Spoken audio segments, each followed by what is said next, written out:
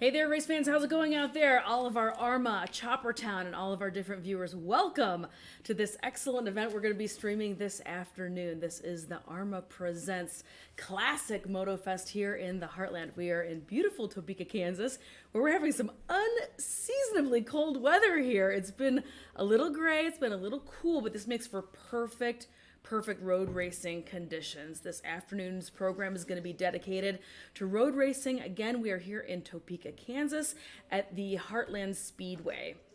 And there's all sorts of different classes. Our very first class that's going to be coming out in just a few moments is the CB160. It's an exhibition class. Second call for CB160 and pre-1940s. You folks will be up here in just a moment. It's second call. And I'm indeed up here in the tower, so it's a little bit behind the scenes as well. I've got the event announcer Jay going next to me, who you might be able to hear. He's getting ready to call out there and let all the CB160 racers know that we're headed to the grid. Anyway, so the CB160 class, this is an exhibition only. This class has been going on for several years now, all across the country here in the United States. Huge grids. This whole racing program started with the idea of people being able to get into vintage road racing at a little bit more reasonable price tag.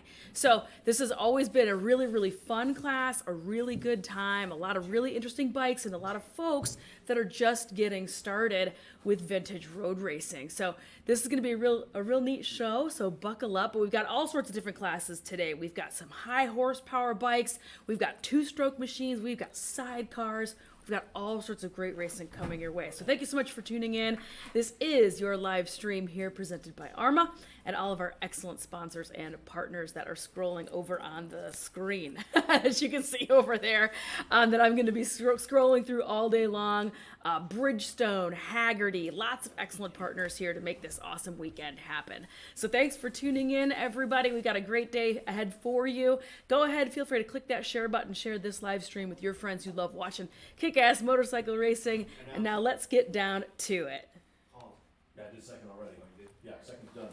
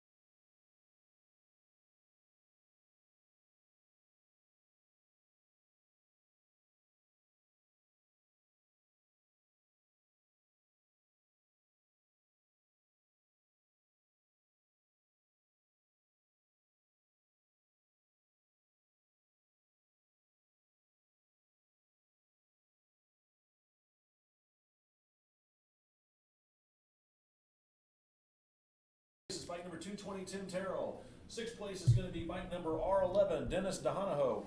Row number 7, it's going to be 73X, Richard Lillman. Row number 8, it's going to be 022, Cindy McLean. On row number 9, it's going to be 123, Jonas Stein. Row number 10, it's 35L, Jack Keynes. Row number 11, it's 872, Lori Nichols. Row number 12, it's going to be 049, F. Danny Habermel.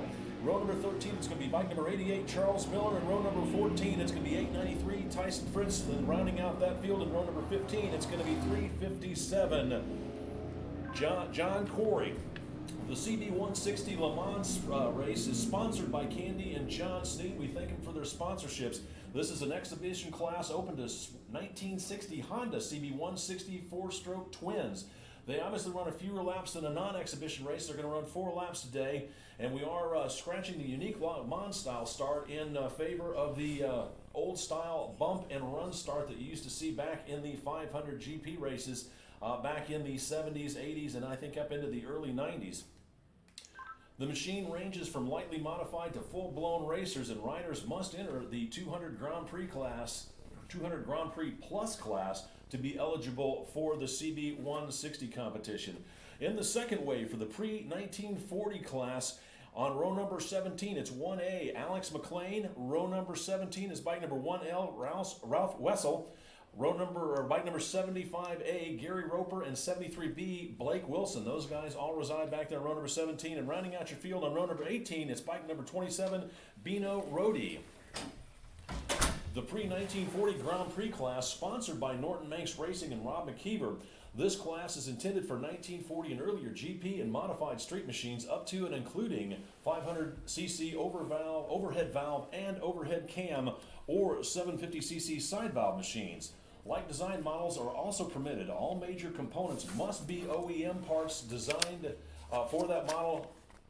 All major components must be OEM parts that existed prior to 1941 or accurate, detailed replicas of the same parts using the same type of material and technology. To give a little bit of background on Norton Manx Racing, Bob McKeever, also known as Champagne Bob, raced in Daytona in 1948 and was heavily involved in vintage racing for many years. Sadly, he passed away back in January of 2017 at the age of 97. Bob founded Champagne Bob Racing, which is involved into Norton Manx Racing and carries on Bob's passion. Bob's son, Rob McKeever, is now the team's manager and continues to race the program according to his dad's wishes. The Norton Manx Racing racers are Alex McLean and his wife, Cindy. And again, we thank Norton Manx Racing and Rob McKeever for their sponsorship of the pre-1940 Grand Prix class. Holy crap. And with that, away we go. I know, we've got the pre-1940 class. Everybody's headed out to the grid. Let's go check everybody out and see where they are at. So this is, again, the CB160 and pre-1940 class. Not to be confused, by the way, Jay, with the hand shift and foot shift class. Yeah. I was not aware that that they were all separate. I didn't know that that was 3 different classes, to be honest with you. They're very similar, but they do run separate classes. And again, the CB160 class, you were saying this is an exhibition race. We are going to be having that Le Mans type start. So that's why you're seeing all the bikes grid up right now, up to the right-hand side of the screen. They're over there pushing their bikes in, so they'll be facing nose out.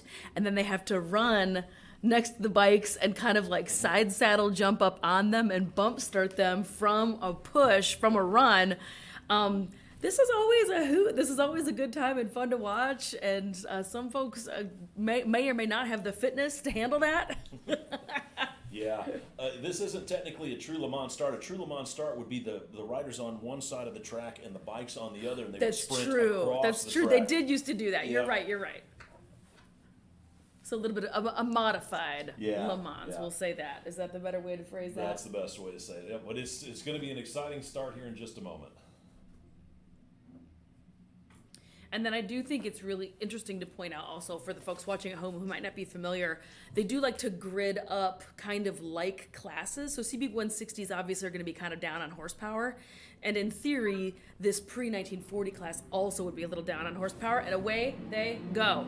Looks like your race leader out there, row number 1, 784, Kristen Caden gets a great jump. Looks like Mitchell Barnes stalling just a little bit, allowing Stuart Sanders back there in row number 3 and John Scales on 294 back there in row 4 to get rocket starts themselves as that trio leads the field up over the little crest of the hill there in the alpha turn and down towards turn number 1, 2, and 3 as they start their initial lap. We'll get the full running order here for you in just a minute when they come around to complete lap number 1. And this is going to be the pre-1940 getting ready for its launch. Very cool old bikes, right, Jay? Oh, yeah. Looks like 122 from back there in that back row got a great start as he leads that second wave field of the pre-1940 machines. Again, up over the crest of the hill, down in towards the alpha turn and turn number 1.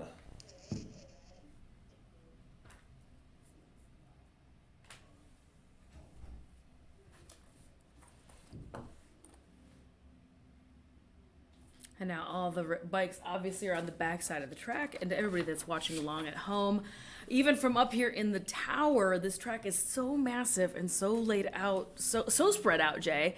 Like, we don't even have a view of the backside of this track, to be honest with you. So we were hoping to hopefully get some cameras placed over there, maybe later today or tomorrow afternoon. We might be able to figure out how to get some cameras on the backside. But for now, we're just going to have to really focus on this action that's happening down this big, huge, long front straight. This bit of a drag race that's going to be happening every single lap as these bikes come down this big, long front straight. A little drafting, a little passing, perhaps. We're all going to have to wait and see what happens. But again, thanks for tuning in, everybody. This is the AHRMA live feed. We are here at the Heartland Classic Motofest. We've got some awesome partners and sponsors, including Bridgestone and Haggerty, and a couple of other folks as well. And visit Topeka, actually, the Topeka, Kansas local Chamber of Commerce, I suppose, trying to encourage people to come here and check out Topeka. So we have our first couple racers making their way down the front side of the track right now. This is going to be the CB 160 class. Race leaders out of turn number 14 across the start-finish line. It looks like it's going to be bike number 294 out front. That would be John Scales. He started back there in row number 4. Then it's going to be bike number 784, Kristen Caden. He's running second in class 35L. Jack Canes rounding out your top 3 on the podium. Back in that 4th place position, it's 357, Joe Corey. And rounding out the top 5, it's 220, Tim Terrell. Back in 6th place right now is 215, Stuart Sanders. 7th overall right at the moment is 820, Mitchell Barnes. 8th overall is 049, F. Danny Havermel. 9th position belongs to 88, Charles Miller, and rounding out your top 10 is bike number 73X, Richard Illman. That's your top 10 as they start their second lap of this 4-lap race. And there we go, a little bit of the stats for you, a little bit of the details for, again, those of you that are watching at home. I've thrown a race monitor up on your screen right now so you can see how everybody's coming on in here. John Scales currently in 1, Christopher Akayan in 2. Jack Cates from Wisconsin is in 3rd. Jack Cates is a super well-known racer, come from a big racing family up in Wisconsin, north of the cheese curd curtain. And Joe Corey, another fast guy out of Texas that I've seen that name float around an awful lot. So some pretty familiar faces out here for the CB 160 class. Stuart Sanders, my buddy from Nashville, Tennessee, racing currently in 6th. Let's see if we can get back and look at where our 140, our pre-1940 classes. Did they come across the start finish already? Yeah, they've started their second lap too, going down on through the field. It looks like it, I believe, is 1A, Alex McLean out in front with bike number 1I, Ralph Wessel back there in second, and then bike number 75A, Gary Roper rounding out the top 3 for the pre-1940s class. You were talking about how big this track is, Jackie. It's 2.5 miles all the way around. It's running a counterclockwise direction. It has 14 turns, so it does take a little bit of time for the bikes to get around this circuit. It's not known to be it's a big track, but it's not known to be a fast track because it is fairly tight. But it's still a very exciting track as here comes your race leader one more time out of turn number 14 on the front straightaway.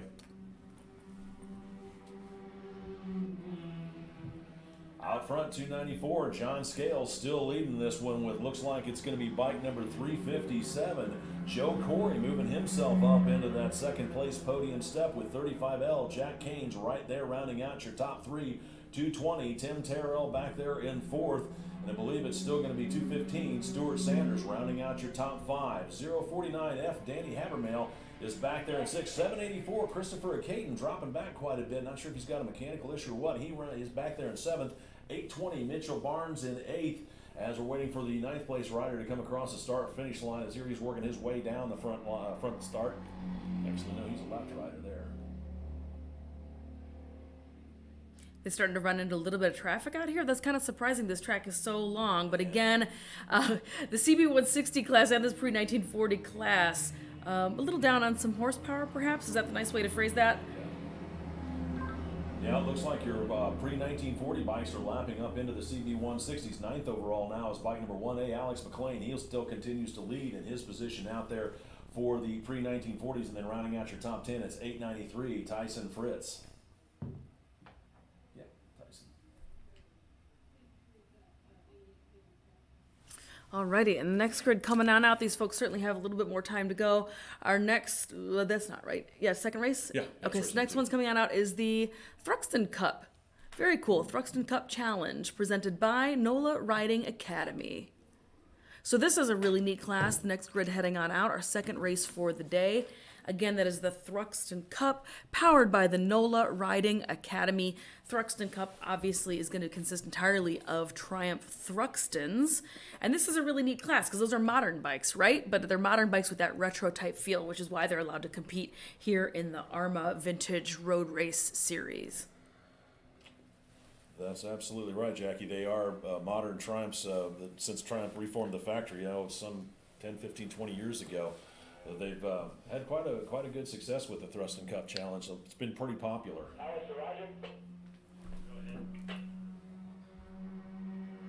One Lone Ranger making their way across start finish down there. Let me see if I can get a little bit closer. I might have to talk to some of those track staff to get out of the way of the camera. I forgot to warn them. Race leader 295, John Scales, starts his final lap, sees the white flag, knowing he's got 14 more turns before he can taste victory. Back there in second place is 357, Joe Corey, and 35L, Jack Keynes, rounding out your top three.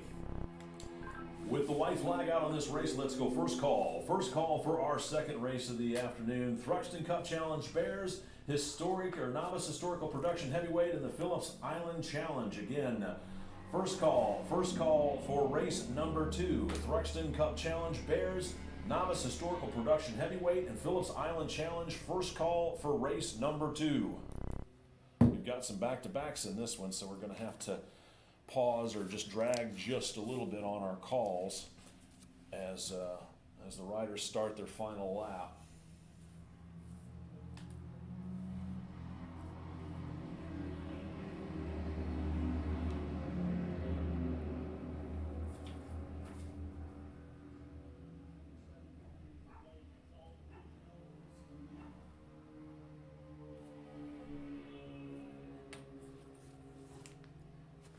Let's go take a look at Race Monitor and see where we're at over there. John Scales looks like he still is in 1.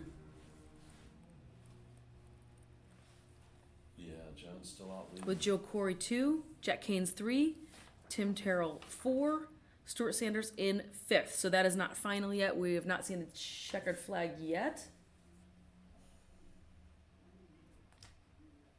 These folks have one more lap to go, right? They still have 14 more turns. So they're on the back side of the track right now. They're going to be picking their way through there. So unless something happens back there, unless it starts getting a little exciting, this looks like this is probably going to be the final lineup as they come back across the start-finish line, huh, Jay? Well, you always have to race to the checker. It's never final until that. I know there's like miles out there, so I mean anything could happen. You're right, but this John Scales young man, John Scales was certainly putting just a hurt on everybody, and he's going to take the checkers very, very handily. Checkered flag out for your race leader. Very out smooth there. sailing. John Scales on bike number 294 taking the unofficial win. Then it's going to be 357 Joe Corey coming in second. The battle for third ends up going to 220 Tim Terrell as he just nipped Jack Kane for that last step on the podium. With the checkered flag out, let's go second call. Second call for the Thruxton Cups Challenge Bears, Novice Historical Production Heavyweight, and Phillips Island Challenge. You guys are coming up here in just a minute. It's second call. Second call for the Thruxton Cup Challenge Bears, Novice Historical Production Heavyweight, and Phillips Island Challenge. Second call for race number 2. Alrighty, and these are your final. And I spoke too soon. You're right. There was a little bit of action going on, and then a last-minute sprint for the CB160 class. So again, this is your final results for the CB160 race, our very first race of the day, along with the pre-1940 class.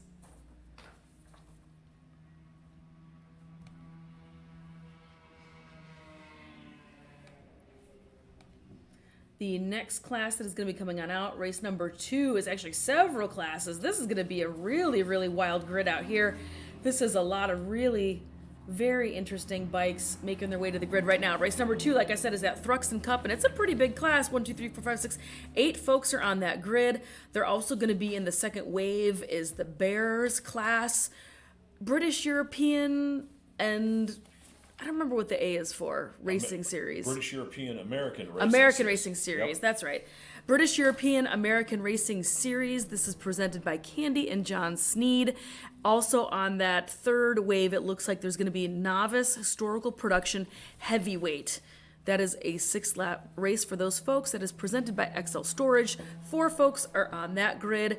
And then another grid, I know it's racing on top of racing on top of racing, is the Phillip Island Challenge. This is 2 folks battling. This is a grudge match out there, an arm wrestling match taking place between these 2 gentlemen out there for the Phillip Island Classic.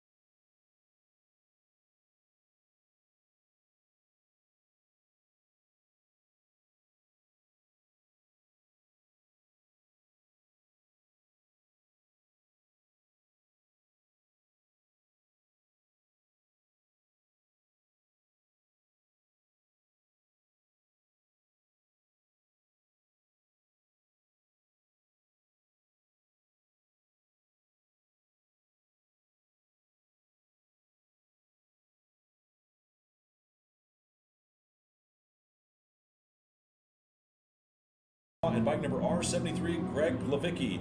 On row number 2, it's going to be 81X, Wick Wilkinson. Bike number 858, Charles Steinemann. And bike number 385, John Jewett.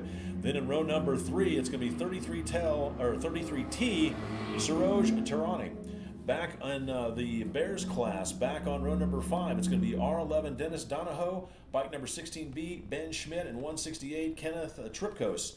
For the Novice Historic Production Heavyweight field, back on row number 7, it's going to be 75H, Herb High, 777, William Dokianos, 15G, Sean Gilmore, and bike number M49, Thomas Hillard. Then back on the rounding out your field on the Phillips Island Challenge event, it's going to be bike number 427, Kyle Boisclair, and 515, Jeremy Madrill. That is your field here for race number 2, the Thruxton Cup Challenge, Bears Novice Historical Production Heavyweight and Phillips Island Challenge. For the Thruxton Cup Challenge, which is sponsored by NOLA Racing Academy in Clint, Austin, these are open to lightly modified Triumph Thruxtons and Harley-Davidson Sportsters, and Thruxtons are limited to the air-cooled 865 twins produced up through 2015. For the Bears class, the British European American Racing Series, they're sponsored by John and Candy Sneed. These are 2-cylinder pushrod machines built up through 1968, competing under Formula 750 specifications. The bikes must be representative of the race bikes of that era with fairings and lower clip-on handlebars. Brands typically represented include the BMW, BSA, Harley-Davidson, Moto Guzzi, and Triumph. For the Novice Historic Production Heavyweight class, that's sponsored by XL Storage and Herb High. This class is open to production street machines built up through 1978 model year as determined by the frame and major component parts and like designs. Machines must use original unmodified OEM frame, swing arm, fork, and handlebar mounts. 1978 and earlier street machines in very close to standard production trim are also allowed. Minimal modifications make this an inexpensive and entry-level class, and it's intended for novice-level riders. The heavyweight class is for 4-strokes up to 750cc and 350 to 500cc 2-strokes. The XL Storage in St. Petersburg, Florida is not only an extra home for your 2 or even 4-wheel toys, but it's a great community to hang out in. Ride on down and say hi to Herb, number 75H, Pam, and Miss Gracie. And again, we thank XL Storage for their sponsorship of the Novice Historic Production Heavyweight class. Alrighty, and these folks seem to be heading down to the grids. Again, this is a Thruxton Cup Challenge. This is the Bears class. This is the Novice Historical Production Heavyweight class. That's a tongue twister, right, Jay? And the Phillip Island Challenge. I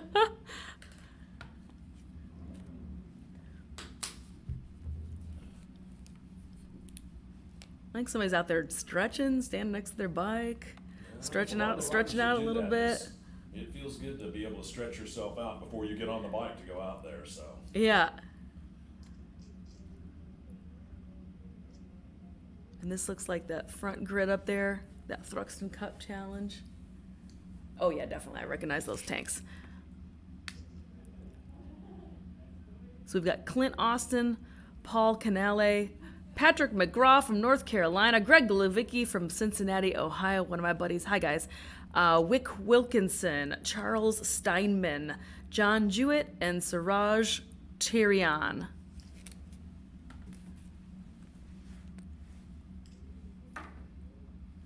Let's get a big bird's eye view of everybody out there. Look at all those bikes. 4 different classes all getting ready to race right now, getting ready to head out. But they're going to do these in waves, of course. Green flag waves. It looks like it's 76X. Patrick McGraw getting the jump on the field by about a half a bike length as they all thunder down that front straightaway up over the crest of the hill, waiting for our second wave here to take off in just a moment.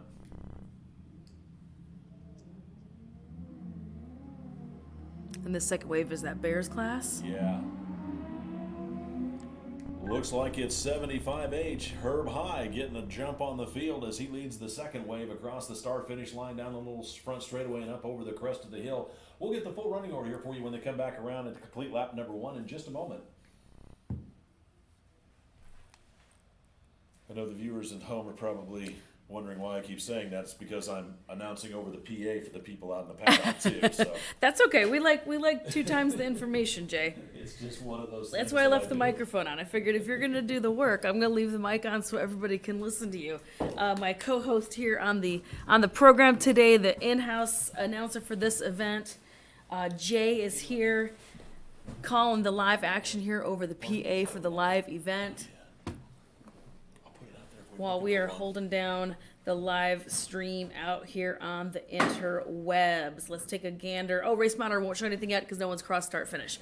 So they're using transponders, which are wireless devices that connect to a wire that's literally running underneath the track. And so they have to run across start finish in order for it to pick up and register. Yep, that's absolutely right. That's But why the- we have to wait to see what the running order Yeah. is to come back around.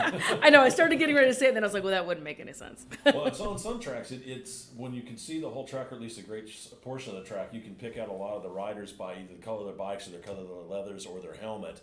But here, since, as you pointed out earlier, we're not able to see the back stretch, we're just kind of having to wait for the riders to come onto the front straightaway, which in here they There come. we go.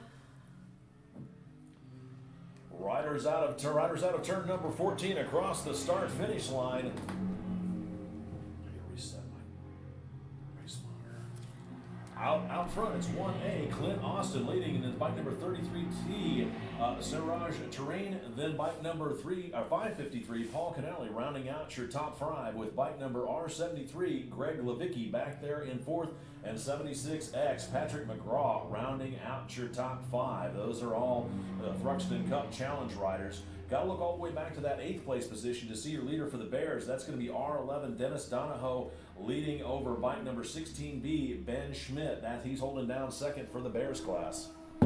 So, Pat McGraw made had quite a push backwards from the start. He actually got the whole shot, you were saying earlier, and then now he is in 5th.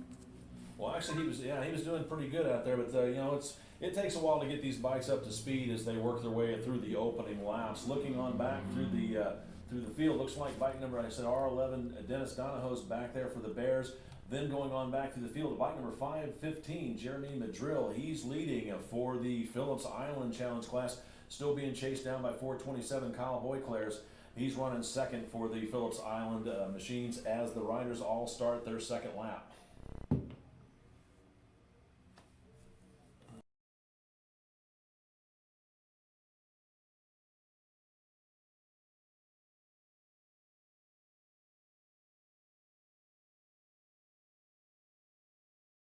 But I don't see the 2nd place for that class, which should be 15G Sean Gilmore. I'm sure he'll be by in a minute. That's the beauty of Race Monitor. If you look over there in your best laps, it tells what class they're in. So Out on track, what's going on out there with the cart? Well, we got some. It looks like Thruxton Cup folks coming back through. yep. Race leader, bike number 1A, Clint Austin still out there with bike number 33T, Siraj Tarian. Starting to stalk him. Those guys are kind of lapping together out there, seeing a bit of a battle starting to shape up here. Then rounding out the top 3 in a solid 3rd place is bike number 553, Paul Canale with bike number R73, Greg Levicki in 4th, and 76X, Patrick McGraw still rounding out your top 5. I'd forgotten to put this out earlier on the PA system, but I want to remind everybody, please make sure that your transponders are on your bikes before you go out for your racing activities, and that the transponders are functioning properly. Again, please take a moment to make sure your transponders are on your bikes and that they are functioning properly. Been pretty good today. We haven't had to have that happen, but some weekends a lot of riders like to forget their transponders. I imagine it's probably pretty easy to forget It in the is. It heat of the really moment. is. They have to be taken off the bikes and charged, and a lot of guys forget to put them on. Well, plus several guys are racing multiple bikes, and they have one transponder with that they have to switch between the bikes. So I Yeah. can see how that would get a little confusing out there. That's why we had to talk to the guys in the riders meeting and remind them, hey, don't forget to put your transponders, switch your transponders whenever you go out for your back-to-back race. All right, let's see who's. So McGraw's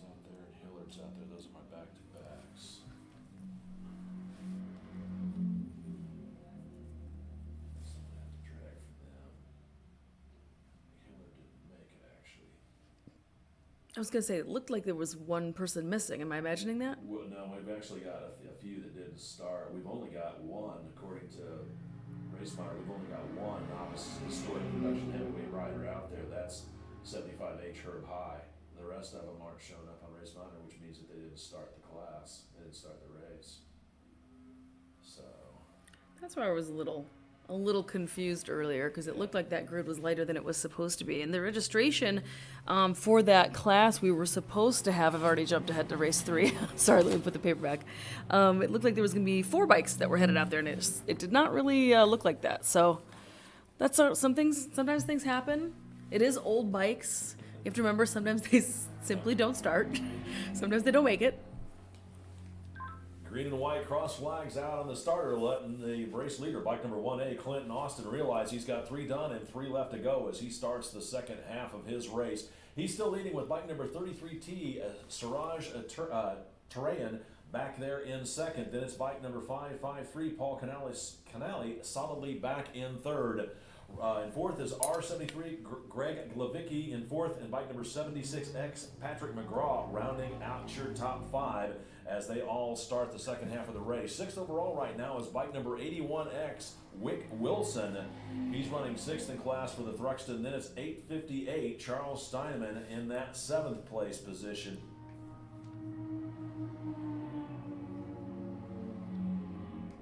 Eighth across the line is bike number 515, Jeremy Madrill. He's leading for the Phillips Island Challenge class. Then it's going to be bike number R11, Dennis Donahoe. He's leading for the Bears class. And then 385, John Jewett, rounding out your top 10 as he starts the second half of his race.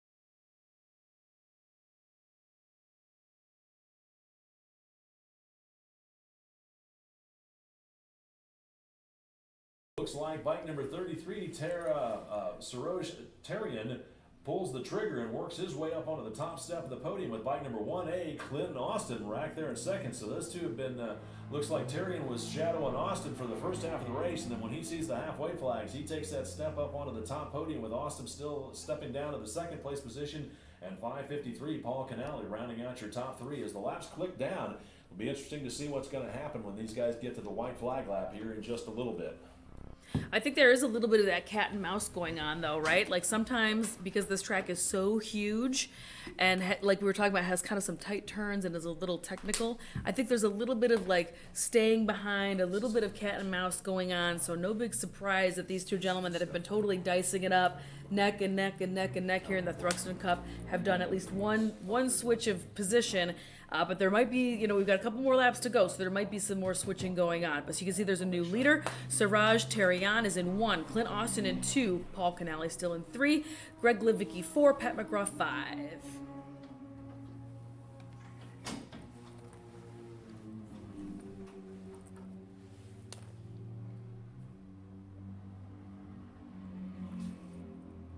And then obviously, for those of you who are just now tuning in, welcome to the live feed here powered by AHRMA at this weekend's classic Motofest here in Topeka, Kansas. We're at the Heartland Speedway. This is normally a home for a lot of car racing, right? This is a great big huge car racing track. They've got all sorts of like country music festivals and things going on.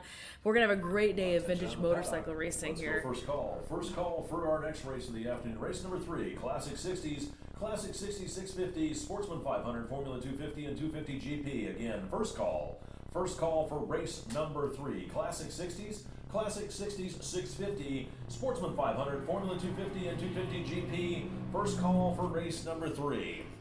White flag out for your race leader, bike number 33T, Siraj Tarian. He's had about a 10 to 12 bike length lead over the second place rider, bike number 1A, Clint Austin. We'll see if Austin's going to be able to reel him in here in the back section as these guys are on their final lap with bike number 553, Paul Canale, rounding out your top 5. R73, Greg Glubicki still back there in 6th, and 76X, Patrick McGraw still rounding out your top 5 as the leaders are over in the back in the turns 6, 7, and 8 area here right now, waiting for them to come back onto the front straightaway in just a moment.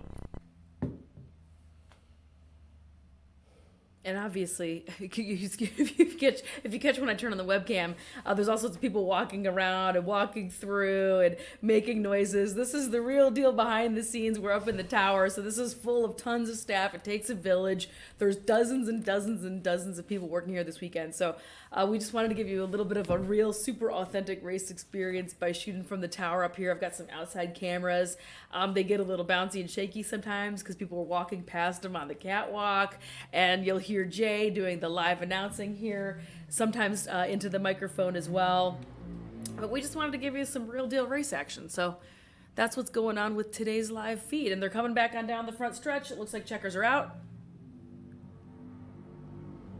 Race leader unofficially 33T, Siraj Tarian taking the unofficial win with bike number 1A, Clint Austin getting mired a little bit in traffic back there, but still holding on to that second step on the podium. Then it's going to be bike number, I believe, 553, Paul Canale, as he's working his way out of turn number 14 to take that unofficial third step on the podium.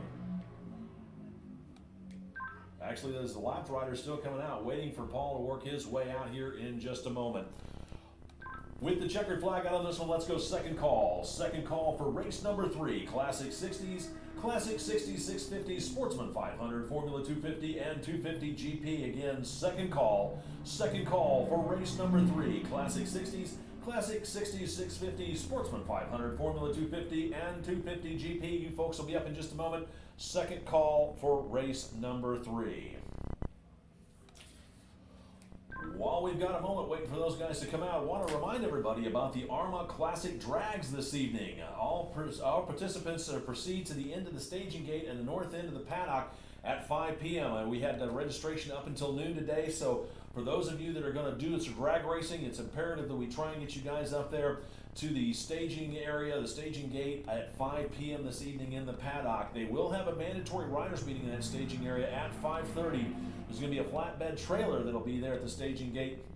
Riders are welcome to bring starters, stands, fuel, and gear and load on the trailer for transport over there, so you don't have to drag all of your equipment over there. They'll have that flatbed trailer available for you. There's also going to be 2 electric starters over there, too, in the starting area. It's good luck, and we hope to see everybody there. And Jim Corn, one of the drag race directors, wants to thank everybody for coming out. We're looking forward to some great grudge match racing later on this afternoon. And again, we'll be putting more of this out as the racing activities continue here today.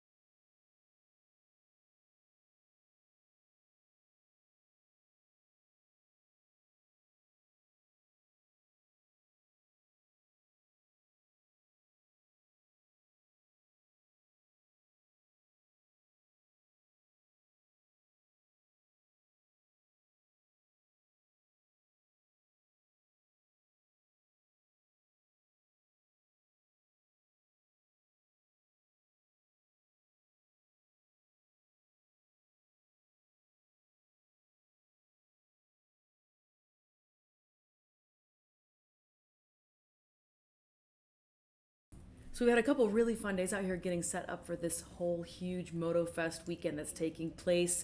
There's dirt racing, there's road racing, there's going to be drag racing later on tonight, which is going to be awesome. There was trials, there was cross country, there's just been all sorts of racing this weekend. There's some more racing that continues tomorrow as well. It's a little gray here, as you can see by the shot on your screen right now, so it's been a little gray, it's been a little cool, but to be honest, that makes for great racing. The bikes stay nice and cool, the racers stay nice and cool. Again, third call, third and final call, race number 3, Classic 60s, Classic 60 650, Sportsman 500, Formula 250, and 250 GP. Third call for race number 3, third call for race number 3. And I've got Jay hollering at the no worries, though. You got to do your job. I understand. I got Jay over here hollering out into the pit and paddock area, trying to rally up these racers because the next grids that are heading on out are going to be Classic 60s, Classic 60s 650, which makes me think that Classic 60s is maybe a smaller displacement class. What is the specs for Classic 60s? They're 50s and 60s era Grand Prix and Clubman style racers. They're 350/500cc 4-stroke overhead valve and overhead cams. So 350 to 500 is going to be that first grid. So that's why there's a second grid that's a 650cc class that's also Classic 60s. Yep. There's a Sportsman 500 and then a Formula 250 and then 250 Grand Prix. So this is another one of those huge, huge grids. As a matter of fact, let me go find that other slide to put them in there because this is also Sportsman 500. So let me go ahead and find those folks and add them to the list. Bam.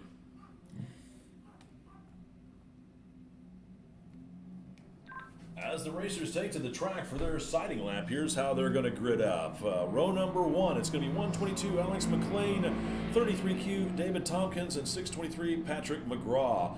For the Classic 60 650, back on row number 3, it's going to be bike number 5, Greg Tomlinson, 864 John Rickard, and bike number 59C, Bill Gould.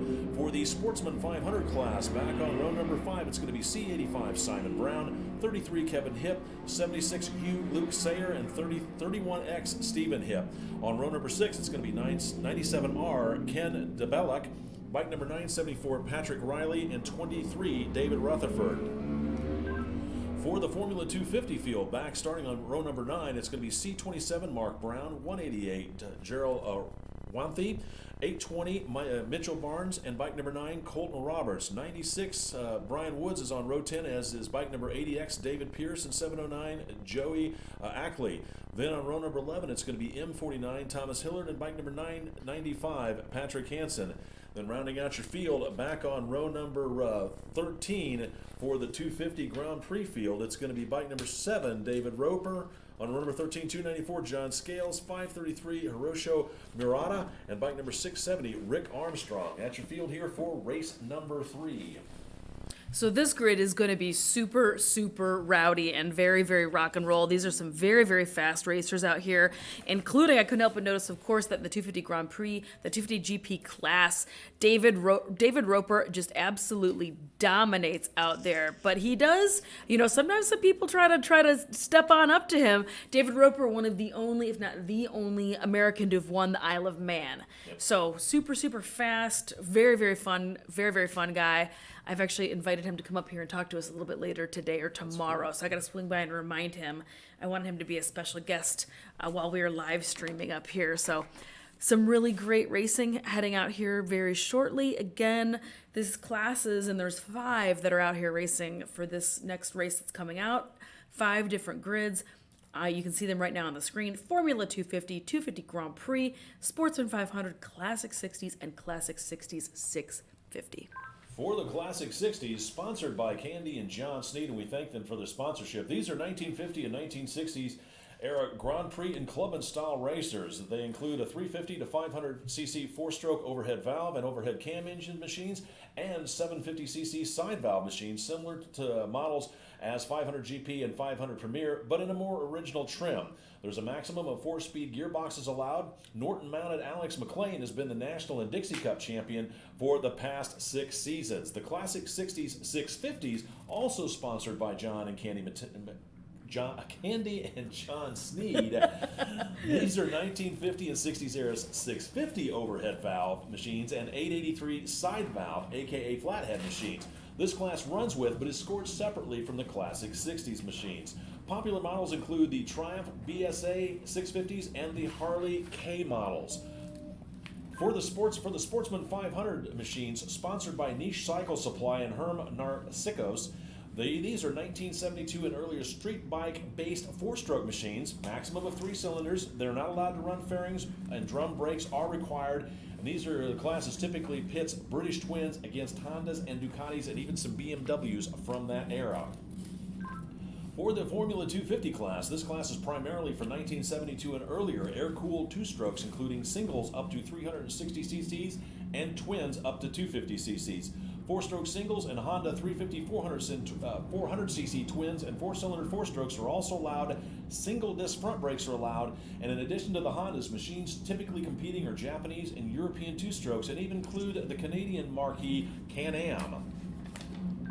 For the 250 Grand Prix field, sponsored again by Candy and John Sneed, this class is for 68 and earlier machines, including 250cc four-strokes, 250 air-cooled and two-stroke singles, 175cc liquid-cooled two-strokes, and 175cc air-cooled two-stroke twins. It includes purpose-built race bikes and converted production road and off-road bikes. So it's a great field as the first wave thunders away, waiting for them to clear turn number 1. Here comes your second wave. Everybody cleanly away.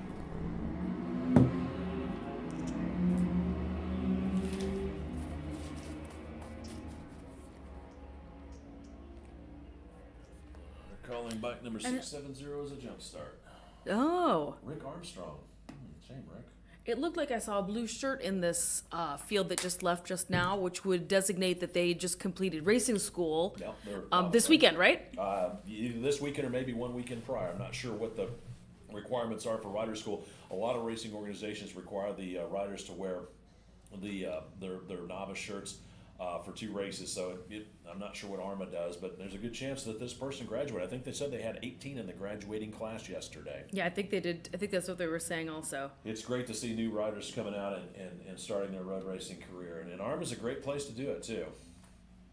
Absolutely. And I like we were talking about a little bit earlier, I think that there is a really kind of cool movement happening where they're trying to find or make classes that are more affordable, a little bit more of like an entry level type situation with like the CB160s in particular. Absolutely. But I think they're trying to create those moments for new racers to be able to get their foot in the door at a little bit more reasonable price tag, because there are some truly spectacular museum quality bikes racing here. Yeah. So, but just so people know, it isn't always just that. There is a way to get into and have fun with us. There is a way to get in here and have fun with us and come racing with us at a little bit more, entry level CB160 type dollars versus, Vincent Black Shadow dollars is what I'm trying to say here. But here they come. They're coming, making their way right back down that front straight again. So let's go take a look. Race leaders across the start-finish line out front. Looks like it's 31X Stephen Hipp running out there for the Sportsman 500 class. Then it's going to be 33 Kevin Hipp.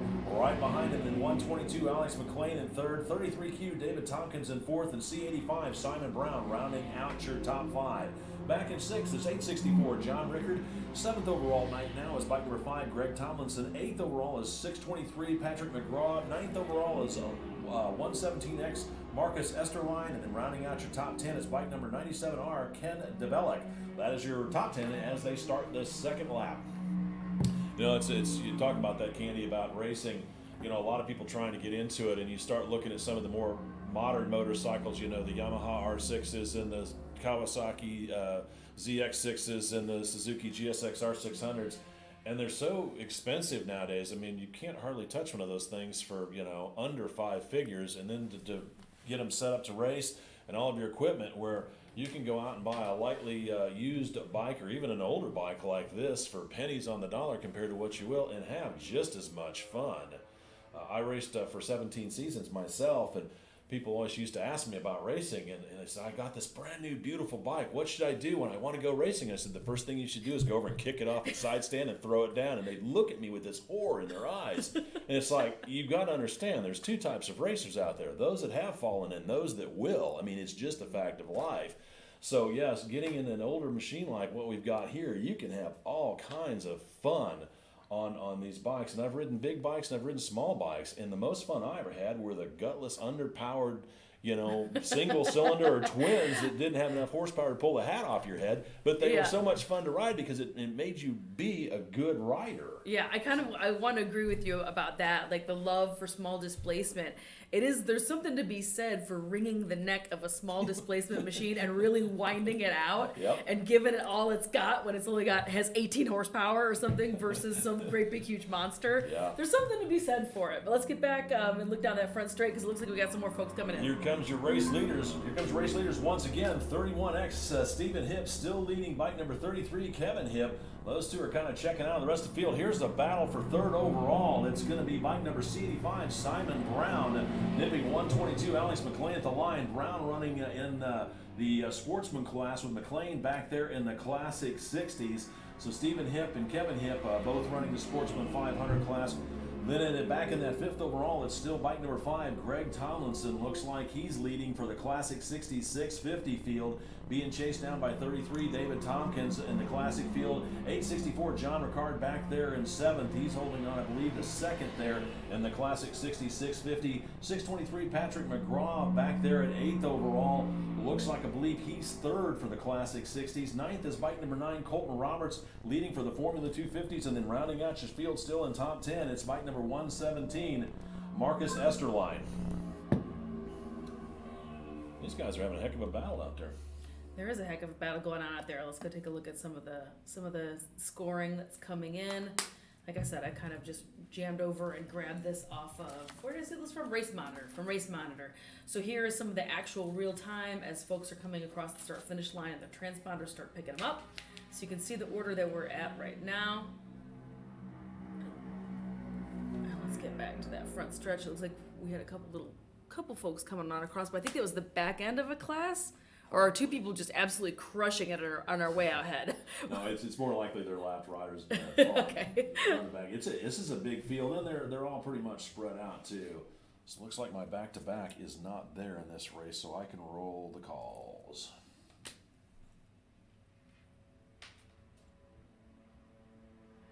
And we also I took some time yesterday to go wander around some of the pit and paddock because this is also a dirt weekend. This isn't just a road racing event. A lot of times they are separated, but a handful of events for the AHRMA race season this year for 2021 are combo events, are dirt and road racing, so a lot of different disciplines going on. So just wanted to remind you that this is also dirt friendly here. If you are in the Topeka, Kansas area, make sure you come on out. Today, we still have a couple more hours, or tomorrow, our last day here at the Motofest. Green and white flags from the starter's hand, letting Stephen Hipp and Kevin Hipp know they are starting the second half of their race as they have checked out on the rest of the field. Then it's going to be C85, Simon Brown, comfortably out there in 3rd. Running in 3rd also in the sportsman's class. Then 122 Alex McLean and bike number 864 John Rickard. Those guys are leading respectively in their classes, the Classic 60 and then the Classic 60s 650. So with the halfway flags out, let's go first call. First call for our next race. Race number 4, Next Gen Superbike. Sound of Singles 3. NG Superbike Medium Weight, Next Gen Superbike Medium Weight, and Vintage Superbike Medium Weight. Again, it's first call. First call for race number 4. Next Gen Superbike 2, Sound of Singles 3, Next Gen Superbike Medium Weight, and Vintage Superbike Medium Weight. Again, first call for race number 4. Make sure I call the right race.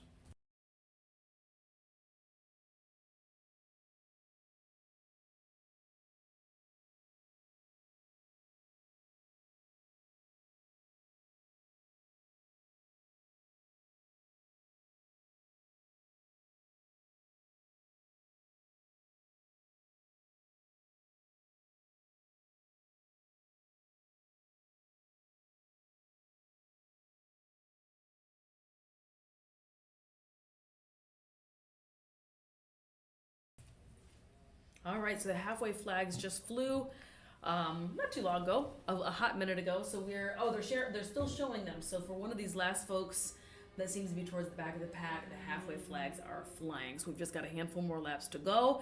Jay has already given first call to our next grid. So let's go on ahead and take a peek at it and see who is coming out here next. Pull it off. Unless you need it. Usually when I'm done with Yeah, that, after yeah. they start, I throw it up. Oh, cool. Thanks. I appreciate that. Here come your leaders now. Leaders across the start-finish line. It's still bike number 31X, Stephen Hipp, with bike number 33, Kevin Hipp, right there in tow as those guys work their way across past the halfway, so whatever happens now, the race would be official if it is stopped. Looks like we've got bike number C85, Simon Brown. He's about a full front straightaway lead back from that pack, but still running third overall. 864, John Ricard back here in fourth, and 122, Alex McLean still rounding out your top five. Although Rickard moving up a spot, he's still leading in the Classic 60s, 650, with Alex McLean rounding out your top five. He's still leading in his class, the Classic 60s, which is a slightly smaller machine, as they start the second half of their race. So our next grids that are going to be coming on out, for those of you following along at home, are going to be Next Generation Superbike, Sound of Singles, Next Generation Superbike Middleweight, and Vintage Superbike Middleweight are the next handful of classes that are going to be coming on out here in just a few moments. We've just got a handful of laps left, winding down this Classic 60s, Classic 60s 650, Formula 250, 250 Grand Prix, and Sportsman 500 grid. Looks like the sun is trying to kind of think about peeking out. It's making an attempt. Skies are definitely lightning. Well, I'm just grateful it's not Raining. I am superstitious, so I don't actually say the word. We don't want any liquid sunshine. Yeah, no liquid sunshine, no precipitation. Yeah, no, that's I'm the same way. But a little cool out. Jay and I were talking before the broadcast about both of us were kind of in the Texas-ish area last weekend, and it was also gray and gloomy in Texas, and we can't decide which one of us the gray weather is chasing. I can't quite decide, but I've had my raincoat on for the past 2 weekends, which is kind of funny because it's been in Texas and Kansas, and I was expecting it to be quite hot out here. Yeah. So I think everyone's actually secretly grateful that it's a little cool. I was going to say, I can tell you as a racer, an ex-racer in the races out here, they're liking it. Here comes your battle out of turn number 14 for the lead. It look like these guys have closed back up at the line. It is still going to be bike number 31, Stephen Hipp, and Kevin Hipp really closed in on him on bike number 3, making a challenge this last lap, as the white flag lets them know that whatever they're going to do, they're going to have to do it this lap. Well, let's go second call. Second call for race number 4. Next Gen Superbike 2, Sound of Singles 3, Next Gen Superbike Medium Weight, and Vintage Superbike Medium Weight. You folks are up here shortly. It's second call. Second call for race number 4. Next Gen Superbike 2, Sound of Singles 3, Next Gen Superbike Medium Weight, and Vintage Superbike Medium Weight. Second call for race number 4. Did you have on your list the Stephen Hipp and Kevin Hipp who are duking it out? Obviously, brothers or father and son? I don't know. They're probably related. I would guess brothers, but I have seen father and son riding teams out here before. So I definitely have. I've actually seen several. There's several, and they might be here today. Father and son sidecar teams. That would make sense. I've seen plenty of husband and wife sidecar teams also. That's super common out here actually. But I have seen some father and son and father and daughter. I think it's just sidecar in particular, which is one of the last races of today, if not the last race, has just this real family vibe to it. I think it's really neat. And let's get back to the front straight because it looks like there's some folks starting to come back in. Our flagger does have his checker in his hand, but I don't know who it's for. Race leaders are probably still over in the turn 8, 9, 10 area right now. It's going to take them a little bit. There's just a few more bikes going to come up before they pop up here in just a moment.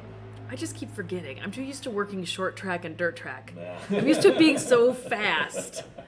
It takes a while, but you'll develop a rhythm as you see them come by about how long it's going to take. Okay, they think they should be coming through pretty soon, and about that time they'll pop out. So I know as a spectator, but just sitting here it just feels differently. You know what I mean? Yeah. Well, this is actually a good track because it gives such a long straightaway. Like in Hallett, they've got such a short chute between the last turn and the start-finish line. We actually have somebody at 10. Yeah, this feels like it. Yep, checkers are out. Checker out for your unofficial race winner. It's going to be bike number 33, Kevin Hipp, who stalked Stephen Hipp most of the race and pulls the trigger there on that final lap to put himself up on the top step of the podium. 31X Stephen Hip back there in second. Here's the battle for third. It's a drag race to the line. At the line, it's going to be bike number 122, Alex McLean, rounding out your top three. He's the unofficial winner for the Classic 60s. Then bike number 9, Colton Roberts. Looks like he was leading for the Formula 250. And then bike number 5, Greg Tomlinson, round out your top 5 as the checkered flag continues to wave for the rest of the field. With the checkered flag out on this event, let's go third call. Third and final call for our next race. Race number 4, Next Gen Superbike 2, Sound of Singles 3, Next Gen Superbike Medium Weight and Vintage Superbike Medium Weight. You folks are up right now. Again, it's third call. Third and final call for race number 4, Next Gen Superbike 2, Sound of Singles 3, Next Gen Superbike Medium Weight and Vintage Superbike Medium Weight. Third call for race number 4. Yeah, Jackie, we were talking earlier about the temperature. I remember in days like this, as long as it was dry and the temperatures were really cool, it was actually very fun to race because not only did your engine make a little bit more power because of the cooler air, but your body didn't get overheated while you were wearing all those leathers. It gets incredibly warm in leather suits. You're right. That's actually a really, really good point about the bikes quite possibly running a little bit better because of this cooler weather.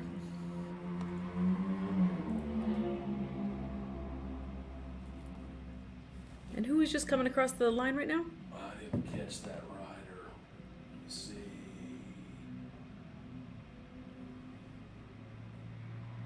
Might have been Ken DeBellick, I'm not sure. Yep, that was 9700 Ken DeBellick. Be right back.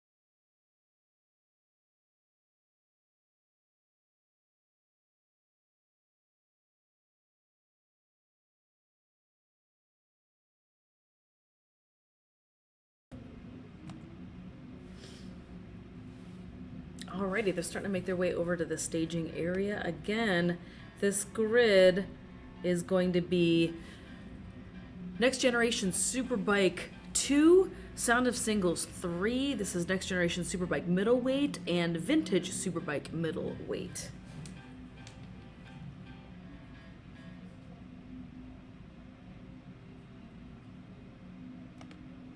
But yeah, I just took a minute earlier and was showing a dirt bike on the screen. I took some time last night after the road racing to go wander around the paddock area over in, I've been calling it Dirtland. But the dirt bike folks, the off-road folks have their own paddock a little bit separate away from the road racing area, a little bit closer to where they go and race. Obviously, that makes the most sense, right? So I took a second to go wander over there and go check out some of the very cool bikes that were over there. And just want to remind you guys that this weekend is all things motorcycle. It's dirt racing, it's road racing, it's been trials. They ran trials this morning I think. There was a little bit of cold weather, it was a little sloppy out there, so they postponed some of the dirt racing to later on this morning from yesterday. Did that make any sense? So they postponed some of that mud racing, dirt racing going on out there because it was mud racing, it was a bog. So there's just everything going on. And then drag racing tonight, Jay, at 6 o'clock. Can you believe it? Vintage drag racing.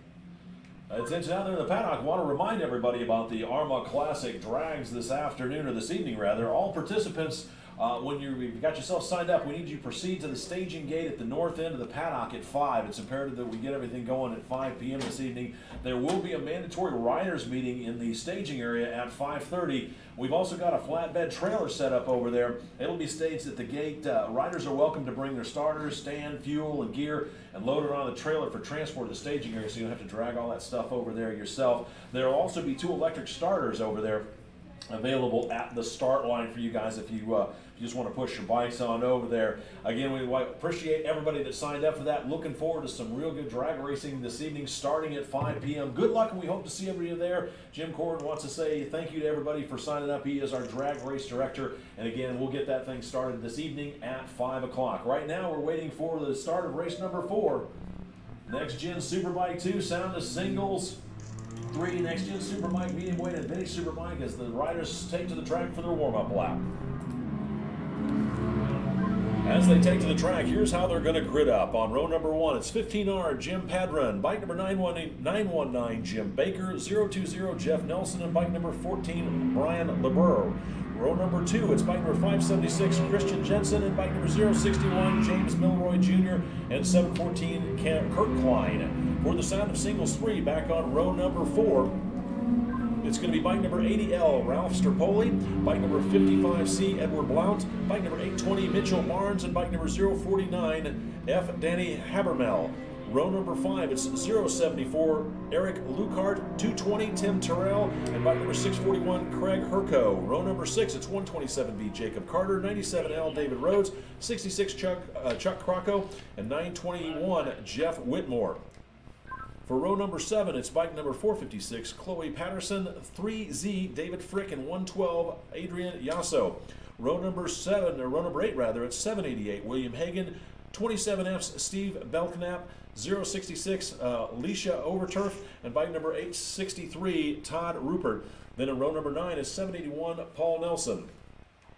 For the Next Gen Superbike medium weight field, back on row number 11, it's 32V, Harry Vanderlinden, 02 Jonathan Hollingsworth, bike number 91 Sean Smith, and 313 Julian Huxley. Row number 12, it's 15G Sean Gilmore, and 403 Adam Harrison. Then rounding out the field for the Vintage Superbike medium weight, back on row number 14, it's 427 Kyle Boyclair, 133 Paul Elledge, bike number 71Y Arch York, and 469 Matthew Joy. Row number 15, it's bike number 515 Jeremy Madrill, 51P Jim Ike, and bike number R3 Richard Richter. And then in the last row back there on row number 18, bike number 72 David Uhlberg. That's your field here for race number 4. Looking at the Next Gen Superbikes 2, this is a new class that was started in 2017 featuring early 90s and it should be late 90s and early 2000 production machines taken from the showroom floor and modified into race bikes. Twin-cylinder bikes up to 1,000 cc's from Aprilia and Ducati are out there, as are 4-cylinder bikes from that are 750 cc from Honda, Kawasaki, Suzuki, and Yamaha.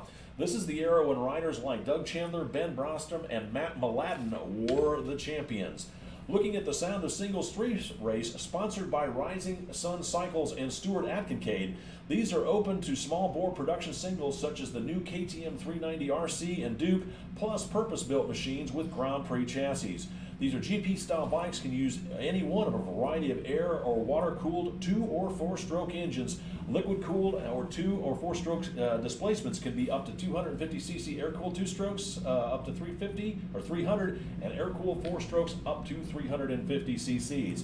Rising Sun Cycles, a sponsor of this class, are importers of new and used Honda and Yamaha Grand Prix road racing motorcycles and replacement parts and accessories since 1997. They're offering the best service available, the best parts and accessories, and a staff that understands all aspects of the racing business. Racers' parts are delivered in Racers' time. Visit them on the World Wide Web at www.rscycles.com. The Next Gen Superbike medium weight, sponsored by Jerry Nickel of 4SR Racing Suits. This is a middleweight class showcasing what was raced again in the late 80s through the early 90s. It's limited to period of modifications. Some of the eligible machines are 86 through 88 Ducati Passos, which are 750, the 89 through 91 Ducati 750 Sports, 92 through 97 Ducati 750 Super Sports, 87 through 94 Honda CBR 600Fs and F2s, the 85 through 87 Honda NSR 400s, and the 85 through 94 Kawasaki GPZ 600s through 600E2 models. The vintage Superbike middleweight, sponsored by R3 Racing and Rich Richter. These are variety machines up through 1982 model years based on showroom stock bikes. Unlimited displacement single-cylinder bikes are legal, as are pushrod twins from BSA, Triumph, Moto Guzzi, and BMW up to 890 cc's. Overhead cam twins like the Yamaha XS model are also popular out there, bored out to up to 790 cc's. Pushrod triples such as the Triumph Trident and the BSA Rocket 3 up to 790 cc's. Overhead cam four-cylinder bikes, typically Japanese, are limited to 685 cc's. R3 Racing and Motorcycle Repair of Hayward, Wisconsin has made its mission to promote and support motorcycle racing in all forms, from national road racing events with AHRMA, regional ice racing events with Myra, to country fairs in northern Wisconsin. You'll find R3 Racing involved, whether it's building a race bike or building an enduro cross track. If it's good for the sport and its competitors, we're here to help. They've made it their mission to recruit and support new racers every season. They encourage everyone to bring a friend to the track and introduce them to this incredible sport. So again, we thank R3 Racing and Rich Richter for their sponsorship of the vintage Superbike middleweight. A lot to get through there, as is the great big field out there with 3-wave start that we just watched. All sorts of interesting bikes out there on this grid this time, right? Yeah. A really, really interesting class. I love hearing you read out the rules and some of the guidelines for these different classes. Again, we've mentioned a couple times today, but folks think vintage racing, or maybe they think AHRMA and they think gazillion dollar 1940 ultra rare Bruff Superior, Vincent. And it's not the case. Sometimes there's just some really interesting Ducati, and there's some interesting stuff from the 80s and 90s as well. So really, really cool to see. As the race leader completes lap number 1 at 061, James Milroy Jr. out there leading with bike number 15R. Jim Padman in second. 020, Jeff Nelson rounding out the top 3. 714, Kurt Klein in fourth, and bike number 14, Brian Larborough, rounding out your top 5. Yeah, these are the older bikes. They're, 30 to 40 years old, late 80s, early 90s. They still have a lot of life left in them, and they'll still go very fast. As you can see how fast it took James Milroy Jr. to make that first lap. He's definitely on a flyer out there.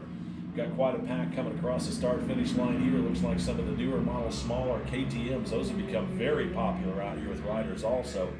Which is a really affordable, modern way to get into racing, and still, again, that smaller displacement, which we were talking about earlier. How fun it is, kind of wring those necks of those little 390s, right? Yeah, the KTM's they were running the Sound of Singles 3, which is a pseudo-modern class, but that was the biggest field in here. Let's see, 1, 2, 3, 4, 5 full rows. So there's quite a bit. 7, 14, 18, 19 bikes in that class alone, and most of them will be the KTM 390s. So it's like I said, it's small, but it's very affordable to get started on them. And again, it makes you a better rider to ride an under-horsepowered motorcycle. People don't like to hear that, but it's really very true. Well, I think so too, because you have to rely entirely on skill. You can't. Exactly. It's not about the horsepower. It's not about the engine maybe doing a little bit of the work for you. It's about you actually having to move the bike around the track. It forces you to be a better rider, that's for sure. All right, let's take a glance again over at Race Monitor. Race leader, bike number 061, James Milroy Jr. takes a quick look over his left shoulder as he is checking out on the rest of the field as he starts his second lap. Full front straightaway lead over the battle here for second place, as it's bike number 15R, Jim Padron, with bike number 020, Jeff Nelson, right there, sizing him up, trying to figure out how he's going to put himself up one more step on the podium. Then it's 714, Kurt Klein, running in that fourth place position. Then it looks like rounding out your top 5, it's still bike number 14, Brian Larborough.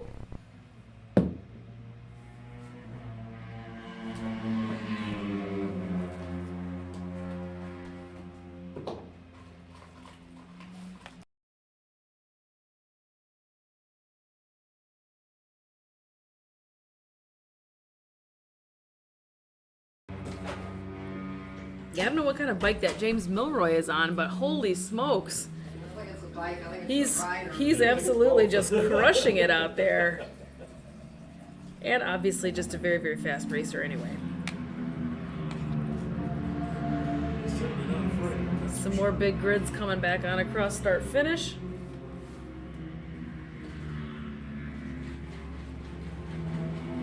Anything to max this one. 4 to 5. Oh, I got plenty. Yeah. All right. Harrison, Klein, Vanderlyn, Hollingsworth, Smith, Rick. Yeah, we're gonna definitely have to drag on this one.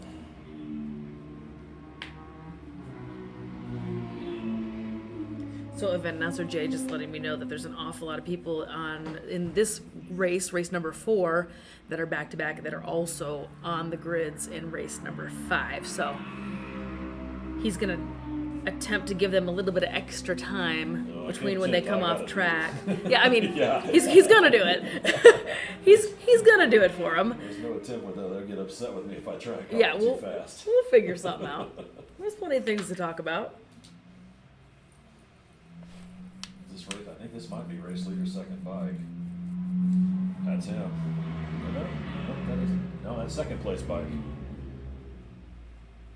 Halfway flags out for your race leader, bike number 061, James Milroy, making it look easy out there as he starts the second half of this race. Then it's bike number 15R, Jim Padron, still back there in second with bike number 020, Jeff Nelson, rounding out your top 3. 714, Kurt Klein, back there in fourth, and 14, Brian Larabro, still rounding out your top 5 with bike number 80L, Rouster Poli, moving up into that 6th place position. He's leading for the Sound of Singles as he starts the second half of his race.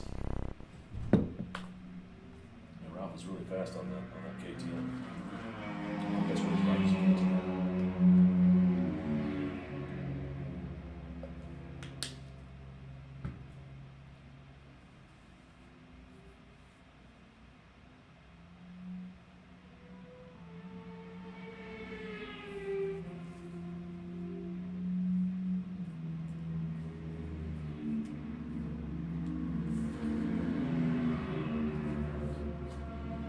And I guess I'm showing how old I am when I look at some of these bikes and I'm like, these aren't vintage bikes.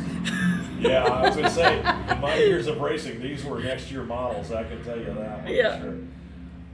Attention out there in the paddock. Well, it looks like we've got Gary Brown up there in garage number 8 doing some mechanic work. So if you find out that you've got some issues with your bike and you don't have the tools or the willpower to make it work, if you want to stop by garage number 8, talk to Gary Brown. He might be able to help you with some of the mechanic work that he's got going on this weekend. Race leader, bike number 061, James Milroy, working his way up into some lap traffic, but it doesn't seem like it's slowing him down one bit as he continues to stretch out his lead over that second place battle for the rider battle. It's bike number 15R, Jim Padron, still holding, I believe, holding on to that second place position as he crosses the start finish line. Yep, and he's still there. 020, Jeff Nelson working his way around some of the back markers, get checked up a little bit, and that's allowed 714 Kurt Klein to reel him in. So got a battle shaping up for that third place podium position as the riders are starting to counter some of the back markers. We'll see how that's going to be able to play out as Klein's hoping to be able to use those slower riders to his advantage and put himself up on the podium into that third step, but he's got to get by Jeff Nelson to make it happen. This is where I wish we could see the track, because I bet those guys are going to. Oh, I'm sure there's an epic. I'm sure there's an epic battle happening back there.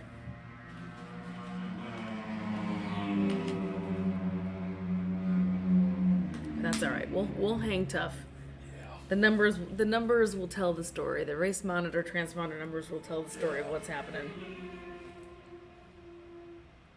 Yeah, I believe the only spot where you could maybe see the backside of the track, and it's luckily for the fans, is the very, very top of the grandstands, which, as you notice, that's where everybody is standing watching the race. That's where everybody's at. But I'm not gonna lie, it's kind of cold out, and I was not really feeling like sitting my computers up out there. I don't know, looking at the flag's not flying nearly as hard as it was earlier today. That thing was straight out earlier today.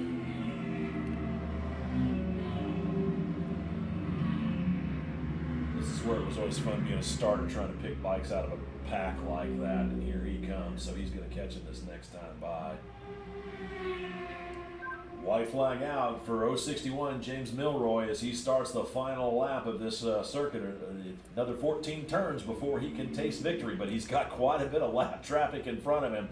We'll see how that's going to play out. I don't think it's going to be much of a challenge for him, but then it's going to be the battle for 15R, Jim Padron, 020 Jeff Nelson, and then bike number 714. It looks like, 714, Kurt Klein really used that slower traffic to his advantage, leapfrogging himself from 4th place position the lap previous all the way up onto that second step of the podium, with bike number 15R, Jim Padron, dropping back to that 3rd place, and bike number 020, Jeff Nelson, off the podium, back there in 4th. So obviously traffic coming into play, and Klein using it to his advantage as he starts the final lap. We'll see if Padron and Nelson have got anything up their sleeve as they work their way through the back section of the track right now.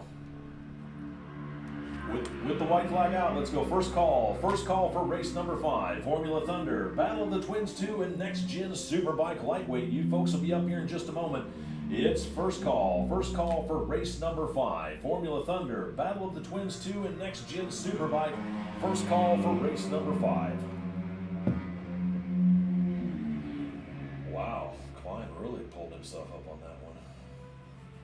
I told you there'd be a good battle somewhere back there. Definitely. I can just barely see the backside, the very first handful of turns on my camera. But there's a lot of them, so I know that there's some really fun stuff going on back there for sure. Well, if nothing else, the people on the top of the grandstands are getting a good show. Yeah. Like I said, that's the best seat. It's the best seat in the house for sure. And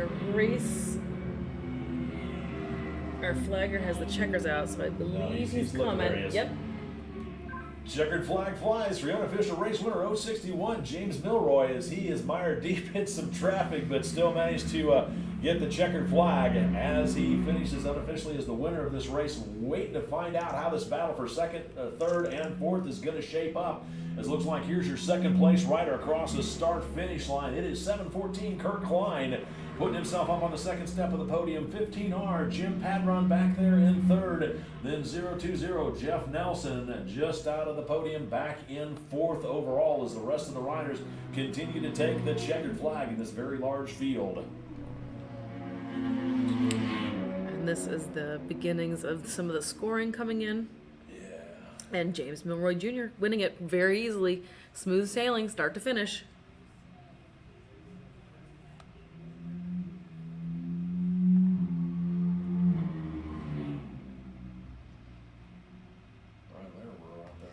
All right, still some folks out there making their way back home after a 14 turn tour out on the backside.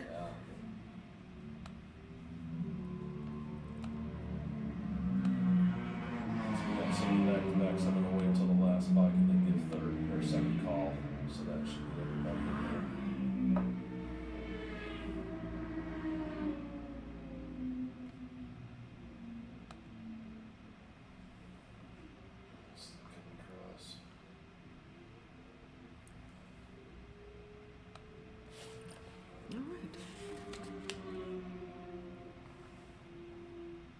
And we're at race 4 now, heading out. 5 will be headed out here in just a minute. All right. Somebody celebrating coming across the start finish line. Come here. Yes, because that was James Milroy on that last grid. All right, so race 5, Formula Thunder. This was a big field. It's probably one of the bigger grids I think we had today. Which race? This one. Formula Thunder or? No, this one we just did, although because it was a 3-wave start, so that's a pretty big field. Of course, I think we got some other 3-waves in there. There's a couple big ones in there. I'm glad to see we got a good turnout this weekend. It's a real good turnout. People are ready to race. People are ready to come outside the house and go do some motorcycle stuff. Racing didn't really slow down too That didn't stop from the pandemic, trust me. Yeah. There goes our last bike. Attention on the paddock. Let's go. Second call for race number 5. Formula Thunder, Battle of the Twins 2 and Next Gen Superbike Lightweight. You guys are up here in just a moment. It's second call for race number 5. Formula Thunder, Battle of the Twins 2 and Next Gen Superbike. You'll be up here in just a moment. It's second call for race number 5.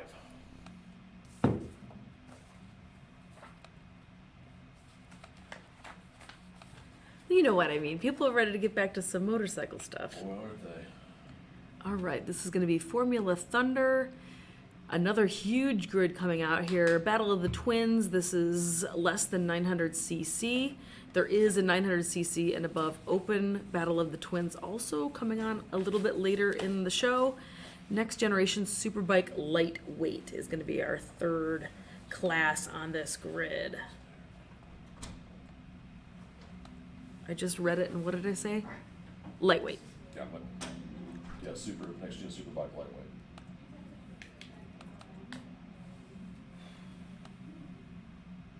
Who's carrying over? Who's getting tangled up from the last grid to this one? Well, Jim Padron, who finished 3rd, and Jeff Nelson, who finished 4th, they're in the next one. Adam Harris, I'm not sure where he's at. Kirk Klein took the 2nd, he's in the next one. Harry Vanderlinden was out there. Jonathan Hollingsworth, Sean Smith, and Richard Richter. Those are the ones all back to back. So, like I said, about, I won't say a third of the field, but quite a number. What is that? 1, 2, 3, 4, 5, 6, 7 riders. So that's the nice thing about the weather today. They're not panting and so hot that they need to get some water. So hopefully they'll be able to get themselves pulled back in here and either throw a splash of gas in the bike. Oh, that's true. So you think these are some of the same bikes that are coming out, or do you think this is a second bike? I'm not sure. I don't think so. Well, it could have been. This is Formula Thunder and Battle of the Twins. So if those are some big bikes, I did see some Ducatis out there in this last event. So they could be running the same bike, or they might be switching bikes. Announced a pit out.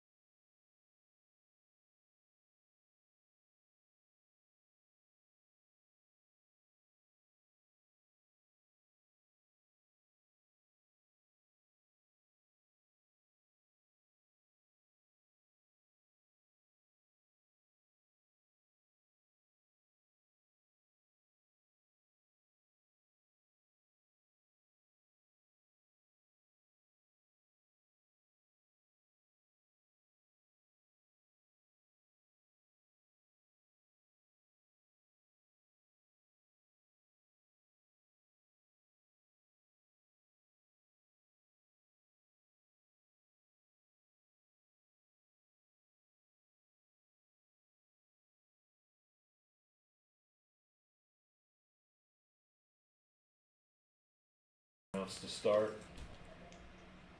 Alrighty, so we're just in a little bit of a stand down position over here, waiting, giving a little bit of extra moments to the folks go third. I mean, that we've got a lot of are back-to-backs, but doing back-to-back racing today. So they're either maybe switching bikes, maybe they're adding more gas. We're trying to give them a courtesy extra couple of minutes, but it also isn't fair and it slows down the rest of the race program. So we're just going to give them a couple more minutes. Attention out in the paddock. Let's go third and final call for race number 5. Formula Thunder, Battle of Twins, and Next Gen Superbike. You folks are up right now if you want to bring them on up. It's third and final call for race number 5. Formula Thunder, Battle of the Twins 2, and Next Gen Superbike. Third and final call for race number 5. As the riders take to the track, here's how they're going to grid up. Row number 1, 111 Gary Orr, 15R Jim Padron, 020 Jeff Nelson, and 762 Shane Quigg. Row number 2, it's 901 Sean Weiss, And bike number 090, Arch York. Also bike number 501, Randall Wade's on row number 2. Back on row number 3, it's 457, Robert Oliveira. 189, John Deucer. 80H, Chris Hasemeyer. And bike number 660, John Beldock. Then on row number 4, it's 370, Brett Folkerts.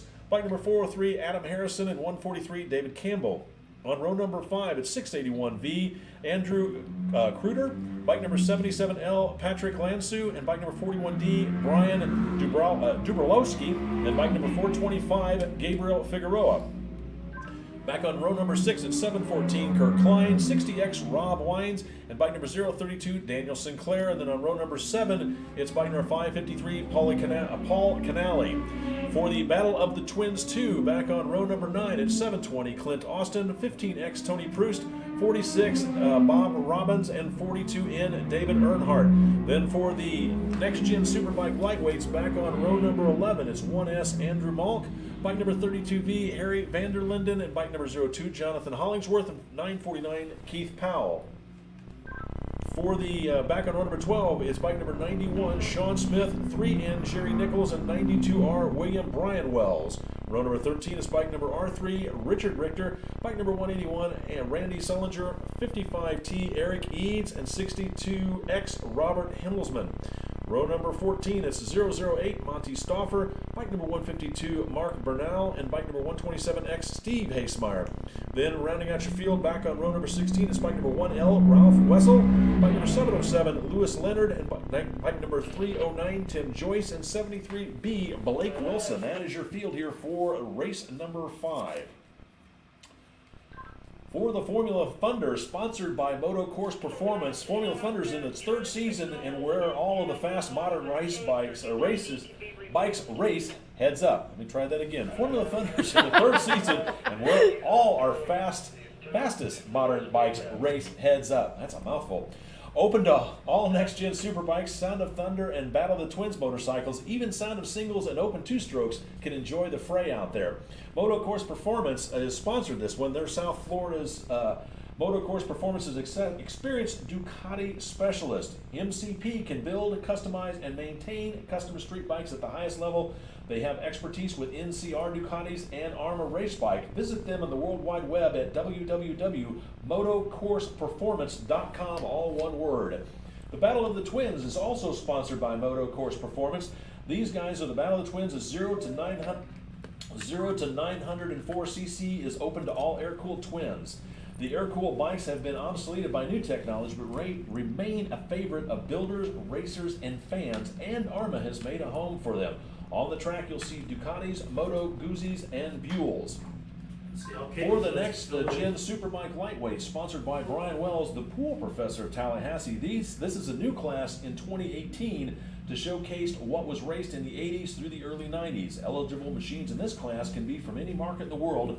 Period OEM and race team paint schemes are strongly encouraged. Bikes that might be seen on the grid are the Moto YB7 400cc bikes, Honda Hawks, Honda VFR 500 Interceptors, Suzuki GS 500 Twins, Yamaha FZ 600s, and the venerable FZR 400s, and along with the Yamaha RZ 350 two-strokes. So that's your field here for race number 5. So a lot of familiar names out here, including, you read off, and I was kind of surprised to see it, Tony Prust, like in Rust We Trust. Yeah. Tony owns a custom bike shop up in Northern Illinois called Analog, so that's pretty exciting to have him down here racing with us. And Tim Joyce, who's racing in this next-gen Superbike, I believe you said his name. Very, very fast. Tim Joyce is going to be racing in several different classes out here. Didn't I see you say his name? I'm pretty sure I did. I thought you did. Or is he up in Formula Thunder? Let me take a look. I heard you just say an awful lot of familiar names out here, so this is going to be a real good time. But holy smokes, look at this. 1, 2, 3, 4, 5, 6. Is that 7 rows on Formula Thunder? Yep. Woo! That's a lot of Ducatis. So that's a lot of ducks. The ducks are all in a row. And there they go. Oh, and a little wheel in there. Jim Padron just gets a jump on the rest of the field as he took a third in that last race here. We'll see how it's all going to line up here in just a scant 6 laps as we're waiting for the wave number 2 to get ready to go here in just a moment. And away they go.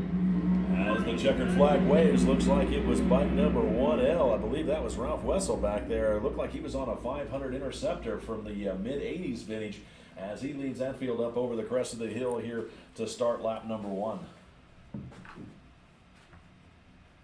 Again, I have a hard time getting used to mid-'80s being vintage, Jay. Yeah. Not me. I started racing in '87. Trust me, I can tell you. Oh, so you are vintage is what you're saying. I'm You're vintage you're too. real vintage. You're real vintage. Yeah. But all the ducks that are in a row. Oh, Arch York. I was going to say also the 090 of Arch York that is in this Formula Thunder class is the 8811 sponsor. Yeah, 8811, yeah. The safety UTR. sponsor, the Yep. official safety sponsor. Yes, he That's his rig, that's his gig, and that's his race bike out there. Yeah. And they have a great big truck and a display, and they're call before you dig, Yep. 811. Underground team racing. Underground team racing. That's right. The UTR 811 Arch York is out there racing. Underground team racing is dedicated to delivering the 811 call before you dig message across the country. Remind people to be safe. Contact us at utr811.com to see how you can help. I would imagine we'll be seeing the race leaders here pretty soon because these are the big bikes. And like I said, they're probably one of the more modern classes, so they're pretty fast. And here comes our race leader out of turn number 14. Race leader out of turn number 14 onto the front straightaway, about a half a front straightaway breakaway, as it's going to be 127X Steve Hasemeyer, then it's 111 Gary Orr, then a gaggle of bikes come across the line. Third place is 41D Brian Drobolowski, 762 Shane Quigg, and bike number John Deucer rounding out your top 5. Then it's 370 Brett Folkerts back there at 6, 457 Robert Oliveira in 7th. 77 Alan Patrick Lansu in 8th. 9th overall right now is 714 Kirk Klein and 020 Jeff Nelson rounding out the top 10. Those guys finished 2nd and 3rd respectively in the last race, and they are running 9th and 10th here as they start the second lap. We'll see how much they move up as the race continues on. Oh, I see what happened. Look, one of the other classes, the piece of paper is much longer, and you read these folks, because it looked like it was this. That's why I was like, Tim Joyce, I don't think he's in this class. Maybe he got a new bike. It's just these last 4. It's okay. It was a totally honest mistake. No big deal. Things happen. Sorry about that, folks. So it's Tim Joyce's racing is rating later on today, but he's on sidecar, he's on on hand shift that you just read. Oops. Anyway, we'll fix it a little bit later on the back end. But let's go ahead and take a glance over at the race monitor screen and see where we are at. So again, Steve Hasemeyer is our leader. Gary Orr, another very familiar name out here with AHRMA. Brian Dabrowski, Shane Quigg, John Deucer, Brett Folkerts, Robert Olivia, Patrick Lansu, and Kurt Klein in number 9. Oh, I made a poem there. You like that? Let me see if I can grab this and scoot this down a little bit more, get a little bit more information on this screen. I don't know if I'm going to be able to or not. Race leader, bike number 127X, Steve Hasemeyer continues his domination as bike number 111, and Gary Orr trying to reel him in, chipped away a little bit of his lead, but still about 12 to 14 bike lengths separate those two, as that third place position still belongs to bike number 41D, Brian Drobolowski. Then bike number 762, Shane Quigg back there in 4th, and John Deucer still rounding out your top 5 as they begin their next lap.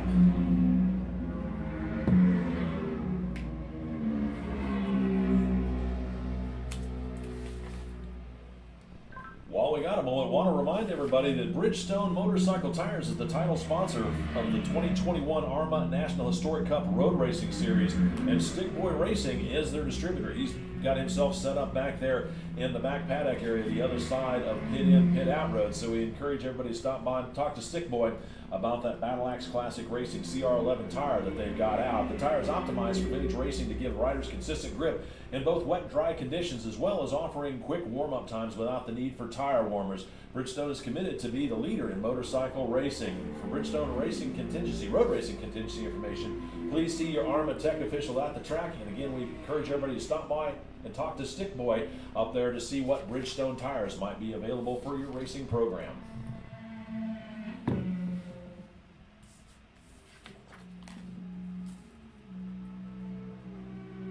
So starting to definitely feel like some of these classes are kind of melding together on this one. They're getting really, really close. I don't don't blame you. Showing some love to Bridgestone. You got to give them some love. They're one of our big sponsors. They're big sponsors, so I gotta. They're one of our big sponsors. I don't have to talk about them. I'm gonna talk. You got to talk about them. Race leader 127X, Steve Hazemeyer back here making it look easy, still being chased down by 111 Gary Orr. The gap remains about the same than 41D. Brian Drobolowski still back there solidly in third with 189. John Deucer and bike number 762. Deucer moving himself up a position into fourth with Shane Quigg on 762, rounding out your top five.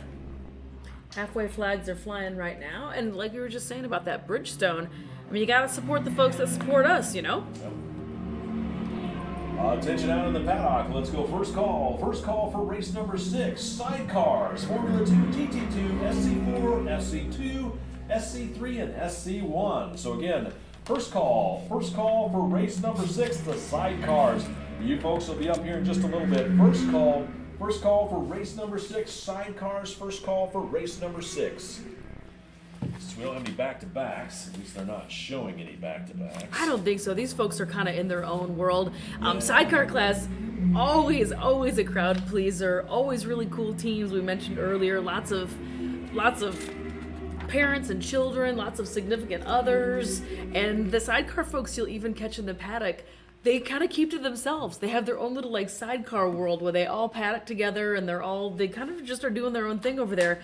But a lot of characters, a lot of really fun people. I invited a couple of them to also come up here and talk to us today here during the broadcast. So we'll see if a couple of them swing by and come say hello. But we are still in. It looks like they're still throwing halfway flags for some of the grid out here in current race number 5.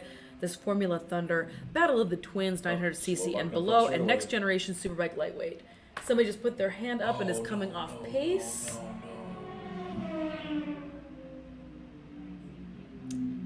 So it looks like somebody was having a little technical difficulty out there. Red flag. So red flag means a bike might have come off track. Again, I saw somebody that is pulled off to the side of the track. Right heading in towards Alpha, which is the kind of little kink before turn 1. They refer to it as Alpha on this track. There is somebody pulled over to the side, but it's a technical. There wasn't a crash or anything. They're just kind of pulled over, but I don't think they usually throw a red flag for that, do they? Hang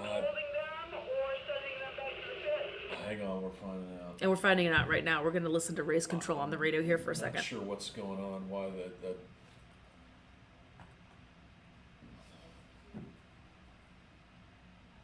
Generally speaking, when someone's having a little bit of technical difficulty or comes off race pace and they put their hand up, it's a yellow flag just to alert the rest of the field that something is happening, no passing, continue with your race line, no sudden moves, and to have extra caution.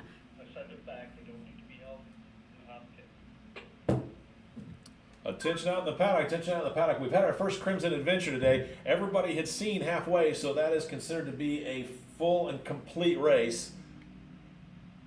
So we're holding on first call for race number 6. You guys need to stand by. We'll get back with you here in a second for the race 5 riders. Since everybody had seen halfway, that is considered a complete race.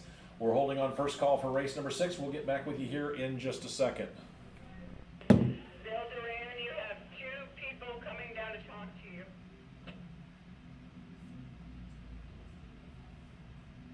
So we're still standing by waiting to get a little bit more information about that red flag that just went up. Because more than half of the race was completed, we've already mentioned several times that the cross flags, which means halfway through the race, already was shown. Since we already are past that halfway mark, we're just going to stop the race, and how everybody completed their last full lap is how the order is going to come in. So that's how they're going to be scored for today's race. So that's what's happening now. I have Jay on the radio listening to hear what happened with the red flag. Not sure. I don't think there was a crash. No, I'm not hearing any noise about crashing. I think somebody just broke down. I don't know. I haven't heard anything. So, but we have the next race that's coming on out. This race 6, which is going to be all of the sidecars are happening here in race 6. They are kind of standing down over in pit lane. They're just kind of putting them in a little bit of a timeout. So we're all going to kind of wait and see what happens. Yet we're still getting all the bikes off track from race 5. Are we looking for cleanup?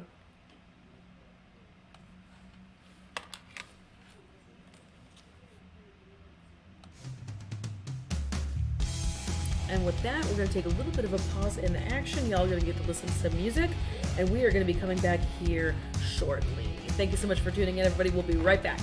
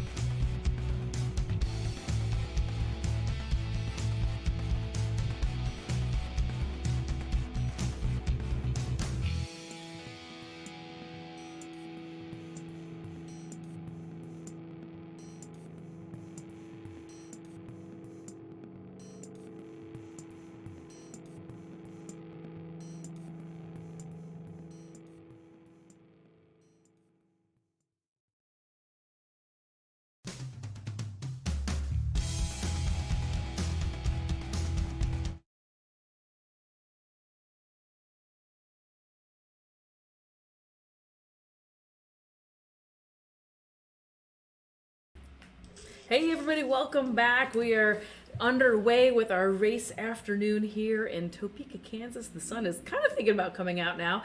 It is road racing program going on right now. We are at the Topeka Heartland Motorsports Park. We are heading into race number 6. This is going to be all of the sidecars are going to be running here in race number 6. We've got modern sidecar, USF2, we've got modern sidecar TT2, Formula Classic, sidecar number 4, Super Vintage, sidecar 2, Lost Era sidecar happening as well. So it's literally all of the sidecars I think are happening here in race number 6. So they're going to be heading on out here shortly.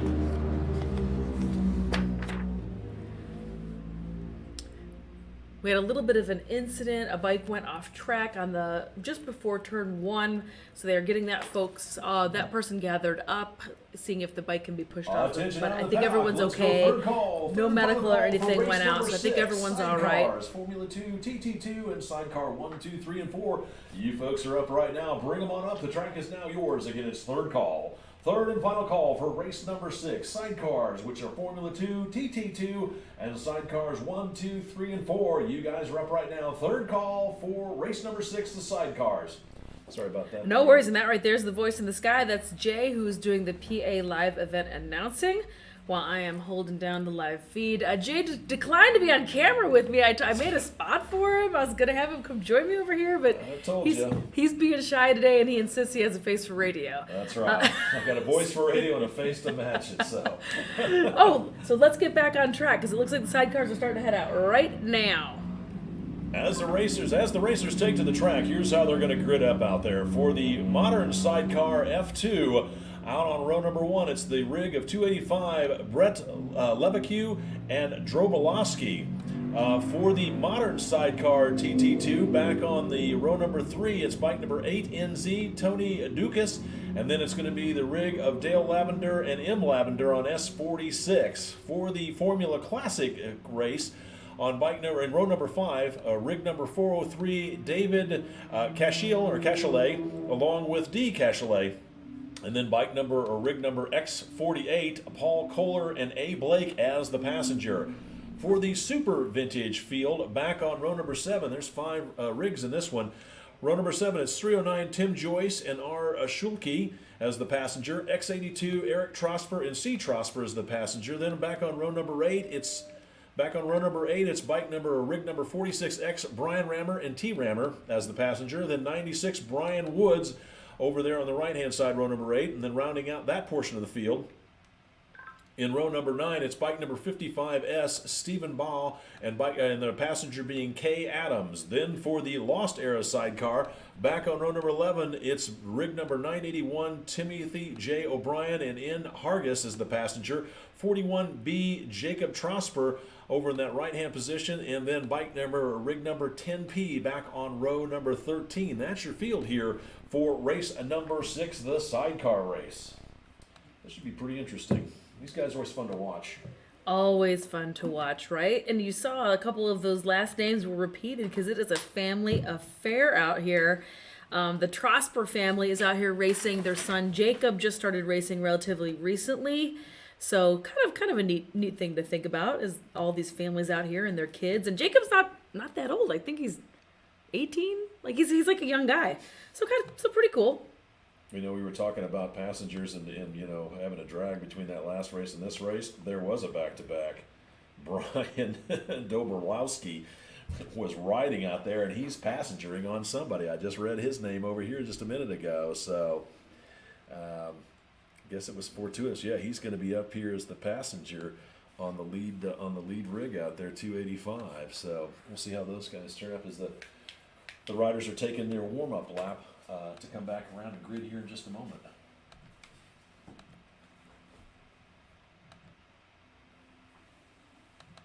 I made all these little tags for all these different classes, and now I have to go track them down. I didn't realize they were going to run all of the sidecars together. Yeah. So I kind of made a mistake when I put these together. My bad. But hang on, everybody. Hang on. I'm getting there. Believe it or not, there's a bunch of passengers in this one that are in the next race. So I still have to drag. Yeah. Oh, goodness me. Okay, who else is in here? Lost Era is in here. For the Modern 1 F1 sidecar, sponsored by Barnett Clutches and Cables, the Moto Modern F2, sponsored by ESAF Enterprises, and Big Wheel Sidecar, which is the exhibition class, is sponsored by Cowan Financial Group. For this race, the vintage and modern three-wheeled machines include 4 classes of vintage outfits beginning in the 60s, running up to 1982. 4 classes of modern rigs, US Spec F1 and F2 and FIM Spec F1 and F2, both 600 and 1000 cc machines. You'll see left-hand and right side chairs, front entry and rear entry. Advantages vary from circuit to circuit. So the front and rear entries, that's the passenger, also known sometimes as the monkey. Do they lean out in front of the sidecar wheel, or do they lean out behind it? That's what they're talking about there. Teamwork is obviously vital, as the rider and passenger must work together, and particularly for the passenger, it's very physical work. Big wheel sidecars have a minimum of 17-inch wheel requirements. The rigs are based on Bears class motorcycles with relatively stock components and no streamlining. Cowan Financial Group, a full-service financial planning and consulting firm for individuals, families, and business owners. Their holistic and comprehensive approach to financial planning, coupled with an unparalleled level of personal service, results in better financial decisions to assure your lifestyle you want. They're located at 3275 US 1 South in St. Augustine, Florida, as the field takes the starting in the green flag as everybody weigh cleanly up over the crest of the hill.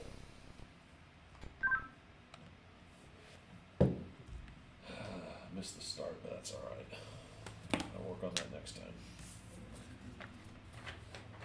All right, and away they go. Like we just said, this is all things sidecars. Feels like is what's happening right now. Is there another sidecar class? Nope. I think that's it, right? This is it. Okay, this is everybody. This is all of the different sidecars.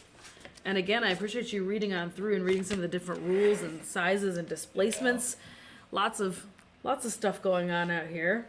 It'll be interesting to see how that first rig 285 of Levaquin and Dobrolowski, those guys are running an F2 rig, which is a 600cc to FIM or Formula US specs. Yeah. So those guys ought to be flying when they come back around. It'll be interesting to see, what they look like when they come out of turn 14 here in just a little bit. They do. It's super interesting to watch, because there's so many different styles of sidecars, and I don't think people realize that. I love seeing the Formula ones. I mean, they look like sports cars. Oh yeah. Fully fared, super sleek, and then you compare that to some of the more like rough and tumble vintage BMW traditionally. Yeah. BMW is a pretty notorious sidecar racer, so you're going to see a lot of BMWs out here. Overseas, I had the good fortune of going overseas a couple of seasons ago, and there was a huge sidecar meet, and they used a lot of two-stroke triples as a sidecar puller, particularly overseas. I saw that a lot, but here it's a lot of BMW. Yeah. Years ago, probably about, I think it was 98, they were at a race up in Gingerman, and at the end of the day, if you had a set of leathers, they'd take you for a hot lap as a monkey on there as a passenger, and I got to do it one lap, and I enjoyed myself immensely. Out front, bike number 285, Brett Levaquin and Dobrolowski. No surprise, leading this one on their Formula 2 rig. Then it's going to be 8NZ Tony Dukas, and then the rig of S46, Dale Lavender and Lavender rounding out the top three. 309, Tim Joyce, and the passenger of Slugi out there running in fourth, and then X48, Paul Kohler and Blake as a passenger rounding out their top five, with the rig number X82, Trosper and Trosper holding on to that 6th place position. And then 7th overall right now is 55S, Bow and Adams. And then bike number 41B, Jacob Trosper, holding on that 8th position, with bike number 46X, the team of Rammer and Rammer, rounding out the field in that 9th place position. Oh, here comes one more. We got one more coming. Yeah, this is Kasheli? Kashel? How would you pronounce that one? Kaechle. Kashel? Nope, it's Platt and Kerr. Bike number 10P is Platt and Kerr. They were right at the bottom. Oh, I see what you did. Yeah. All right, let's take a gander over at Race Monitor and see what they've got to say over there. Lavender and Lavender. Tim Joyce, the name you mentioned earlier. Tim's racing a whole bunch of classes today, along with a lot of folks. Everybody's here to run multiple classes, get their money's worth while they headed all the way out here. Folks from California, folks from New York, folks from all over the place here this weekend for this Motofest happening here at Heartland Motorsports Park in Topeka, Kansas. Eric Trosper and his lovely wife, and then their son, Jacob Trosper, down there in position 8.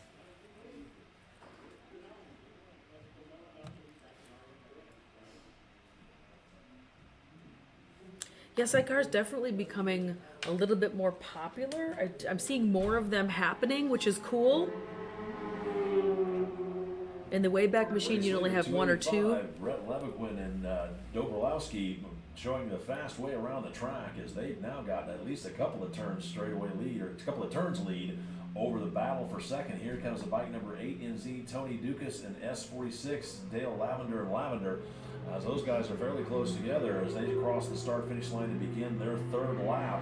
Then in that fourth place position, it's going to be 309, Tim Joyce and Schulke back there. And then it's going to be, I believe, it's going to be X48, Kohler and Blake. Yes, it's that rig. And then the Trospers back there on rig X82 in 6th.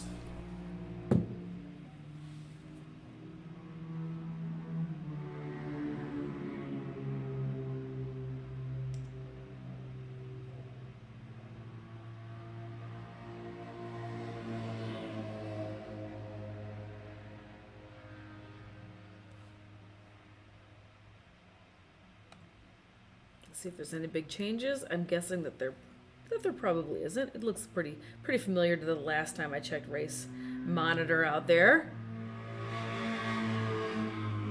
See, like I was saying, the car that just came across, like that versus the Formula One cars, is just so night and day to me. I love seeing it side by side. Yeah. It just really cracks me up. It always brings a smile. I think it's a total crowd favorite. I think it's a fan favorite. I think everybody really likes watching the sidecars. Modern sidecar's got a pretty good battle going on between Dukas and Lavender. Those two are probably just about 4 or 5 rig lengths difference between the two. So there's definitely an opportunity to reel them in. Now, trying to pass might be a bit of a different story. We'll see how it's going to unfold here in the later laps. And this is the back of the pack, right? That's not somebody who's going secretly really fast. No. Yeah, because here comes your race leader. Yes, because here comes the Formula One car. I almost spoke too soon.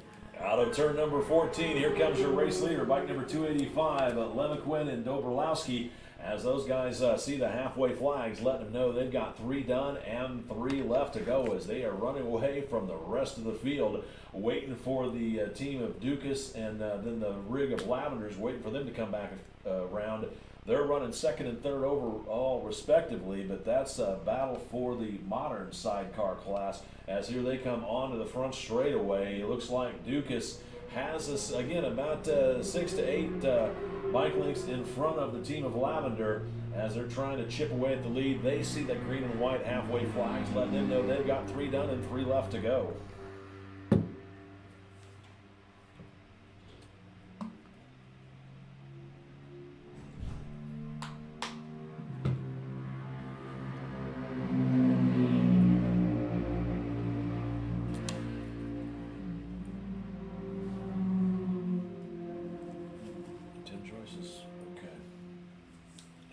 Tim Joyce 309 is a back-to-back on this one. He's the pilot on a sidecar, and then he's going to jump onto a single bike himself, so he's still got to unfold himself and get off the bike. What's he racing next? He's going to be in 500 Premier Vintage Cup and Formula 500, so I'm definitely going to have to drag for him. Is Dave going to come back up, or What's that? is Mr. Aldana going to come back up? He's racing today. Oh, that's right. So, He's so racing today. That's our right. Grand Marshal for the weekend, Mr. David Aldana, is actually racing today. He is across the street. He's racing in the dirt. He's in the 70 and over class, which is unbelievable. I actually ran into him last night in the parking lot. He is doing the Grand Tour. We'll talk about it later on the program here on the broadcast. I told him he has to come back up here and talk to us on camera, but he is doing the Grand Tour this summer because it's the 50th anniversary of On Any Sunday. Oh yeah, that's right. It is. Isn't that unbelievable? It absolutely But is. in the meanwhile, before he celebrates the anniversary of it and the re-release of it, hitting movie theaters this summer, he's across the street pounding on innocent racers over there, just just absolutely letting them have it in the 70 and over and senior classes over there. He still is incredibly fast. He still is a really, really fun guy to watch. He's a great, great guy to talk to. We're really proud to have him here this weekend as Grand Marshal of this classic Motofest presented by AHRMA. Yeah, you said they're innocent. I don't know how innocent they are, but I'm sure they're unsuspecting. Let's put it that way. I mean, if David Aldana showed up on your grid. Brett Leviquin and Bill Borlowski across the start-finish line as they have completed well over halfway. Here's the battle, though, for the modern sidecar. Lavender looked like he was trying to reel in Dukas and make it present a challenge as falls back just a little bit, but they're a lot closer that last lap. So it'll be interesting to see what happens. A white flag, I believe, due out this next time by. So see if Lavender's had anything up his sleeve. He's had the whole race to sit there and stalk Tony Dukas and study his lines, trying to figure out where he can make that pass here. And getting that big draft off that big sidecar, right? Yeah, that's true too. A little bit of strategery on the part of Lavender and Lavender Squared team out there. Mm-hmm. But yeah, I mean, what would you do if one of the stars of On Any Sunday was on your grid next to you? I mean, Yeah. how quickly would you pack up and go home? I'm just saying. Or it'd be cool to race next to him and see what he's got. So now Yeah. we got some passing going on because there's traffic. Yeah. I wonder if somebody's having some mechanical issues. There's a lot of disparity in this class in horsepower. A lot. But yes, I did. I ran into David in the parking lot of the hotel last night, and I talked to him for a long time, and we got caught up on what he's doing and all that good stuff, and I made him promise that he's going to come talk to us on the broadcast. So he's going to stop by again.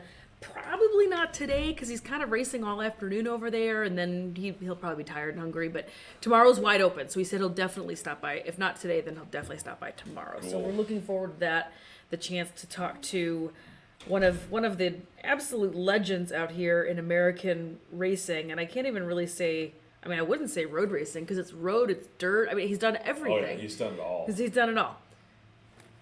Race leader's second bike.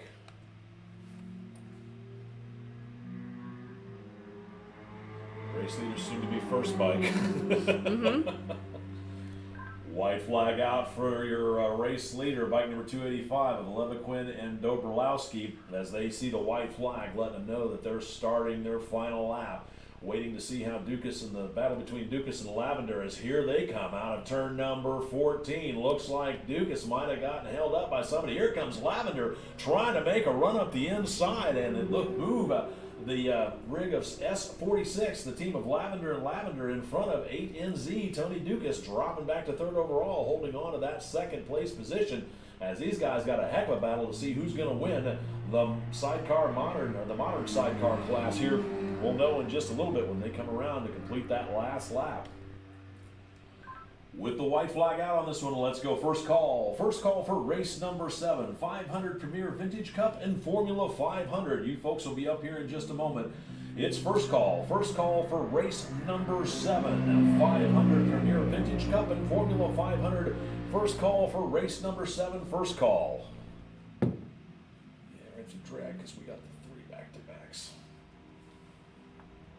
I wonder if Dukas is having a little bit of mechanical issues, or if Lavender was just holding back and stalking him, waiting to find out and make that move on the last lap. The Lavender Squared team has been racing for several years now. They're no slouch. They're no joke out there. So I think he kind of was sandbagging a little bit. I'm going to use that word, but you're right. He was stalking them. Yeah. Oh, stalking. Sorry, that's the more diplomatic way of saying that. He was stalking. But it's going to be interesting to see if he's going to be able to hold that position, waiting for him to come back around here in a minute.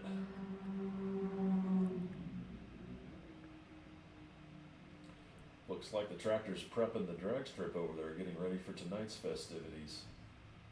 Is that what's happening out there in the middle of the field? That black area Let's take a on the look. other side, that's the drag strip over there. Oh. Yeah. I'm real excited for that. That's always a good time. Even if there's not a lot of people signed up for it at the very start of it, Yeah. I've worked drag racing events before where it starts out kind of slow, and then once you see how much fun everyone's having, and you realize that you want to have like a grudge match with your buddy, then it gets really hot and heavy in here, and it gets really, really exciting. Checkered flag out for your unofficial race winner. It's going to be rig number 285, Brett Leviquin and Dobrolowski, as they take a handy win out there for the Formula 2 class. Waiting for, here comes your battle here. Who's it going to be? Looks like it's the team of Lavender. Lavender still holding about a 2-bike lead over Tony Dukas and his passenger. So Dale Lavender and his wife put themselves up on the top step of the podium for the sidecar modern class. Then it's 309. Tim Joyce across the line. Actually, no, that was one of the lapped rigs coming across there, waiting for that 4th place position overall. I think this is them. 4th place overall. The unofficial winner for the Super Vintage is 309 Tim Joyce, and Ashulke taking the unofficial win out there for Super Vintage.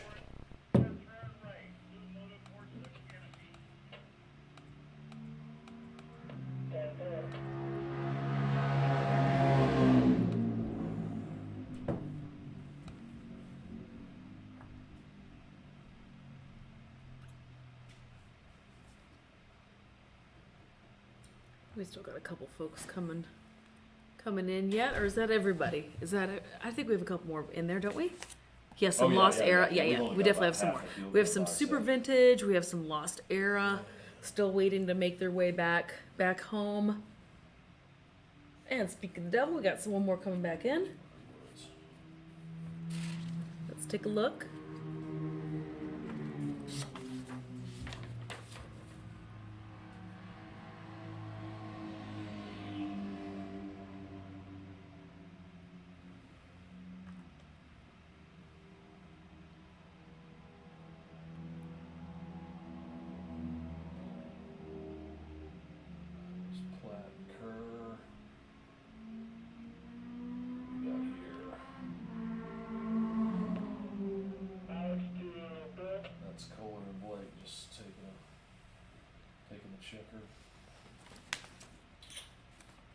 All right, let's take a gander over at Race Monitor, see what's going on over there.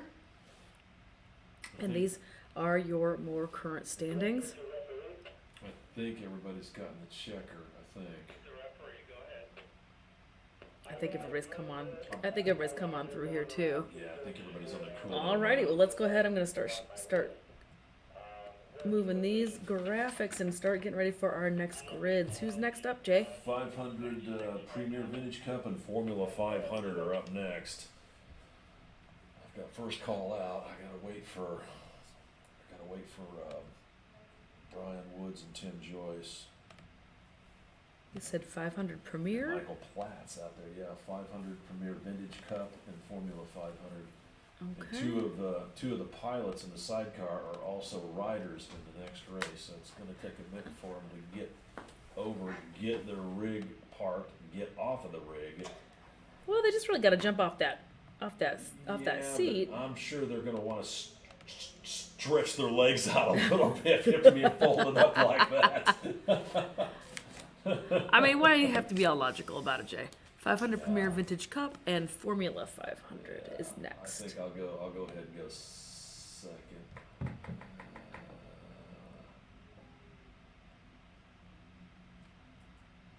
don't want to rush these guys, but because I do know how tough it is to get in here. Well, is there any sponsors or anybody for this class you want to talk about? Yeah. Looks like the 500 Premier is sponsored by Candy and John Sneed. And the Formula 500 is sponsored by Vintage Moto USA. Unfortunately, I don't really have anything other than who sponsored them and anything to put on that one. So,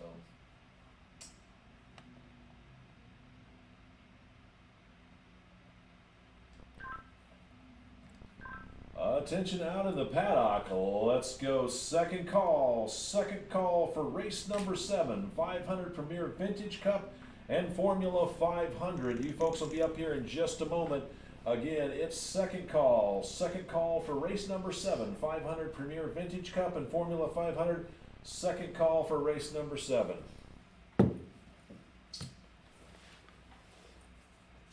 is the numbers I've got here for the back-to-back. I don't know if those are the race numbers or what. Announced to pit out.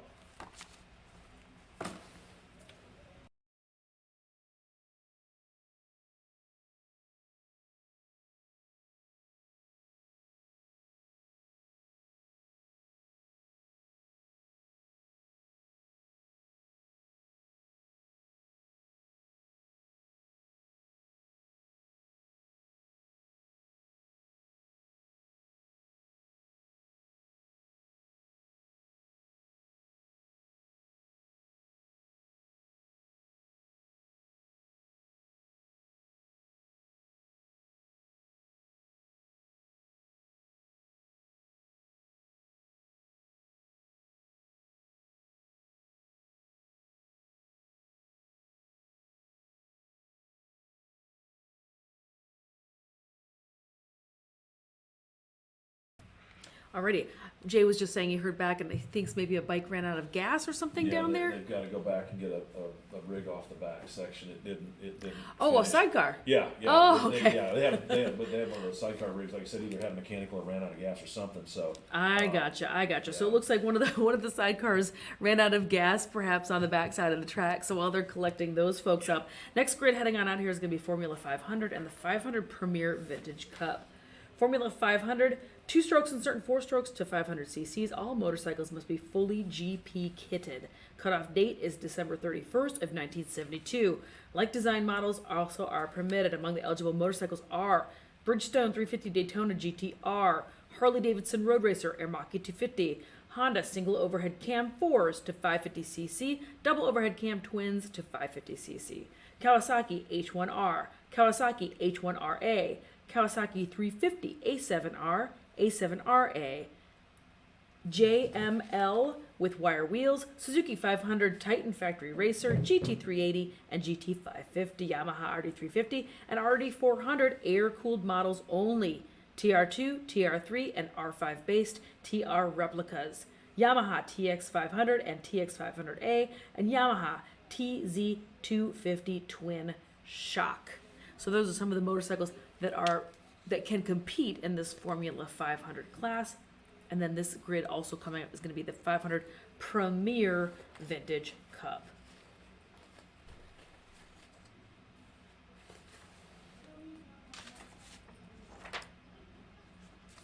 I bet it's going to be a lot of fun trying to get one of those sidecar rigs on a flatbed trailer.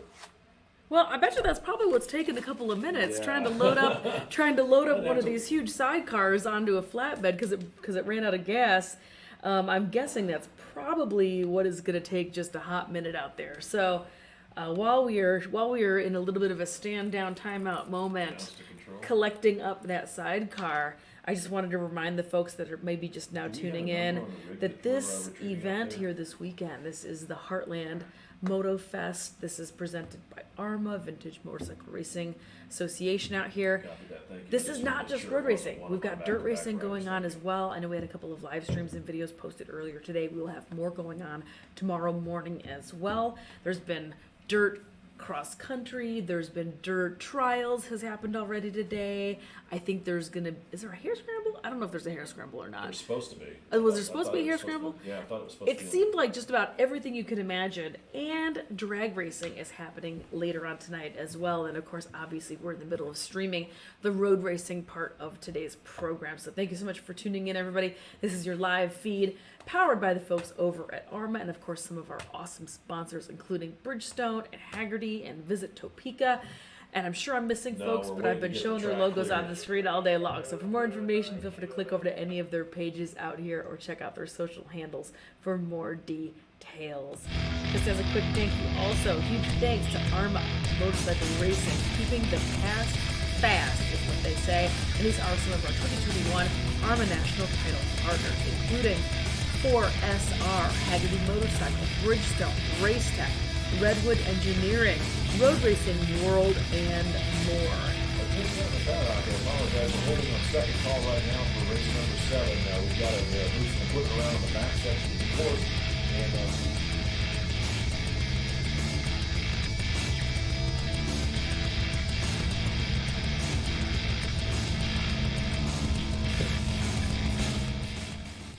So huge thanks again to our 2021 AHRMA National Title partners, including Redwood Engineering, Haggerty Motorcycle, Bridgestone, 4SR, and Racetech, Road Racing World, and a whole bunch of other great partners. Thank you so much. We couldn't do it without you. Got to support the folks that support us. Thank you so much for supporting AHRMA. We're going to be continuing with our racing here shortly. As we've already mentioned, we're gathering up a sidecar off the backside of the track. It appears to have run out of gas. And I'm sure shoehorning a sidecar into a flatbed is probably quite an ordeal back there, so it's going to take just 1 minute. Thank you for staying tuned. Stick around. Make sure you hit that share button right now. Share this feed with your friends that love watching awesome vintage motorcycle racing. Looks like our starter shed is cut, so it must.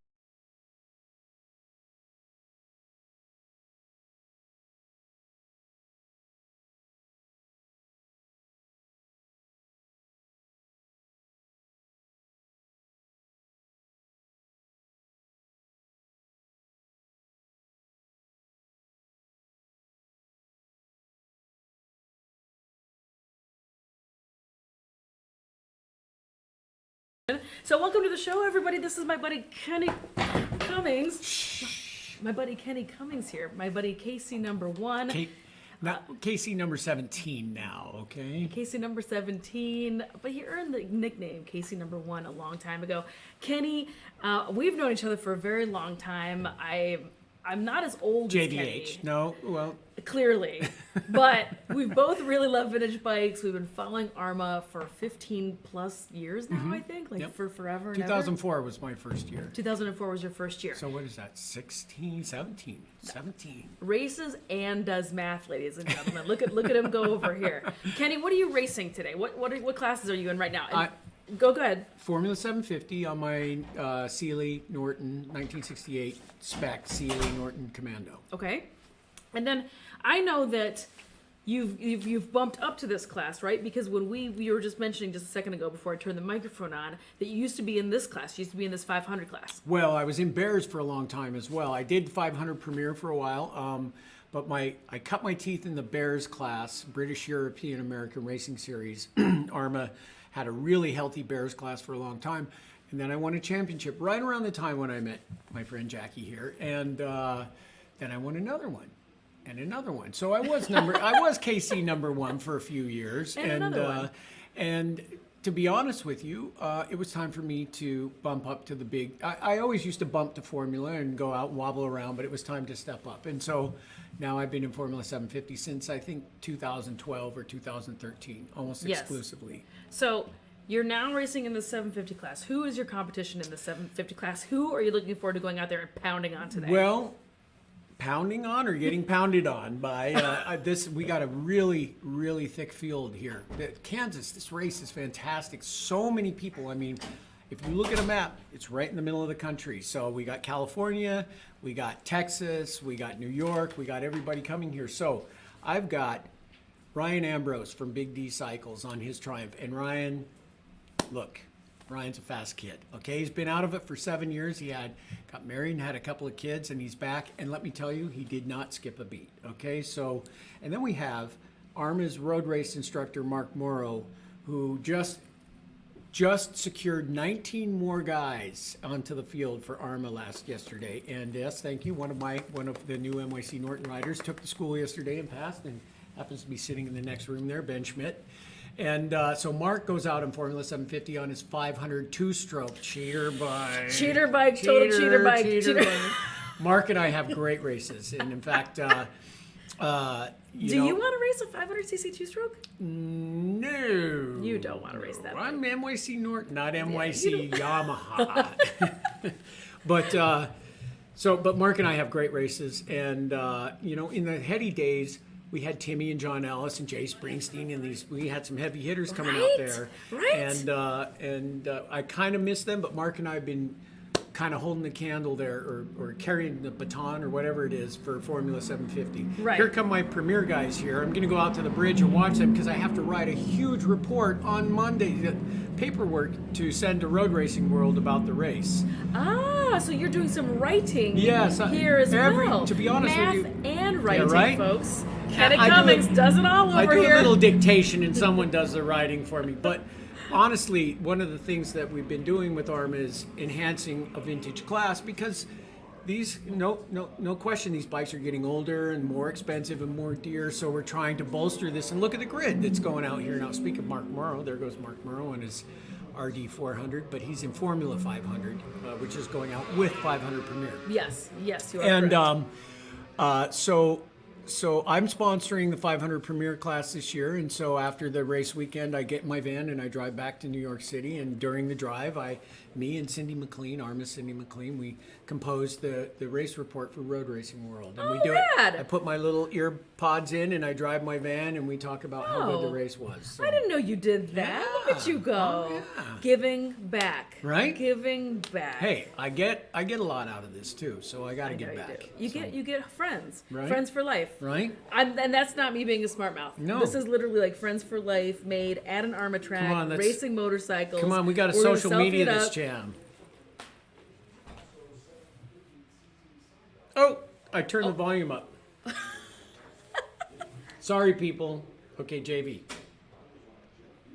Look at us go. Look at my This is what little we do chubby here. cheeks. Look at, for real though. Come on now. That's what we do. We're beautiful chubby cheek people. All right, my buddy. Thank you so much for coming on up here. Go get him. Go enjoy. Okay. Go enjoy this awesome race. Kenny Cummins, Jackie! Casey #1, jumping on the broadcast, saying hey to all of you guys. Some special guests coming your way. I invited all sorts of fun folks to come swing by. So who knows if they're going to make it or not, but I'm hoping they come swing on by up here and come say hey to us. It was awesome to chat with him. Go check him out at NYC Norton. That is his handle out there on the social media and on the Instagrams. Obviously, he's a Norton guy and builds and races beautiful, exceptional Norton motorcycles. So let's get back to the Black Magic, which is the name of my camera, by the way. It's not me being funny. And let's see what this grid looks like out here.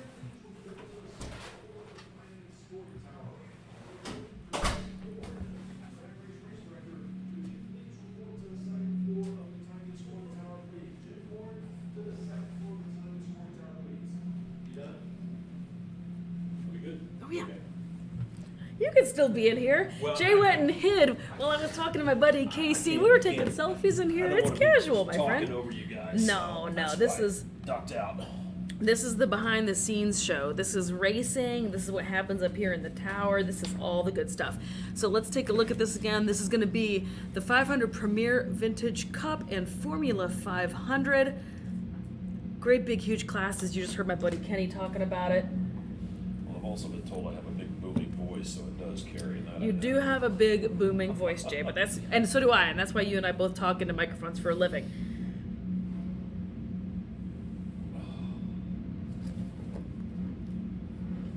Pretty good sized field out here. These are some really big grids out here. All sorts of very beautiful bikes. This is one of my favorites for sure. This is a really neat class. Yeah. Well, like the announcer stuff that I was just reading, the 500 Premier Vintage Cup. These are the golden age of road racing from back in the 50s and the 60s. You know, Giacomo Agostini, Hale Wood, Phil Reed, John Surtees. You know, that's when men were men when they raced these things. Mm-hmm. Let's see how it's going. I believe Dave Roper's out there too. Yep, he's getting back. Yep, there in he's on row 3. Still looks like a pretty good start. Oh, one bike not wanting to go. Oh, There he goes. vintage racing. You never know. Green flag waves and the field thunders off of the front straightaway down up over the crest of the hill through Alpha Turn over to turns 1, 2, and 3. Is looks like one rider getting just not the best start, but he did to get himself going here at the end. We'll get the full running order here for you in just a moment when they come around to complete lap number 1. So some more familiar names in here. I have to admit though, I keep saying that phrase, and I'm sure people at home are like, what? What do you mean by that? These are just folks that have raced with this program for years and years. I've known a lot of these folks, like Kenny Cummins I just talked to just a minute ago. You know, we've been friends for 15 years out here. We met trackside. I have AHRMA to thank for that, for these lifelong friendships. I started out as fans of these folks and then have become friends with these folks. Wes Orloff is a real familiar name around here. Andy Mock is a real familiar name around here. Tony Reed from Tennessee is racing in this class. Another good buddy, Tim Joyce. David Roper, we've mentioned several times, Isle of Man TT racer, the only American, one of the only Americans, maybe the only American to have won the Isle of Man. I'll have to double check on the Google. Say you got to Google that one. I have to He double check might- on the he Google might machine. have. He's one of the only, if not the only. And then Arch York again from that 811 underground race team, one of our safety sponsors for this weekend. I'm surprised we don't hear him thundering through the back here. I guess if we were standing outside, we probably could hear him. But with the wind, I know you couldn't put a mic out there. No, yeah, I know. It was tough. It was tough to put a microphone out there. I figured, it gets so loud even in here in the glass that if we're quiet, which you and I are never quiet, but if we're quiet, you actually can hear it in here inside this glass room. And here they come for the very first completion of lap 1. Race leaders out of turn number 14 at the line. One rider breakaway. Looks like that's going to be bike number 19, Christopher Spargo, starting way back in the back, working his way forward. In fact, Christopher Spargo started way back in row number 9, leading this one. Put his head down, picked his way through the entire field, leading this one. 74, Wes Orloff back there in second place. He's leading for the 500 Premier Vintage Cup. Then 1D, Mark Morrow rounding out your top 3. He's running second in class for Formula 500. And then bike number 309, Tim Joyce, running second in class for the Premier Vintage Cup. I believe Tim just got finished piloting one of those sidecar rigs. Now he's out here running second in class himself. Then rounding out your top 5, it's going to be X95, Andrew Malk. He's running, I believe, he's running the 500 Premier class, Premier Vintage class. I believe he's running out your top 3. Then 7, David Roper back there in 6, but I doubt.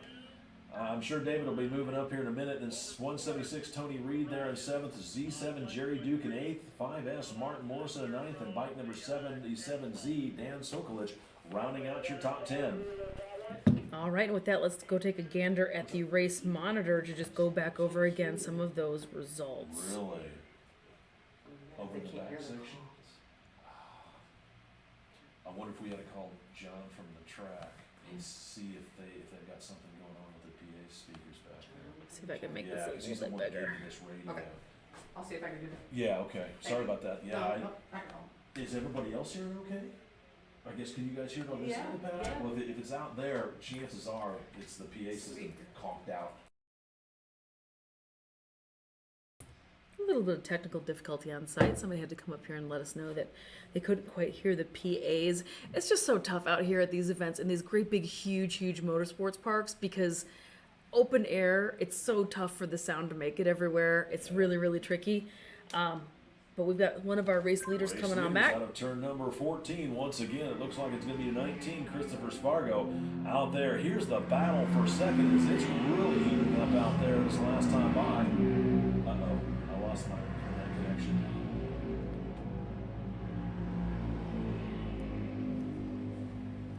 Did you unplug it? Oh, it's still plugged in.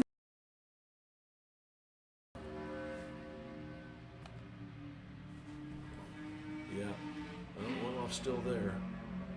Spargo in 1, Orloff in 2. Yeah, but it's still one lap. Oh. So your internet's gone too.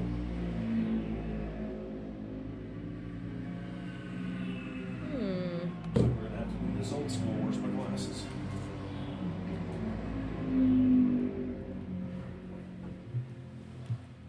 Out front that last lap, it was bike number 19, Christopher Spargo.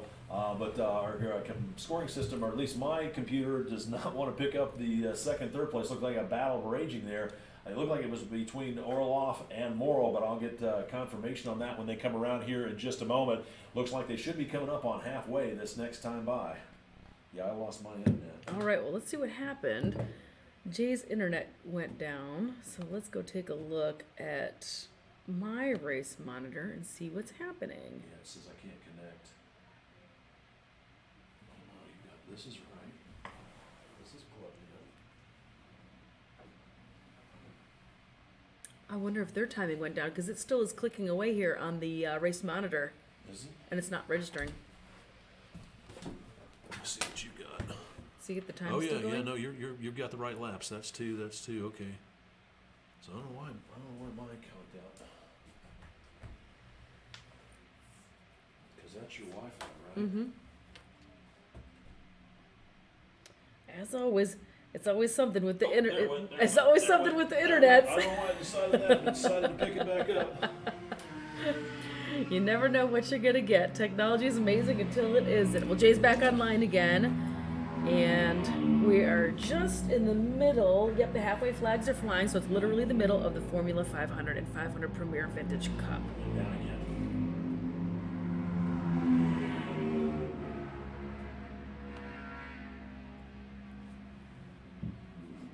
Let's go trackside and see what's happening.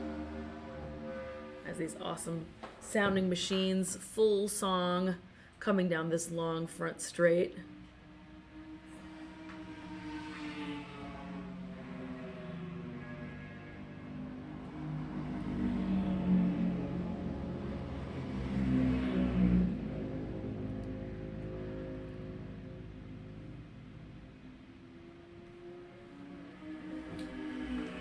Halfway flags out for your race leader, bike number 19, Christopher Spargo, showing the fast way around. Then it's going to be bike number 1D, Mark Morrow. He worked his way up in front of Wes Orloff. He dropped down the running here just a little bit. 309, Tim Joyce rounding out your top three. Then X95, Andrew Malk back there in fourth. 7, David Roper still running out your top five. 176, Tony Reed back there in sixth. Then at 74, Wes Orloff in seventh.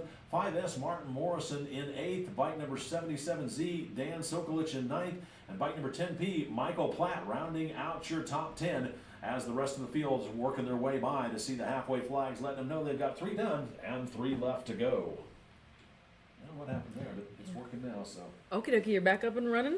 Yeah, Oh, good. Stop Good. touching the cord. What's going on? All right, but I got a drag for this one because Orloff's back to So back. generally speaking, it's helpful if you don't unplug the Wi-Fi machine, Yeah. is what we've learned here today. So these are your current results. Let me go ahead and scoop myself. Race in. leader, bike number 19, Christopher Spargo, still running fast. Mark Morrow is starting to reel him in, though. He got mired back in traffic in the opening laps, but he's setting his sights trying to reel him back in as the field continues to stretch out here. Lost it again.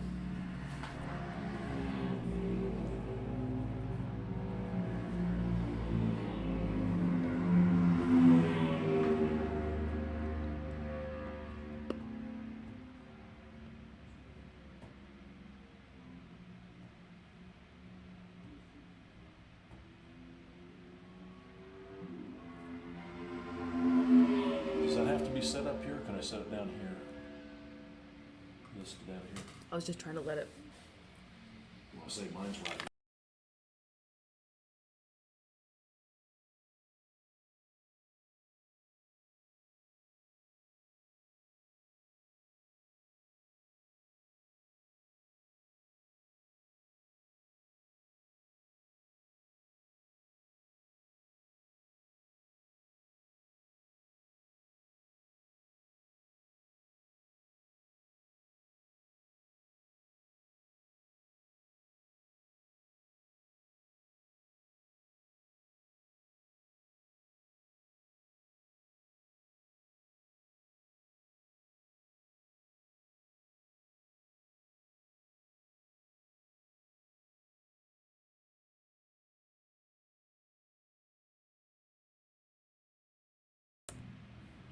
Alrighty, so we're clicking on along again over here on Race Monitor.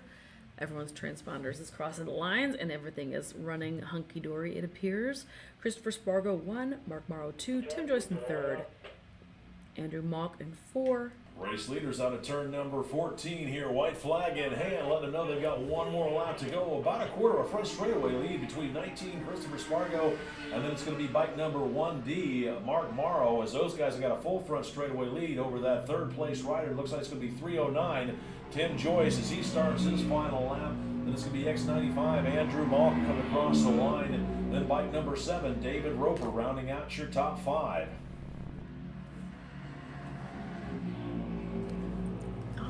With the white flag on this one, let's go first call. First call for race number 8, Sound of Thunder 3, Vintage Superbike Heavyweight and SP 750.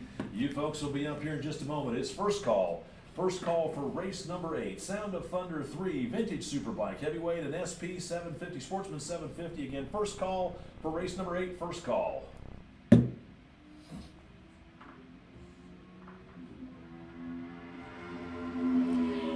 rows alone on Sound of Thunder, which is our next race, race number 6 for today. So this one's going to be a pretty big action-packed race, or race 8, sorry, what did I say? Yeah, race 8. We are currently on race 7, Formula 500 and 500 Premier Vintage Cup.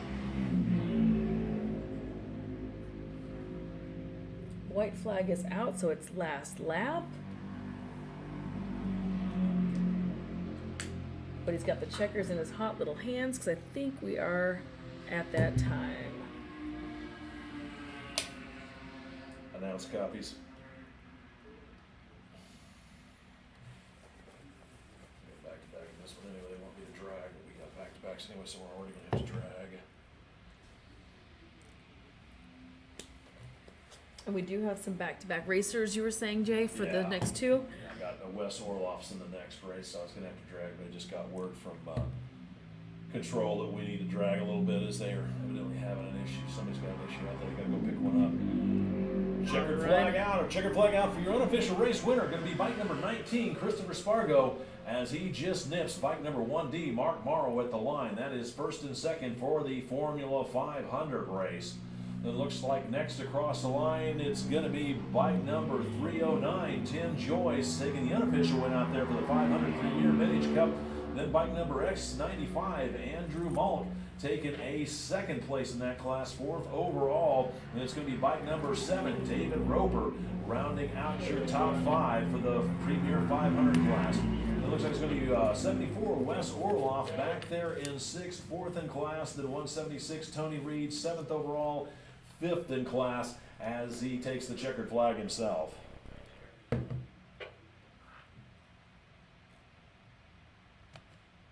And your official results.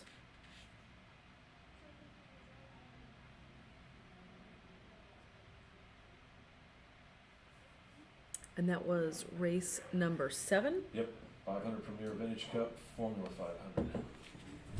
Still got a couple more riders coming across the start-finish line now.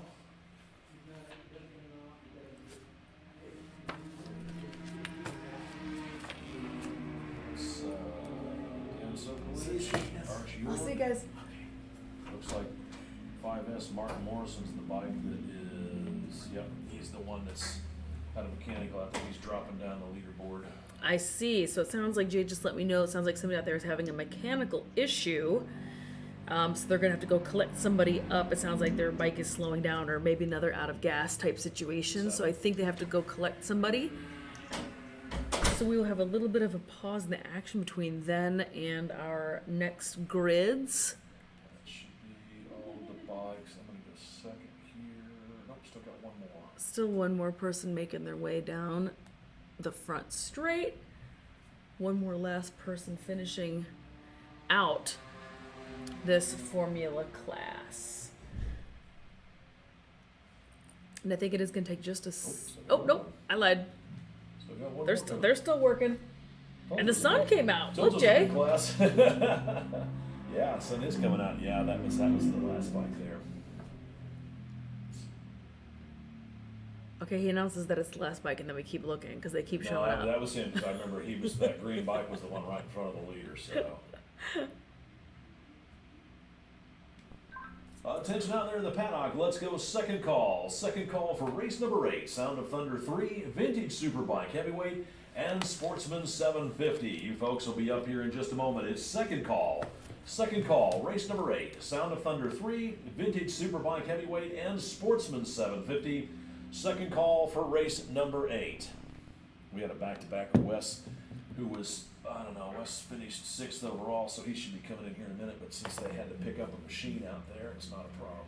All right, and this is Sound of Thunder. 3. This big 6-row grid.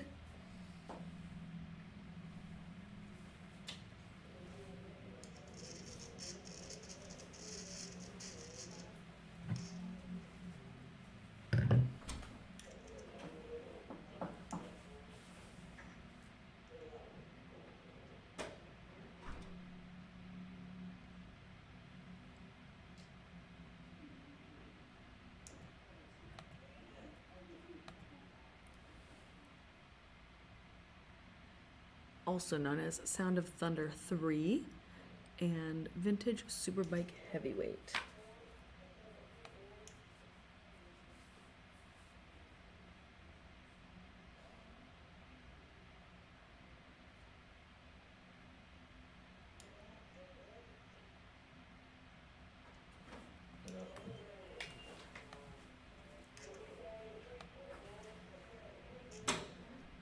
Alrighty, and I think that is everybody for this.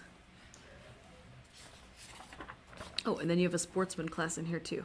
Sportsman 750 is in here as well, which we just ran Sportsman 500, right? Yeah. So the 750 is that, or was No, that, no, it was a 500 Premier Vintage. And That's Formula right. 500. Formula. So Sportsman 750.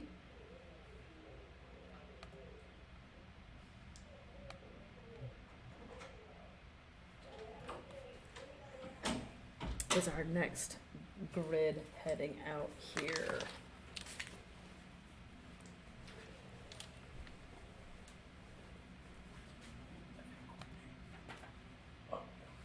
But thanks again everybody for tuning in the AHRMA live stream here from beautiful Topeka, Kansas. The sun is coming out, the weather's Attention turning out there in the around. It's paddock. absolutely Well, we got a few beautiful out moments here. to pick up a, Some a great machine off the racing course going out there. on. Want to let everybody know to check the bike show out. The awards are going to be starting here at 3 o'clock here in just a few moments.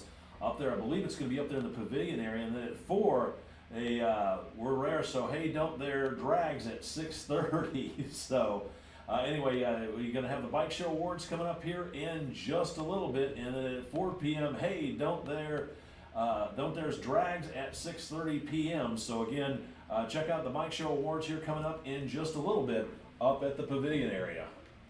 And if you're enjoying the road racing that's happening here today, which I'm sure that you Announce to are, all sorts control. of awesome racing going on. I just want to go ahead and throw the calendar up here, up here, throw the How are we calendar up looking? here so you guys can check it out and find a race near you. Come on out and come check us out this entire summer. We're running all across America with this excellent vintage road racing series. Thanks for coming on out. Thanks for watching, everybody. Go ahead, hit that share button. Fun ain't over quite yet, though. We've got a whole bunch more racing coming your way. We've got a little bit of a pause in the action while we collect a bike off the track that I think ran out of gas. We're not quite sure. And then we're going to head into our next round of racing, which is going to be Sound of Thunder, Vintage Superbike Heavyweight, and Sportsman 750.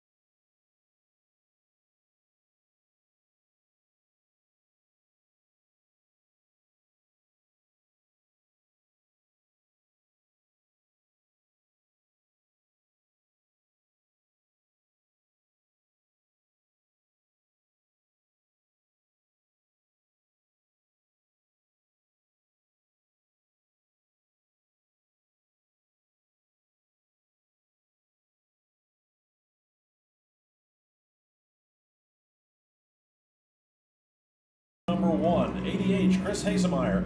811, Thomas Ryan. 553, Paul Canale. And 21B, Andrew Berkeley. Row number 2 at 762, Shane Quigg. 901, Sean Beast. And 46, Bob Robbins. Row number 3, it's X16, Ray Call. 64, John Evers. 057, Parker Sheridan. And 189, John Deucer.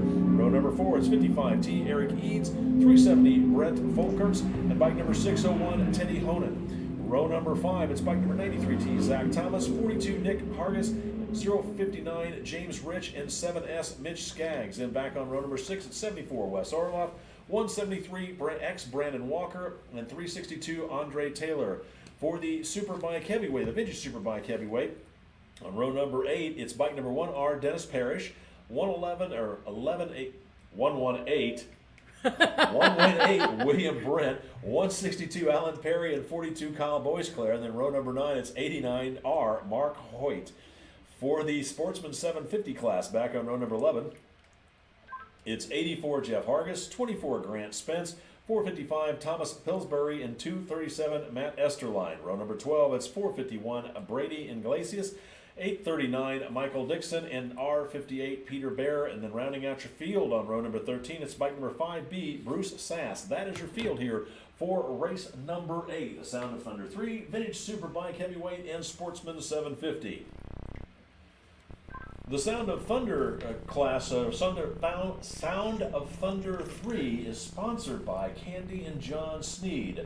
These are the smallest bikes of the 3 Sound of Thunder classes. They're comprised of a variety of twin-cylinder bikes, including the Harley XR 1200. Pushrod overhead valve machines up to 1,000 cc's are legal. RR overhead cam engines up to 3 valves per cylinder, up to 805 cc's, and then single overhead cam liquid-cooled V-twins up to 750. And rounding out the requirements of that one is the overhead cam liquid-cooled 4-valve engines up to a maximum of 650 cc's. The Vintage Superbike Heavyweight is sponsored by International CBX Owners Association, the ICOA, and Jan Rinaldi. A variety of machineries up through the 82 model year based on showroom stock bikes. Race-prepped 4-cylinder Japanese bikes in the 900 to 1,000 cc range are also allowed, as are unlimited displacement pushrod triples such as the Triumph Trident and the BSA Rocket 3. Also allowed out there are unlimited displacement twins, which you'll find BMW, Moto Guzzi, and Harley Davidson, and even the venerable 6-cylinder Honda CBX can be seen in this class. The 750 Sportsman class is sponsored by MAP Cycle Enterprises and Marino Pema. These are 1972 and earlier street bike-based 4-stroke machines. The new addition to the class for 15 was the single overhead cam Honda CB754, ready to take on the class dominating twins, which was the Yamaha XS650. No fairings are allowed on these, but front disc brakes are allowed. You'll see Japanese, British, and Italian, German bikes on the track in this class. That's your field here as the grid lines up out there.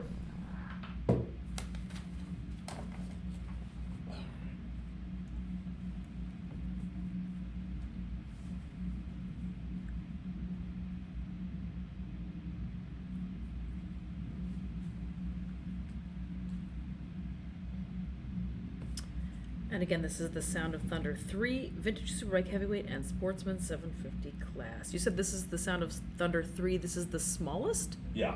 Displacement-wise? Yeah. Interesting. Up to 1200 ccv twins. That's small. Oh. I guess I know. That's what they wrote. Actually, I would say it looks like this one. Wheel in the air right off the start. Looks like Thomas Ryan got a little happy with the clutch on that one. But it looks. I'm guessing that it's probably going to be quite a few of the 650 twins from Suzuki. Second wave, cleanly away.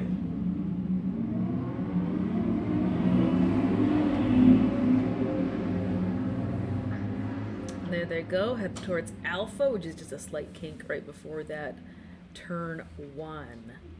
That was added after this course was designed, by the way, to kind of slow down the entry into turn 1. It was considered a little bit too fast, a little bit on the dangerous side, so they added that little zigzag right before you get there, and it's referred to by this track as Alpha. Just a little side note, a little Heartland Motorsports Park trivia for you, Jay. Little tidbit, I would say this is the first time I've been at this track. It is a beautiful facility, it really is. It is a beautiful facility. It is really, really nice here, and everyone has been exceptionally nice. And it's just a really beautiful grounds. It's obviously road racing. They've got dirt racing going on. There's a little motocross park. There's a little trials. There's trees. Yeah. There's a drag strip. They do all sorts of cool stuff here. There's some sort of country music festival with, I don't even know what they're racing here, but all sorts of neat stuff happens here. Well, they did it right because so many racetracks, unfortunately, were built out in the middle of nowhere, and then urban sprawl comes in, and you build, houses and subdivisions next to them, and people start complaining about the noise, and then the track goes away because nobody likes the noise. Here, they did it right. They built it right next to an airport, so nobody can complain about the noise because there's a giant air base right next to it. You're not wrong. It's the first thing I noticed when we got here is how noisy it is outside. Here come your race leaders across the start-finish line to lead. It's going to be 55. I'm sorry, hang on a second. It's going to be bike number 189, John Deucer out there leading. Bike number 88, Chris Hasemeyer back there in second with 93T, Zach Thomas rounding out your top three. Then 762, Shane Quigg in fourth, and 057, Parker Sheridan rounding out your top five. Back in sixth place, it's bike number 6T, Teddy Hoonan. Seventh overall right now is 362, Andre Taylor. Eighth overall at the moment is 553, Paul Canali. Ninth is 42N, Nick Hargison. Rounding out your top 10 is 370, Brett Volkers. As the rest of the field works their way on by this to complete lap number one. It helps if I take a race monitor and put it at the top of the running orders as opposed to start calling the race at the 8th position. I mean, you do what you gotta do, Jay. Yeah, no. I'm not here to judge you, buddy. Well, the people out on the World Wide Web that are streaming probably don't know what I'm talking about. I'm sure the folks in the stands are going, what? What's happening? That's not him. That was John Deucer. Alrighty, and just so you have a reference for what Mr. J was just talking about, this is going to be the Race Monitor live timing. So these are your very first results.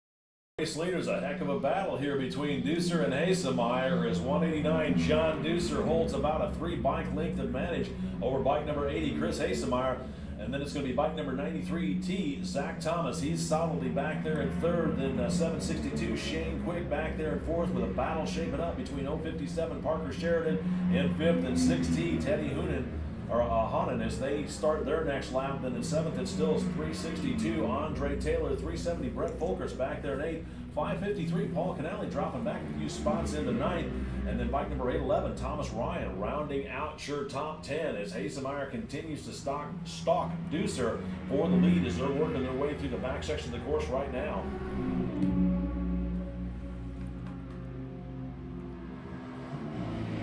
Want to remind everybody out there right now, the Bike Show Awards are going on up there, I believe, over at the pavilion area if you want to work your way up there and check that out. And then at 4 o'clock, it's, hey, don't leave just yet. There's drags at 6:30. So, again, awards going on right now. And then stick around for drag racing this evening at 6:30.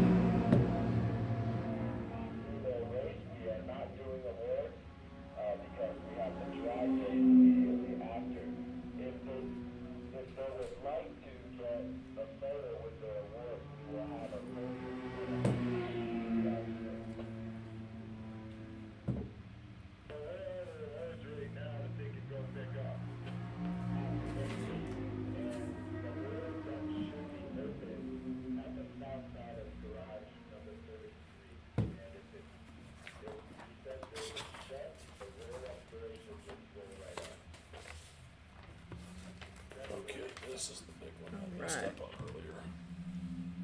Got some folks coming back down. Race leader Hasemeyer trying to work the draft pass. Couldn't quite pull it off at the line, but I'm not sure if he might have been able to work it over as he crested up over the hill. But those guys have been battling each other hard as I believe the green and white flags are out. Yep, that's probably why Chris waited as long as he did. He sees the green and white flags, let him know they got 3 done and 3 left to go. Pulls the trigger and tries to make the pass on Deucer. We'll see if it's going to stick here when they come back around to complete the next lap. Back there in third, it's still 93T. Zach Thomas in third, 762 Shane Quigg in fourth, and 057 Parker Sheridan rounding out your top 5. 6T Teddy Honan back there in sixth, 362 Andre Taylor still back there in seventh. Eighth is still 370 Brett Folkerts. Ninth is 811 Thomas Ryan moving up a spot, and bike number 42 in Nick Hargis rounding out your top 10.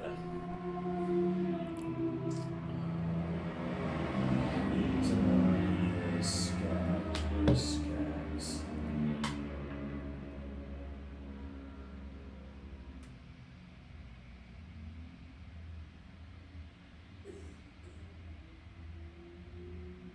He's out there.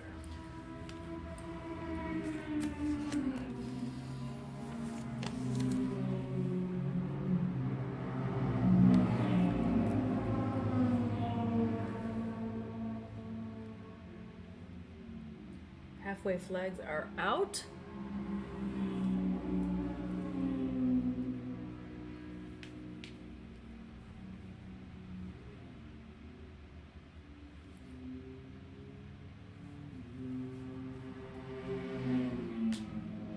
Race leaders out of turn number 14. It's going to be bike number 80H. Chris Hasemeyer pulled the trigger and managed to make that pass stick. Then it's 189 John Deucer. So it's Deucer's turn to try and follow Chris Hasemeyer and stalk him as bike number 93T. Zach Thomas still solidly back there, rounding out your top 3 as some of the slower back markers get across the start-finish line. Then looking on back through.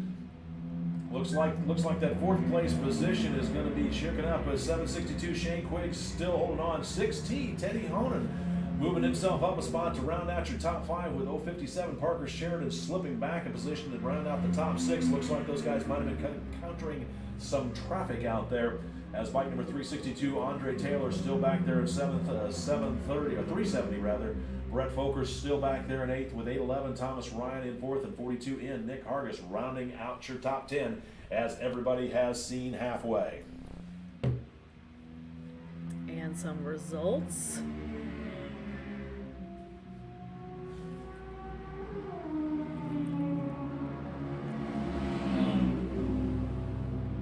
I'm sorry.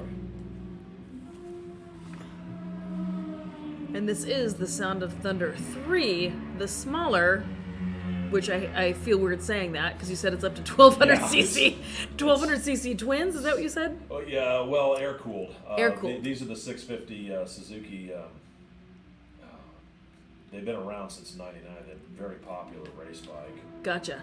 And then it's also Superbike, vintage Superbike heavyweight, and Sportsman 750. These are your current results. SV 650. Oh, the SV 650s, of course. This has been around for This is the Sound of Thunder 3 class, dominated by that SV 650. Yeah, because they're water cooled. Bike number 88, Chris Hasemeyer seeing the white flag, letting him know he's got 14 more turns to make before he can taste victory. Still being chased down by 189 John Deucer and the 93T Zach Thomas rounding out your top 3. With the white flag out on this one, let's go first call. First call for race number 9. Two-stroke classic 250, 200 GP, novice historical, production lightweight, C foot shift and C hand shift. You folks will be up here in just a moment. Again, it's first call. First call for race number 9. Two-stroke classic 250, 200 GP, novice historic, production lightweight, C foot shift and C hand shift. You guys will be up in just a moment. First call for race number 9. And white flag is out. It is last lap, last lap.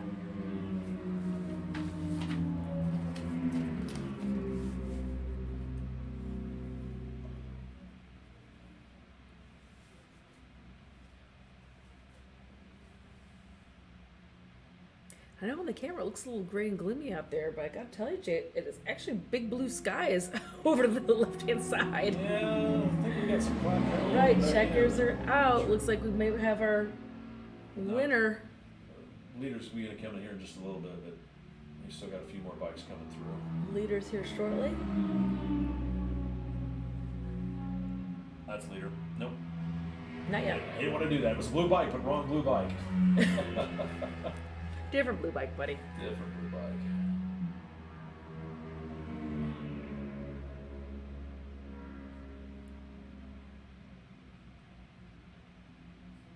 second bike now.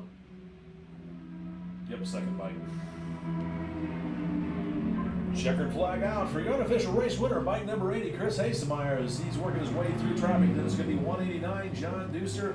And then it's going to look like it's going to be bike number 93T, Zach Thomas. That's your top three here in the Sound of Singles, or rather Sound of Thunder, Sound of Thunder 3 class. That's kind of a mouthful. I know. It is. There's a lot of words in there. I understand. I understand, my friend. And there's a lot more words coming your way because we've got 1, 2, 3, 4, 5 classes in this next race. Race number 9 for the day. And we're going to do all this again tomorrow, Jay. Yeah, I know. Attention out there in the paddock as the checkered flag waves on this one. Let's go second call. Second call for race number 9. Two-stroke classic 250, 200 GP. Novice historic production lightweight, C, foot shift, and C, hand shift classes. You folks are up here in just a moment. Again, it is second call. Second call for race number 9. Two-stroke classic 250, 200 GP. Novice historic production lightweight, C, foot shift, and C, hand shift. Second call for race number 9. Second call.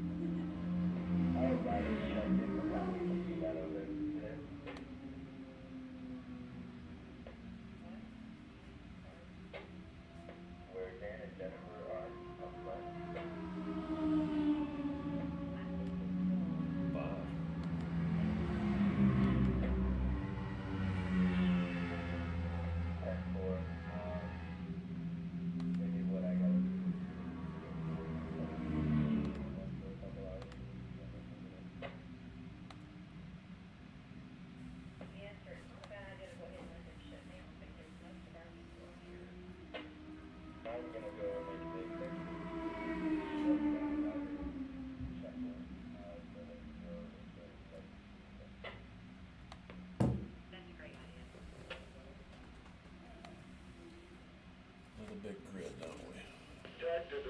Yes, so we've got a whole bunch of more races coming up. Like in the next race. There's many, many races in the next race. Yeah. The good thing is, after this one, we can get 3 or 4 ripped through before we have to drag again. All right. So So, Mr. J and I are up here just chatting about the race program headed your way. Race number 9 is coming up next. This is two-stroke classic 250 GP. This is also 200 Grand Prix. This is also novice historical production lightweight. Class C foot shift and Class C hand shift are coming up next. This is your race number 9.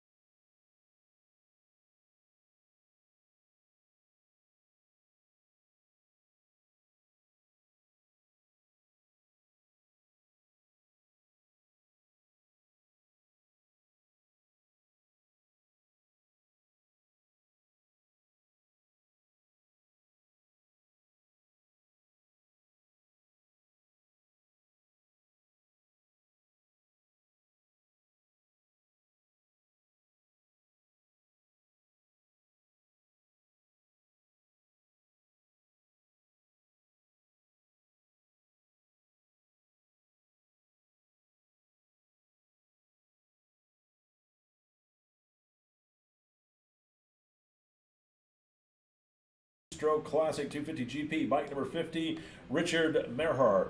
For the 200 Grand Prix class, back on row number 3 at 784, Kristen Acaden, 820, Mitchell Barnes, 294, John Scales, and 250, Stuart Sanders. Row number 4, it's 805, Grayson Rogers, R11, Dennis Donahoe, and 220, Tim Terrell. Row number 5, it's bike number 6, Bill Doran, 123, Jonas Stein, 973, Rebecca Baker Illman, and bike number 074, Eric Lukart. For row number 6, it's 022, Cindy McLean, 533, Hirosho Murata, and bike number 35L, Jack Keynes. For row number 7, it's bike number 21X, Larry Poons, 049F, Danny Habermal, bike number 88, Charles Miller, and 176, Tony Reed. On the row 8, it's bike number 19, Christopher Spargo, 893, Tyson Fritz, and 357, Joe Corey. For the Novice Historical Production Lightweight, back on row number 10, it's 727, Beasley Ayers, bike number 720, or 7S, Mitch Skaggs, 777, William Dokianos, and bike number G3, Corey Gola. Row number 11 is 019, Shane Powers, and 332, Winston Spencer. For the C foot shift class, back on row number 13, it's going to be bike number 122, Alex McLean, 24, Grant Spencer, 33Q, David Tompkins, and 75A, Gary Roper. Then on row number 14, it's 59, Gary Swan, and 27, Bino Rohde. Back on row number 16 for the C hand shift class, it's going to be bike number 1L, Ralph Wessel, 707, Lewis Leonard, 309, Tim Joyce, and 73B, Blake Wilson. That is your field here for race number 9. The race number 9 classes for the 200 Grand Prix Plus class, sponsored by Kincaid Legacy Racing.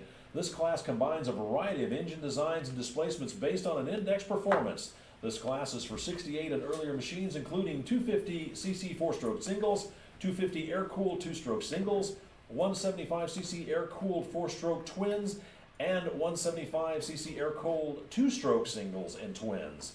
It includes purpose-built race bikes and converted production road and off-road bikes. You can bump up a class, or the bump-up class is 250 Grand Prix. Greg Glavicki and Lost Boys Racing claimed the 2020 AHRMA National Championship in that class. For the Novice Historical Production Lightweight class, sponsored by Terrell Customs Cabinet and Tim Terrell, these are 78 and earlier street machines and very close to standard production trim. Minimal modifications make this an inexpensive and entry-level class intended for novice level riders only. Lightweight class is for 4 strokes up to 500cc, 250 2-strokes, and certain 350 2-strokes. And finally, for the Class C hand shift, sponsored by Luke's Racecraft, and the foot shift, sponsored by Candy and John Sneed, this class is for 1951 and earlier machines. Bikes are typically of those raced on the early American Grand National Championship circuits. 500cc singles and twins can have overhead cam and pushrod engines. 750cc V-twins are side valve or flathead engines and use hand shift gearboxes.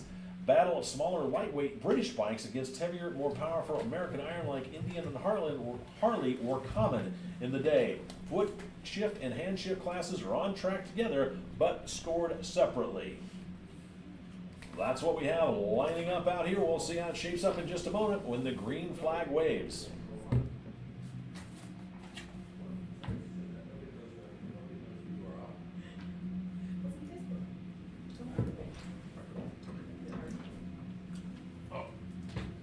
Dude, announcer, you're doing a great job, man. Thank you, appreciate it. Yeah, Hope you guys can hear everything.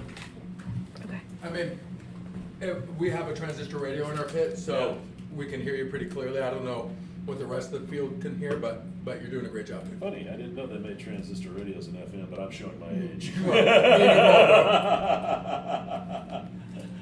Cool. I don't think you know my age, but that's okay. I don't know if you folks. My buddy GT is in the tower with us right now. Hi. He's going to be jumping on. You don't have to yell because the mic's right here, friend. Perfect. So he's going to be doing some guest commentary during race number 9 out here. a lot of my friends are in this Two-stroke race. classic, 250 GP, 200 Grand Prix, novice historical Prati Light, Class C foot shift, Class C hand shift. This is a great class, great mixed race class.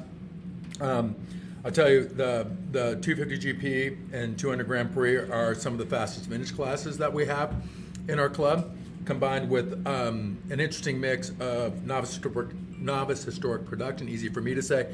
That is an entry-level class that's super accessible for anybody who wants to come road racing. Then some What of is my, the bike for that class? What is like the thing? like a Honda, like a CB350 or something? Yeah, Or 400 Sport? like kind of a 450. I'm not sure if 350s can go in that, but it is lightweight, so I should know better.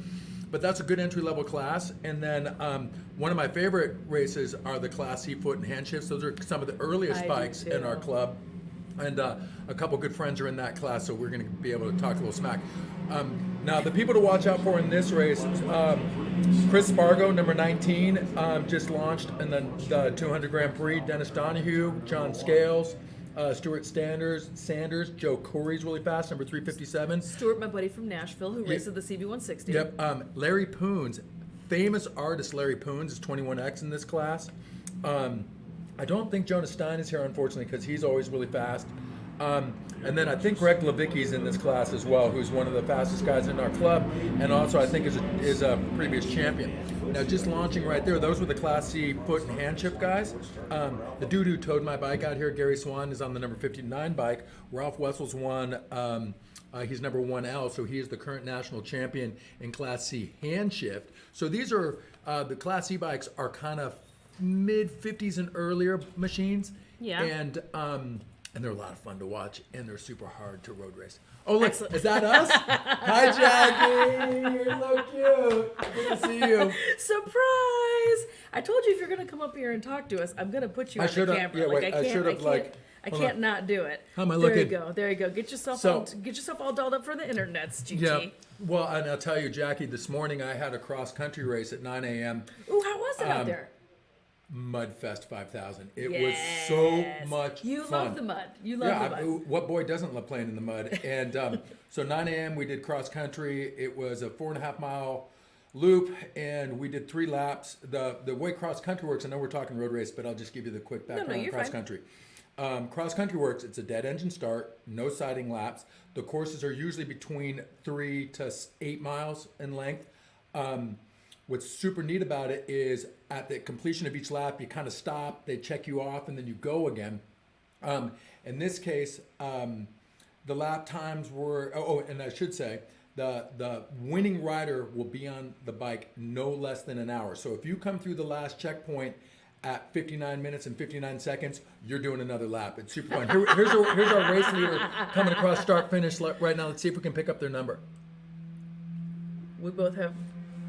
What's that? 184. That could be Christopher Adkin. Oh, here's a hornet's nest of activity. I know Glavicki and Corey were in that group. There's Dennis Donahue. Look at it. Oh, there we go. Okay, I'm watching out It's the window. huge. Sorry, guys. Oh, it's hard to see on the screen too. Yeah. Though. You're better off seeing out the glass. But right there, the majority of those bikes right there that just went through are the 200 Grand Prix or the 250 Grand Prix bikes. There's only one 250 Grand Prix bike, so really the majority of the fastest 200 Grand racers Prix. are the 200 Grand Prix guys. For sure. Yep, and then that 33 bike, that is a 1950 Vincent that just crossed the line. It looks like he's currently leading the Who's Class C piloting that? foot. I believe, oh God, I know who he is, Dave Tompkins. And Very I cool. believe he is a former champ. A couple other things. Here we go. Here's a tank shifter coming by. That 73 right there. That is Blake Wilson on the number 73 bike. Now, if you guys can see, and there was a little bit of a pack right there between Gary Roper, Ralph Wessel. But anyways, if you notice some different number plates, each one of the classes, the majority of the classes run black numbers on white ovals. Right. But our novice historic production class is running red numbers on white. Not ovals, I'm sorry, they're rectangles in road racing, ladies and gentlemen. Ovals. Here comes my buddy Gary Swan. He hauled my bike all the way out here. He's on the 59. That's Gary Swan from Toadtown Racing. He hauled not only my road racer, but he also hauled my cross-country bike out. And we're pitting right down here next What to a the tower. diva. What Yep. a diva. Somebody Well, no, bringing listen, all your I'm stuff. gonna Did tell you you what- fly and ride? Are I you did. that fancy? Well, you know what really it boils down to? I can't take that much time off work. It's 2.5 days drive Very out, busy. 3 You're days of very- racing, 2.5 days home. You're clearly So- a very busy man, GT. You're very, very busy. $170 flight versus, Oh. you can't go wrong. I mean, you can't go wrong. Can't go wrong. Um, I can't argue with you for that. I can't argue with that. And Von Zipper Business, Oh God, we're having fun. keeping you busy. Yeah, so I sell sunglasses for a living. Aside from being a philosopher, dentist, and lover, I sell Von Zipper sunglasses for a living. These aren't sunglasses, but these are optical that we do. Here we go. Our race leader, it looks like that is, I could see the 84, but I think that might be 784. Let's see. Yep, 784. That's Christopher We're gonna Akiaden. cheat in a minute and watch race monitor. Okay, but for now, perfect. I'm gonna keep it on the screen so that people can watch. Right. Okay. 294. 294 looks like he's screwing it on pretty well. That's John Scales. Yep. He's always really consistent in this class. But these 200 GP bikes, always a stack class. A lot of good racing. Bikes that probably put out in the neighborhood of maybe 30 horsepower on a good day. There went Alex McLean on a Norton Manx right there in the Class C foot shift. I'm certain he's winning. He's several times national champion in that Very class. cool. There's the Vincent that just went by, and that 33 Dave Tompkins is on that bike. Someone's getting down low on that 309. Wait, is Tim Joyce here? Wait, Tim Joyce is here? Timmy's in here. Yep, he's in Class C foot, and Tim Joyce is probably one of the fastest guys in our club, verbatim. Now, he's running a Class Period. C. Yeah. Excuse And he races me. anything. But he is- Sidecar, formula, doesn't matter. the raddest dude ever. Races it, crushes it. 727, that's Novice Historic at Beasley Ayers. I believe that is our leader for Novice Historic Production. There's Ralph Wessel on the 81 machine right there, followed by the 73 machine. I believe that is Blake Wilson. The 24, that's Gary Roper right there. I think he's riding a really pretty Velocet. There's one of our Novice Historic competitors, 332. That would be Winston Spencer, excuse me. Proddy Light. Yep. Proddy Light. Yeah, Proddy Light. I know it. I'll never get it out. That 707 bike, that's Lewis Leonard, and Lewis is super rad. He coordinates and volunteers on behalf of AHRMA, because a lot of our club folk, really, it's, we're a national organization that's been around for the better part of 25, almost 30 years, but it's a lot of volunteerism to make this happen. Absolutely. Oh, I can see things happening on the good old fashioned. Now we can see some race results. Ooh, Chris Spargo's in second place right now. Let's see if he can reel in. This isn't right. This is Akiaden. previous. It is. That seems right. All right. Yeah, that's right. Yeah. But anyways, so getting back to this cross country thing, super fun times. I ended up doing 3 laps, and thank God, because had I had to do a 4th lap, I'm not sure I could have pulled it, because the course was so muddy, so gnarly, super single tracky in trees. I rode a 67 Triumph T100 CF500, and usually I have a horsepower advantage on some of the smaller bikes, but in this case, my wheel was spinning the whole way. There goes Alex McLean on the 122 bike, and that Class C foot shift machine. He is so fast, and that's a Norton Manx, which is like the premier pedigree bike. Prima And, donna. yeah, it's just the most beautiful machine. I mean, next to that Vincent that's out there, that's not too shabby either, right? Yeah, Floating around. I mean, That's not garbage. I'm a That's mortal not man. junk. I'm a mortal man, so Vincent's might be out of my reach. But I do own a Norton Manx that I blew up at Utah 2 years ago, and I'm still trying to put it back together. But May the force be with you, my I know, friend. good luck, right? So neato enough, raced cross country early, got back in time. I was in race 3, road race, and Yes. it was so much fun. Me and John Ricard, we must have exchanged the lead 6, 8, 10 times. I got him in the second to last turn, ran him wide, came out ahead of him onto the last turn in the front straight, and it was full drag race. I haven't seen the results. I might have gotten him by a quarter of a wheel, maybe a valve stem, but maybe he got Wow. me. It was so much fun. Nice. Yeah, I saw your name on the grid sheets earlier. Yep. Did you talk smack on me? I hope so. Did I look sexy in my race leathers? Definitely. Always GT. Yeah. Always be sexy. Okay, now it looks like we're halfway through. So the green white cross means that we're halfway through. I'm assuming with these bikes, this might be a 6-lap race. Sometimes with the Class C bikes, they'll run 4, and it is 6 laps. Okay, thank you for pointing that out. You're welcome. With the Class C bikes, a lot of times they'll run the Class C bikes with the Le Mans Start bikes, which was our first race the Yes, morning. very entertaining. So much fun. Usually those are 4-lap races, maybe 5 here. So I'm surprised that they're going to have the Class C bikes go 6 because, like I said earlier, those are like kind of early 50s and earlier machines. Early. So we don't Yeah. really like to flog them too hard. No. And then CB160, aren't a lot of those folks also dipping into this 200 Yeah, they'll bump. class? Yeah, so the 200 is the bump. Oh, here we go. Joe Curry crosses the start-finish line on 294. Who just fell back? Let's see who 294 is. John Scales. Oh, that's a bummer because Scales was running second. Looks like he had a power loss. Here comes Alex McLean on that beautiful Manx, 122.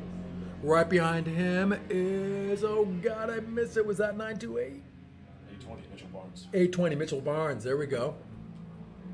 Jay knows. Jay's Yeah, got the race thank God, monitor. Jay. And Jay, I'm cheating. Jay Jay- knows. Jay's holding it down. Jay, I'm Jay just here. is doing the live call for the Yes. facility here at Yes, Heartland, and he's doing a he's great doing an job. awesome job. He's doing a great job. 100%.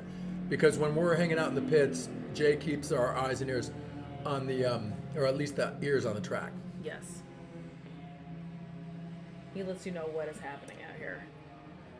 So you can see there's a red on white number plate. That was an office store production bike. There goes Tim Joyce in the 309. But anyways, you know, the other thing, so besides road racing, besides cross country, we're also doing vintage motocross and post-vintage motocross and post-vintage cross country today.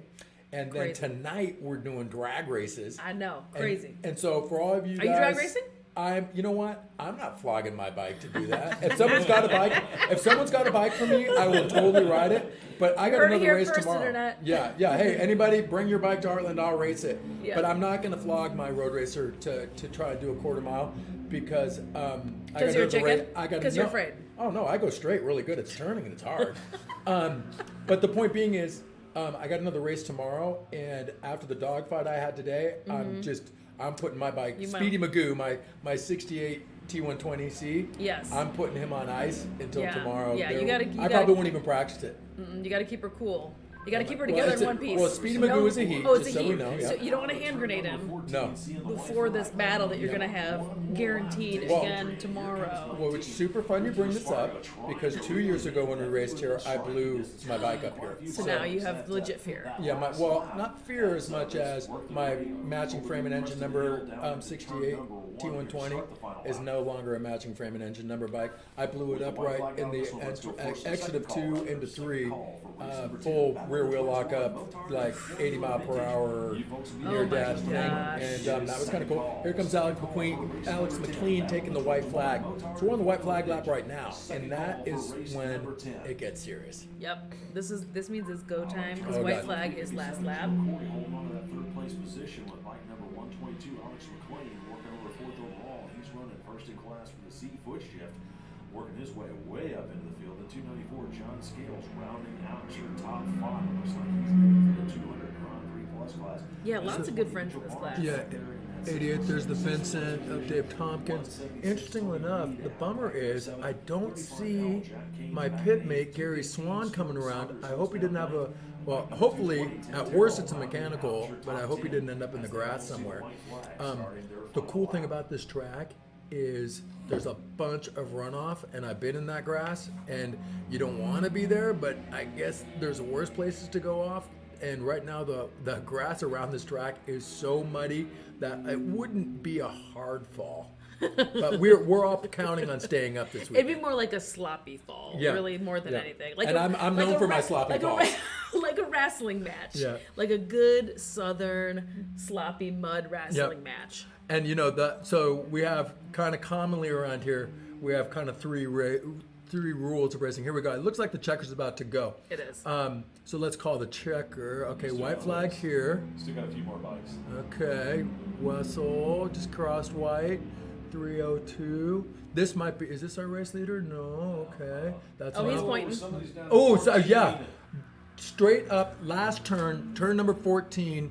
Somebody just went down on the last turn. But they're fine. They just got up. Yep, That and was he's race up over leader. the. He's up, and he's over the. Oh, he's looks over like the our race leader, Armco. bike number 784, Kristen Caden. And he just Oh, left no. it. Quite navigate turn What a number bummer. 14. So bike number 19, Christopher Spargo, taking the unofficial win there. Then it's gonna be Spargo bike takes number- it. Got some lapped riders coming What through. bad Looks like the luck, riders up and GT, okay, right which on the is great to last turn see. of the Top last break. lap. Is that bike in the middle of the track? Well, no, it looks on like the it's edge of the wide. Yeah, track. it looks like Okay. it's wide. That last But turn. it's not in a great spot. No, you don't. No, he's in the. That bike is in the splash zone, as I like to call it.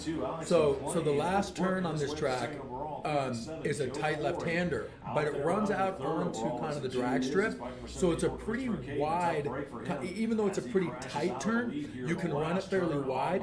So that is a pretty much of a farmer move by Adkin. I hope he's okay. Yeah, But no, the he point got up being and is, ran over. He's yeah, fine. to lose your front wheel there, he might have overturned it a little bit and lost his front wheel, but that's almost inexcusable in that turn, only because there's so much room entering it and it's exiting a it. really weird. I don't even want to call it a crash because the bike's just laying there. No. Like it didn't slide out. It didn't go anywhere. It just kind of stopped. No, and it's right on the edge of kind of the track surface and on the edge of kind of the wider runoff rough concrete. Yeah.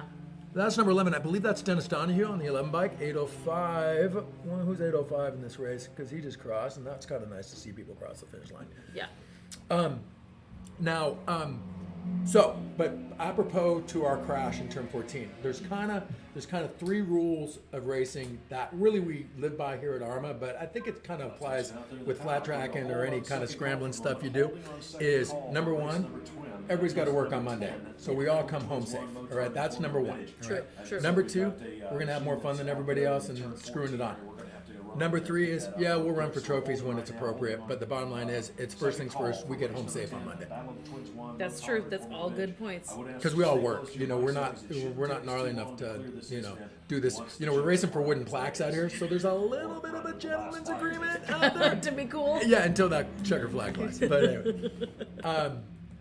So at any rate, and then there's great bench racing afterwards because there's Cindy Always. McLean right there, the 022 bike. Cindy McLean from AHRMA. Yeah, she's from one. She AHRMA. runs marketing and communications for AHRMA, if I'm not mistaken. Yes, you are correct. 3G apartment 3G. Who was that? That was a Novice Stork production bike. I guess it was Corey Gola. On here it says G3, but his plate says 3G. But they like to do that. And there was a great band back in the day from Portland called Apartment 3G. So anyways, so there we go. There's some. That was very obscure. Took But completely. I'm filled with those. I appreciate that. I appreciate random odd knowledge. Yes, yeah, no. That's all good stuff, and I think everybody is coming back in off of Yep. this grid. So that's all the news that there is to print for this race, for race number 9. For the kind. 9 for the kind? So what happens is, have you gone through, you want me to tell you some more stuff? I got all kinds of fun things to tell you. GT Are we live or are we still going? Or are we going to GT, commercial? you What are we can doing? always tell me all this Okay. stuff. I want to hear So- about everything. Tell so me the all the way- stories, GT. The way the racing works here, if you guys aren't familiar, we're talking road race right now, all right? Okay. So the way the road race structure works Yes. is basically when your race gets called up, it starts on a 5 board. So you have generally about, like they call third call, Yeah. which puts up the 5 board. Yes. You go out and you have the 5 and the 4 board to get out on the track through hot pit. You get one warm up lap, and then you get to grid. All right, and we all know our grid positions because they posted earlier in the morning, right? So once you grid up, you're in a stationary position. Now, if you miss the 5 or the 4 board, you go to a 3 board situation, which puts you straight to the grid without a warm up lap. And I'm always keen to get a warm up lap. Warms up your tires a little bit. My bike puts out maybe on a good day 52, 53 horsepower, but I still want my tires warm just to have a little bit of confidence going into turn 1. Right. So if you miss the 5 or the 4 board, you go straight to grid on a 3 board. If you miss the 3 board, now you're at a 2 board situation. You got to start in hot pit lane. If you miss the 2 board and you're on 1 board, you're out. You missed your race. Sorry, sucker. Oh, wow. Now, Ed Bargy, our starter, let me tell you about Ed Bargy. Ed Bargy may be the best starter in the history of starters. Nice. So what happens is when you pull up to the grid, all right, usually by the time you get to the grid, it might be the 3 board at that point. So by the time you do your warm-up lap, get to your grid position, you're on the 3 board, then they flip it to the 2 board, then they flip it to the 1 board, they go half, and then the flag goes. But the thing about Ed Bargy is every time I've raced with Ed Bargy for the better part of 10 years, it is at 1, it's ready, half, it's set, and then go. And it's clockwork. Ready, set, go. Yeah. Every time, every race. And any of you racers know how important a good starter is, just the consistency of a good start. And Ed Bargy might be the best in the business, and we have him in our club. So why don't you guys all come out and race, because it's pretty fun to do. I know. Who And, doesn't want to come race? Yeah. Everybody wants to come race. And so this weekend, you know what? I already said we're road racing. I Yes. already said we cross country. Yes. We got post vintage motocross and Trials. vintage cross. And I was gonna say we got trials. I didn't bring my trials bike this time because Gary Swan charges me too much money to carry my bikes. But the point being is the trials course yesterday was so gnarly because it was. I mean, Thursday it was absolutely torrential rain here, and I think a hurricane or tornado came through. it was kind of early. Yeah. Yeah. Good thing is my tent didn't blow away, so I feel pretty good about that. But Good- the point good being news. is, there's the crash truck, looping around to pick up. This bike Yeah. that went that Yeah. that like just kind of fell over. That's in like the turn kind of 14. ride home of shame. You don't want to come It in on is. the crash truck. Nobody wants to ride home on the truck, but it's better that than riding in the ambulance. Always. Preach. That's the only thing we don't Preach. want to do. Preach, yeah, GT. Preach. There is no riding in ambulances allowed for anybody. And so then, as I said, tonight we're going to do a drag race, which is kind of an exhibition thing. It's the first Mm-hmm. of it for AHRMA, so we're pretty excited to bring that on board. Last night we had a slow race up in the pits, which was so much fun. I didn't ride it; I hosted it, and, Oh, and Lord. it was so fun. And what the best part about it was all the folks from the where the dirt compound is, if you will, the dirt paddock is kind of on the I call other it side. I call it Dirt World or Yep, Dirt it is Land. dirt. Yep, and Dirt World. which I live in Dirt World, so it's pretty awesome. But they're all staying kind of on the other side of the tunnel that drives onto the road race paddock. So it was rad because the whole Dirt World came over last night, as well as Nice. all the road racers. So it was a lot of fun to get kind of two different groups of racers Yeah. that are all in the same thing, and that's Yes. riding vintage motorcycles.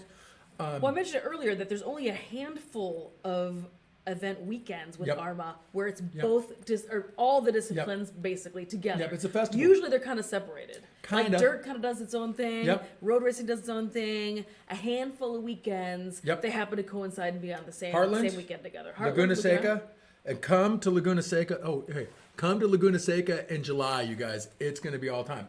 And by the way, it's Laguna Seca. It's Laguna Anybody? Seca. Yeah. And then also, Corkscrew much? I mean, man, we raced there for the first time last year, and I'm telling you, the first time through the corkscrew, it's a real eye opener. Yeah. Especially it's a when, real game changer. especially when you're on a '68 Triumph With, like, and you with- kind of overshoot it and end up in the dirt. It's an eye opener. I'm just I'm saying. gonna refer to it as breaks. Yeah, no, oh my God.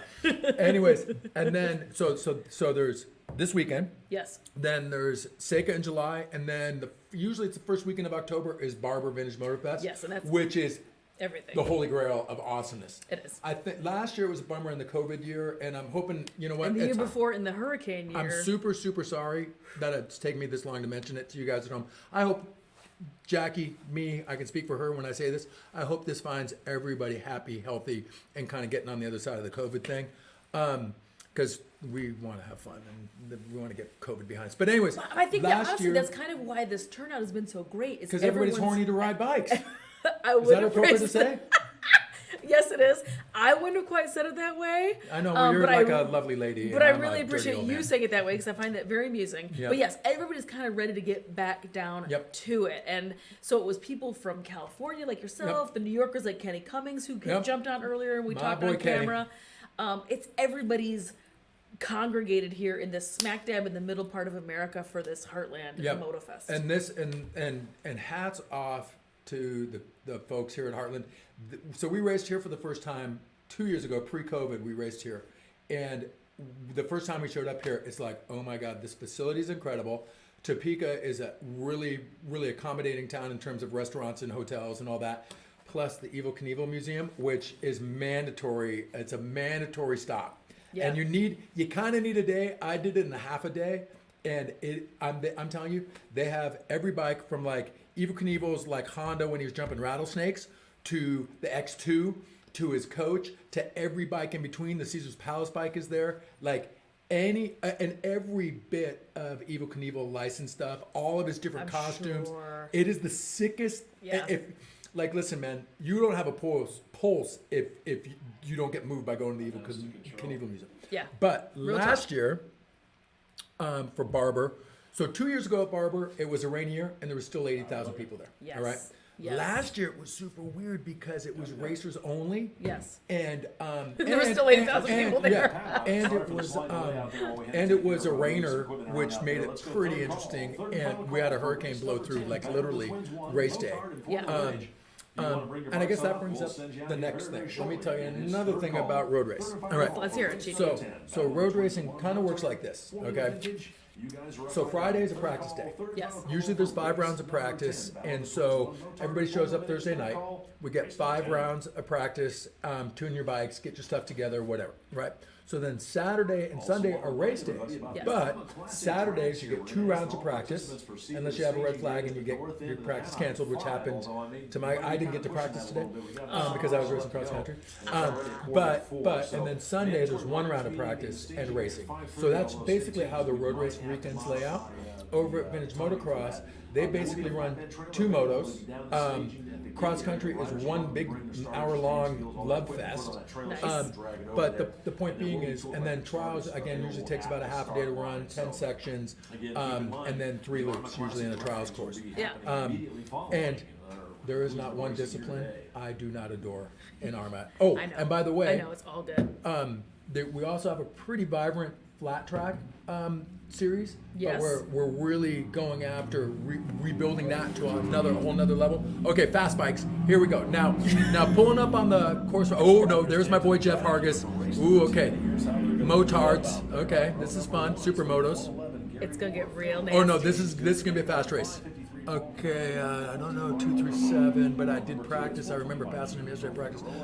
There's another Motard, fast bike, Motard bike.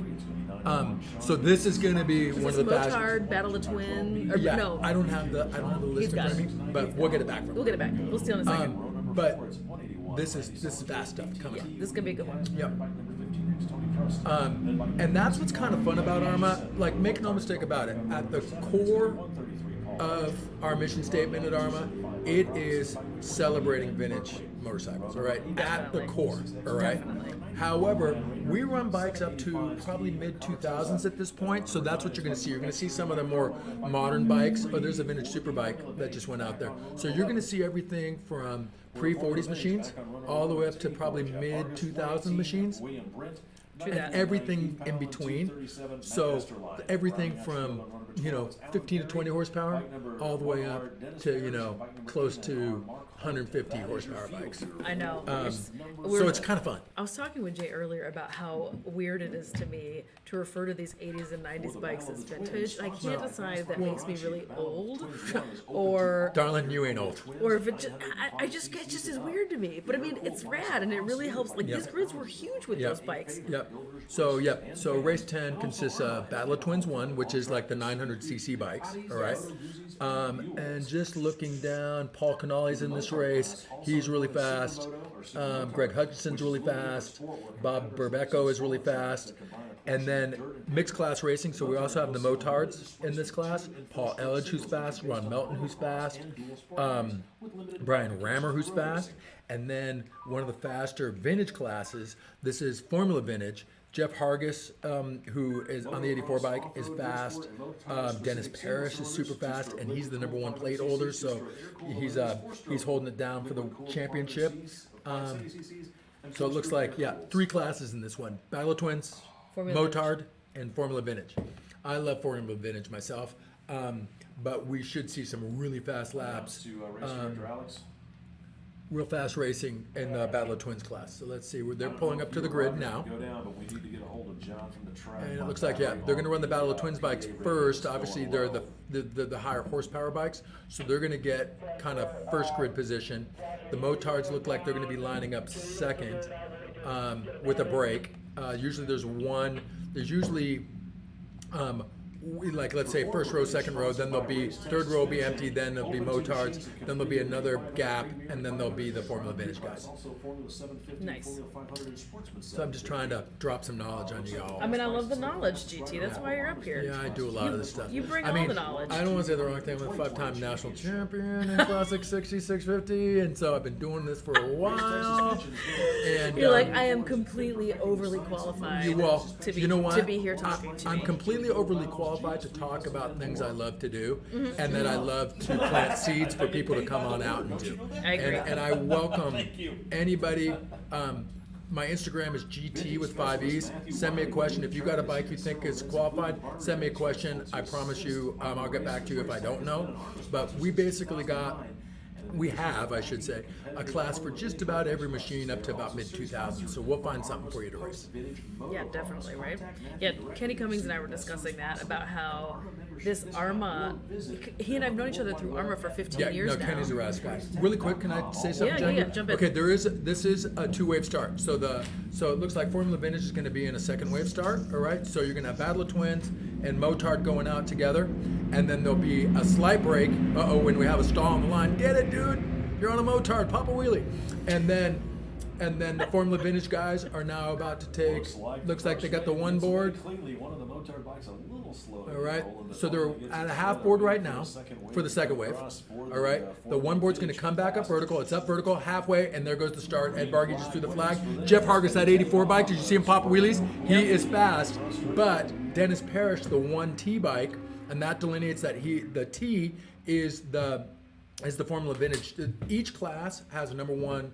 I think there's 50 some odd classes in road race. So each class is their number one rider is delineated by a 1 and a letter. So like for me, Classic 60s, I'm 1M. I'm no longer 1M because I lost it last year because I didn't travel because of COVID. But the point being is, so 1M is Classic 6650. 1T in this case is Formula Vintage, and Dennis Parrish has the honor of running the 1T. Gotcha. So watch for Hargis and watch for Hargis and Parrish. They're really good friends, and they will give no quarter. Like when I was talking about gentleman racing, Yeah. these dudes are going for it, 100%. But I think that's really an interesting point that you bring up, is especially guys and gals that are used to racing together a lot or are Yep. really good friends. Yep. That confidence in each other leads to really exciting racing because Super you deep. can get really, really close Yep. because you trust Yep. the person Yep. next to you, and Yep. it creates much more And all forms of and racing. close racing. All And forms all of forms of racing. racing, for Yep. sure, for sure. Yep. Because like turn one flat track, trust me, man, you got to trust the dude next to you to hold his line, and unfortunately I got 4 broken collarbones to prove that. You definitely, okay, here we go. We have our race leaders. Battle of Twins bike is coming. Number 14 onto the front straightaway. Really checking out about a half a front straightaway. Jeez, It's 111. Bike number 111. Gary Orr. He was our Yeah. pole sitters, no surprise there. Always fast. Yeah. Always fast. Finale and bike number 181, Randy Sullinger in the battle back. Here we go. Here comes our Motards. One of our Motards is up in the Battle of Twins bikes. And that rounds out your top The 5. motards are fast. They're so fast, and they're so much fun to Because watch. they handle so well too. Like Yeah. they cut through these technical tracks And they like have it's brakes. nobody's business. Yeah, they have And- brakes. And they have brakes. They have brakes. They do have brakes. Round out your top 10 as the There's a field Motard. Motard. It almost sounds like Jeff Hargis is out in front, the number 84 bike of Formula Vintage. Where's Dennis Parrish? Here he comes now. Dennis Parrish is. With the yellow. Oh, that wasn't Dennis Parrish. I apologize. Now he just crossed the line. But Dennis Parrish running second in Formula Vintage, and I promise I'm doing this without the aid of any motorsports registration stuff. But I'm now just watch. looking I'm at gonna my friends click, go I'm gonna real click fast. over and we can cheat. Look, here you go. Gary Orr, Paul Canale, Yep. Randy Sullinger, Yep. Brian. Lerber's Lar- racing. Lerber. Lerber is one of our trustees, and he's racing. He's in a cast, or at Oh. least an air cast. So he must have taken Or it a off boot to or race. something. Yeah, he's in a boot. Tony like as Prust. in shake your boot. and As in then shake. on Oh it. no, is this not Tony Prust that I'm thinking of? Well, I'm From not sure. Analog Cycles? If it is, I don't know Tony. So It'd you be tell weird. me it It'd is. be weird if they. I mean, I guess not weird. I There- just didn't well, think. there I didn't could be think, two Tony Prusts I didn't, in the world. I didn't think that was that common of a name. But Hey, maybe wait, it is my collar popped right now? Do you What's need to going on? pop your No, collar? No. Here, look, I just want to look. make sure it's not. Do you need to? Here, look, you can check yourself. What's going on over here? Okay, I got my onesie on. All right, Oh. I can hear bikes come back around. So let's get back to the Yeah, to the let's action see what's here. happening there. Instead of you just checking your appearance. Yeah, no, I'm sorry. Here, do you need to check? My Here, mom look. would have. You No, got a I'm look? good now. I just fixed You good? it. You feel better? Yeah, look, are you kidding me? I've been sleeping in a trailer for 3 days. Okay, I raced cross country this morning and was covered in mud. So Orr's still taking the overall race lead. Canale's trying to reel him in. Big chore. 557 is Sullinger. left in this one with bike number 5. BOT bike without all the fairing or the glass. That's rad and forth. Here's a Motard bike. Motards. Yeah, I love Motards. I know, I do too. I secretly want one. Well, I also I want a have- supermoto bike, so I figure that have, out. I have a 2017 Husky FE350 that I absolutely adore. The Yeah. funnest, well, they're all fun. They're all fun. Anything with the wheels Yep, is and all a throttle. If it's got wheels and a throttle, you will not hear me complain. fun. Nope, agreed. Harg is checking out in Formula Vintage. Nice. So Harg is clearly in Formula Vintage. What is is this the Paris? spec? No, that's not Paris. 237. Oh wait, who's 237? Esterline. Oh, and they're good buddies too. Esterline, and there we go. There's our Dennis Parrish, who is our plate holder in this class. So Parrish running third right now. Esterlin and Hargis are pit mates, so there'll be some smack talk there for sure tonight. And then Jeff's son, Nick Hargis, also races the series, and I was away cleaning my cross country bike. It took me about, put it this way, I raced an hour. It probably took me 2 hours to clean it today. So I missed Nick's racing, but Nick is super fast. So whatever he's on, get out of the way. It's 'cause guaranteed. It's guaranteed good times. Is that what He's you're saying? either going to win or crash. What is the spec for Formula Vintage? What is this? You know, I know. This seems very okay, vague to me. I know, Versus you know what, heavyweight, lightweight. Okay, I don't have, without the rule book in front of me. I don't want to be misquoted, but I know that Jeff. Jay knows. Yeah. No. Okay. Jay doesn't know. Jeff generally runs a Yamaha. I think it's an XS 650, and it is fast. Ooh, look, they reeled it in. Canali's reeled him in. Oh, yeah, So they're super Orr's out close. front. Canali's now in a close second. And we're halfway through, so the green-white is crossed right now. So we're halfway through, and Canali's made up that distance. That rounds out your top 3 for the Battle of the Twins. Then next across the line, it's going to be bike number. Listen to those bikes go by. It is the best. It's like swarms of bees. It is. It's the best. So fun. Unfortunately, I tried to throw a microphone out there, and it's just the So- noise. It just wait, is so so. they can't hear it? Well, it sounds like No. this. Yes. Totally appropriate sound. Perfect on-demand sound effects from GT. Yeah, these Battle of Twin bikes, they're fast, but the motards have gotten up in them. Yeah. And so this mixed class racing is super fun. And there goes Hargis, and he's well up into the motards and some of the Battle of Twins bikes. Here it looks like Esterlin is, there's Esterlin, so he's running second overall in Formula Vintage. And that's what's kind of fun about AHRMA, is there's always a bunch of mixed class racing. So generally speaking, even if you don't have someone in your class, you're always looking to dice with somebody. So you're always going to sure. find a race. And some of my best races, unfortunately, a good percentage of them, are I'll race for last place. I don't care as long as I'm dicing with somebody. Yeah. That's kind of what we're in it for. Yeah. Agreed. And you know what's kind of neato right now, What? Jackie? Tell me, buddy. The sun's kind of out for the. I know, for the first time. It's kind of fun. For the first It was like 50 degrees time. this morning when I had to put on my cross country stuff, and it was cold outside. I bet it was, especially for California folks. Yeah, well, I've seen a lot of flip flops here. I got mine on. I've seen a lot of That's very. because my shoes are wet from washing my bike. But anyways, Some inappropriate clothing. oh no, there's tons For the of like 60 Tevas degrees with here. socks. There's all kinds of like fashion faux pas going on here. I'm one of them.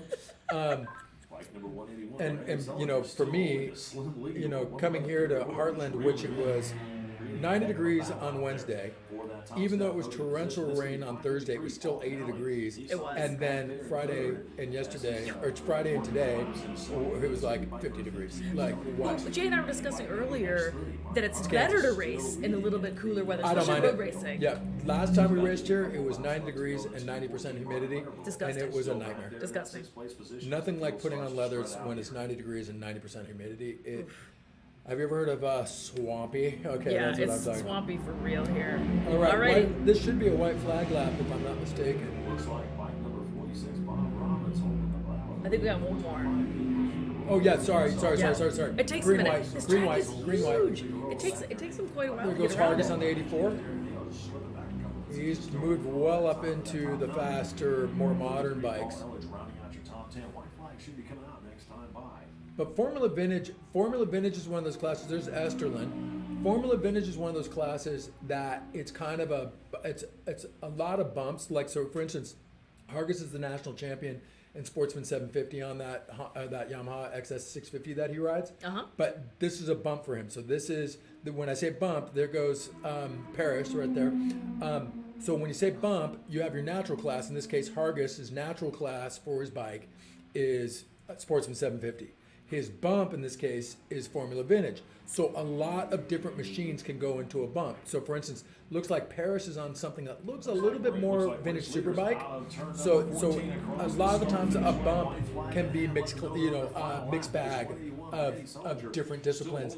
But the main thing is that we try and kind of line everybody up with the same horsepower. All right, so it is a white flag lap that we're on right now. One of our motards are ripped through right now. There's a Battle of Twins bike, another Battle of Twins bike. I do have my glasses on, but I can't see so good out the window. I know, both of us are just But we're really smart looking. Team Four Eyes Yeah, here. we're real smart looking. There's a motard. Smart at something. Second call, race number 11. Well, I already said I'm a philosopher, dentist, and lover, and I'm really smart. Just It's ask true. my mom. It's true. All right, it is white flag laps. That's Yep. obviously last One lap lap for to go. everybody. 350 GP. Now, the worst part about it is when you line up with faster bikes than you, Yes. and then you get gypped a lap because they lap you. And that sucks when that happens. White flags are flying. Okay, we're still on white flag. I don't see Ed Bargy with the checkers in his hand. The No, checkered he's good laundry, about as they getting. call it. He's good about getting it out. Oh, he's the best. Yeah. Nobody's better than Ed Bargy. I've already said it, and I'll probably Okay, say it's in his hand. So here comes Hargis. Yeah, Hargis is well up into the Battle of Twins bikes. So he's on a probably late 70s-ish, Yamaha, and he's in the middle of 2000, mid-2000 superbikes, 900cc superbikes. So he's on a 650, and he's racing with 900s. There's the motard. Fun. He's in the bubble, so to speak. Hey, Alex Mock, our road race director, just pulled in. Hi, Alex. How are you? How's everyone doing over here? Hey, Alex. Thank you for letting me sleep in your trailer. It's much better than sleeping in Gary Swan's oily, gassy, terrible thing. And here's our Checkers race are out. leaders right Checkers are here. out. Got to take care of the Sullinger comes in 181 or takes second, and I think Canali then would be third in the Battle of Twins. Looking back towards turn number 14. We'll give him this, and then let's go take a gander at race monitor. Alright. Checks are out for race number 10. This was Battle of Twins. This was Motard and Formula Vintage. And here are your final results. Wow, Sullinger reeled them in because Sullinger was running third the better part of the race, or had the whole he had the pole, had the whole shot, and led it for the first half. And it was really between Orr and Canali the better part of the way, and Sullinger just stole it from, sniped it at the end, which is so fun when that He happens. snatched it. Snuck in. Pruitt, Laraber, let's see, Figueroa, Prust. Prust. Okay, I get it right. Come on, guys. Come on, GT. Come on, GT. Get it together. I want to see where Hargis ends up in this in this race. Well, they has Can you to. scroll? He's got. I can't scroll. He's What's got. the He's got problem? to cross. He's got to cross the line. There's Dang only it, so. Jackie. There's only so much I could do with the computers and all the cameras and all the screens and all the things. Okay, and but I stuff. can see Hargis coming right now. Yes. So why don't you worry about that? I just did. There you Hargis go. throws a shock as he comes across the finish line. But Hargis did Did he good shock a work. bra? Yep. Nice. So Hargis started from the second wave Yes. and did really good work on a late 70s machine to get up in the middle of the first wave bikes. Yes. Yes. All right, I'm going to pass this down to our live announcer to pull that into kind of first calls, if we will. Yes. All right, friends. Let me go ahead and clear the deck and then get set up for our very next race. Our next grids are going to look like. All right, so we have Vintage Superbike Lightweight, 6-lap race. Ooh, 350 GP, one of the premier classes in AHRMA. 350 GP, and then Sportsman 350, which again is a really competitive, fun class. A lot of Honda like CB 350s in that class, and then Formula 125, which again is talk about like 20 horsepower bikes that they keep the throttle wide open the whole way. They never let off. So there's a lot of parity, even though you have some vintage superbikes, some 350s, those 125s. Watch them get in the middle of this race. It's so much fun to watch them, and it's so much fun to race them. I've had I have a 650, and I've had great battles with the 125s where I can out horsepower them, but they can out corner me. It's so much fun.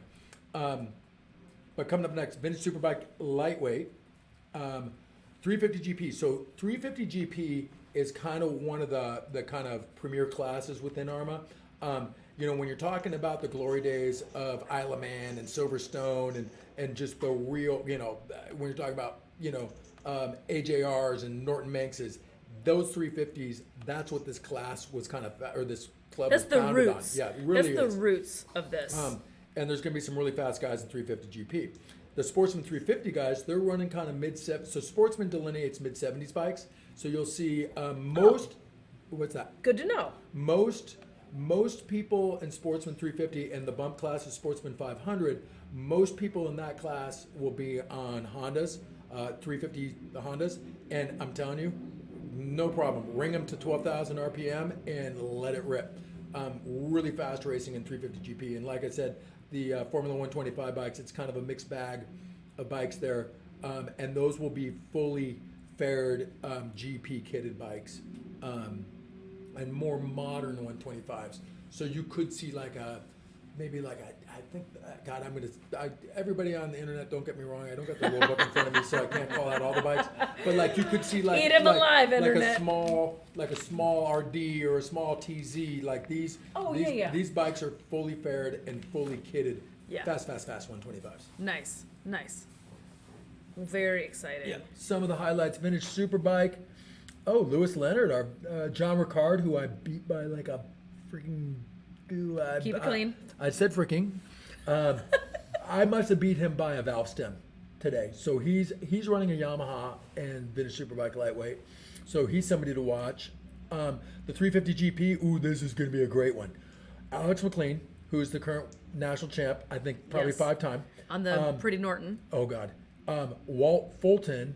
You know what? And Alex, he may be running an Aermacchi or Ducati in 350. We'll see what he's I running. bet you he's on an Aermacchi, right? Yep. Walt Fulton is definitely running an Aermacchi. Jerry Duke.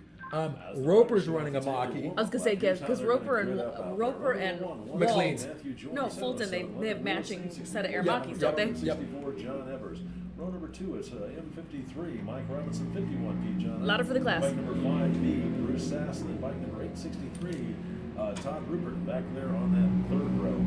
For the 350 So in this race- back on row number 5, it's 122, Alex McLean, 177. All right. Fulton, Z7, So Jerry white on Duke, green. number 7, If you see some white on green Row number plates, 67, that is vintage superbike lightweight. Yes. If you see black on yellow, that's sportsman.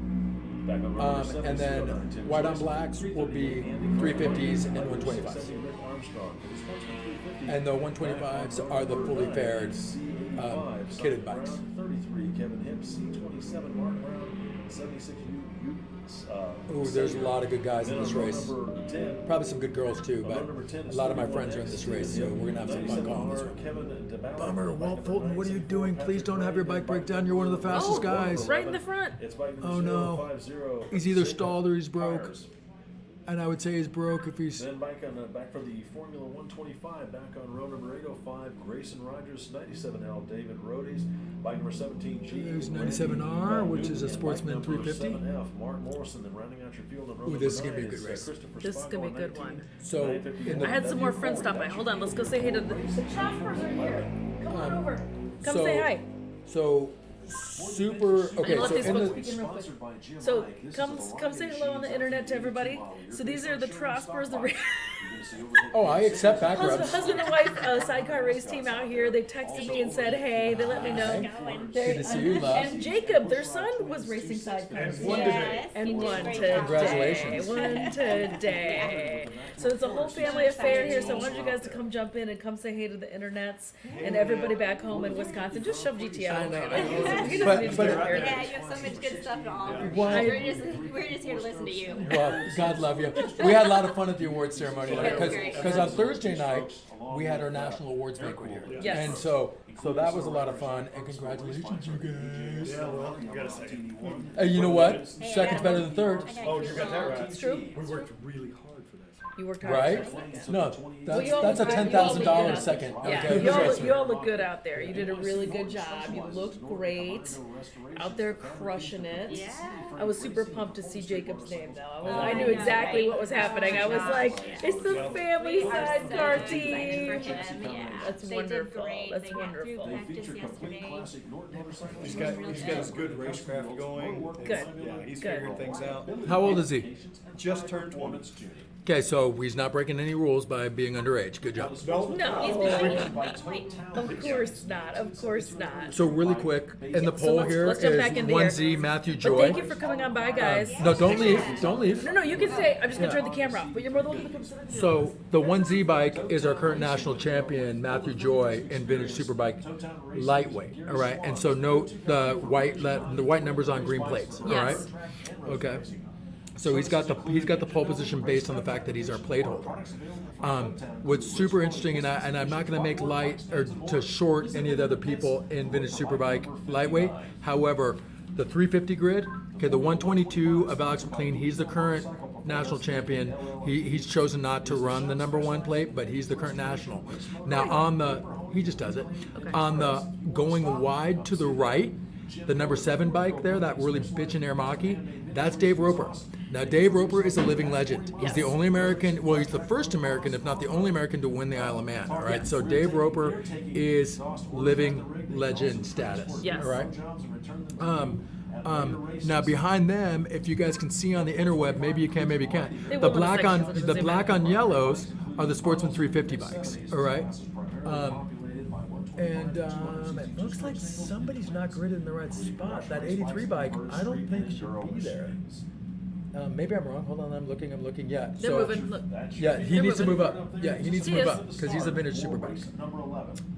So the 83 bike should be up front, I think. I'm looking. He is. I'm He's looking. picking his way up there. Yeah. Okay, so this is going to be a two-wave start. All right. So vintage superbike lightweight and the 350 GP folks are going out first. All right. Yeah, come on, move on up there, 83. There you Don't go. be confused. You're on a Come superbike for buddy. crying out loud. Come on, buddy. Who is this on the 83 or 883? You see vintage superbike lightweight? I don't see it. Oh, Todd Ruprecht. Yeah. Ruprecht. 863. There he is. Okay. So he's P1, row 3. Okay, and he's chosen to kind of shoot the middle. All right, so the flag drops for our first wave. That's vintage superbike lightweight and 350 GP. The bummer is I did not see Walt Fulton make it to the line, which would have made for an epic three-way battle between Roper, Fulton, and McLean. But better luck next time, Walt. Okay, now the 350 GP guys and the Formula 125s, they're lined up in the second wave. So now, right now, they're at the one board, half board, and there they go. All right, so let's see. The 27 bike, oh, that's Mark Brown, if I'm not mistaken, on the 27. Yep, Mark Brown got the Holy there in the 350 GP race. So Mark's someone to look out for. The number 33 bike of Kevin Hipp will be somebody to look for. Also, his dad, 31X, Stephen Hipp. Yes. Those- They had a really epic battle Dude, earlier they're today. the best. I'm pitted with them. They're the best people ever, and they're fast. And we couldn't figure out if it was father-son or two brothers. Nope, So it's a father and son. Okay. Although know. Stephen, the old man, is 64 just last week, and he old looks man. he looks like he could be his son's brother. Because Oh. Stephen is the youngest Racing 64. keeps you young, GT. Yep. Look, it keeps you young. Race life keeps you young. Well, I'd like to say I'm the world's youngest 55-year-old. Oh my! I'm really buff. Just ask me.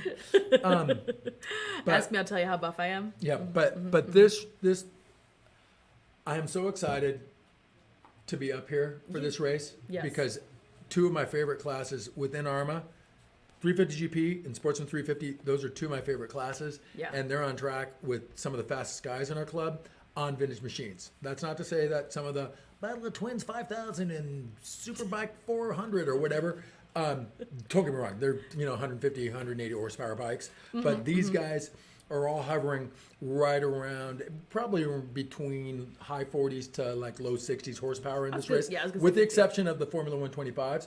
But the difference is the Formula 125s never let off the throttle, so Yeah. it's kind of fun. It's just this. The Yeah, whole you time. go. And they go. Leaders out Okay, here we go. number 14 on So the it looks front like Matthew straightaway. Joy, Looks like everybody's who is our running pole straight out, sitter, single is file. currently At the running line vintage up superbike front is lightweight. bike Ooh, number- Roper's already up into second place. All right. Nice. Where's McLean? McLean. Oh, Fulton did make the grid, by the way. I just saw Fulton come by.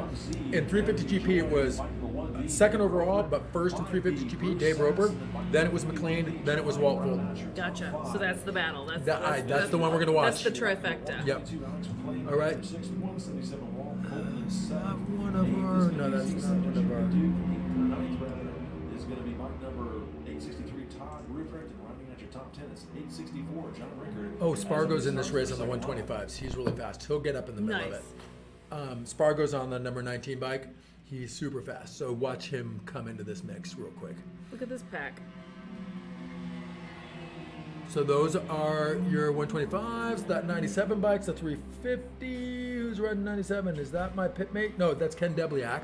That sounded like a bunch of two-stroke 125s. Yep, and those 125s, that's what they do. It sounded like buzzing bees. It Yep. sounded like a hive. Number 50 is Zaca Pires. I hope I said that right. Could be Portuguese. Nobody knows. And then rounding out the field on the 647. Was that what I saw? Maybe, maybe not. Not sure. But that was your back marker. Yes.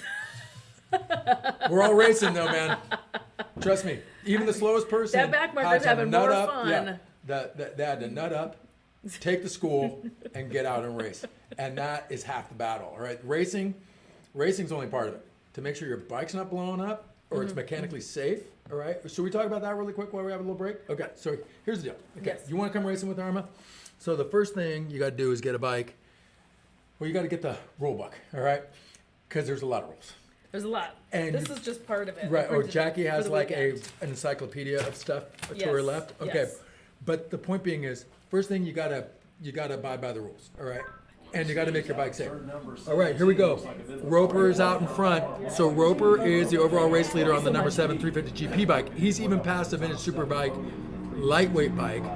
McLean is, I think, running 4th overall, and Fulton is reeling in McLean for that 350 GP battle.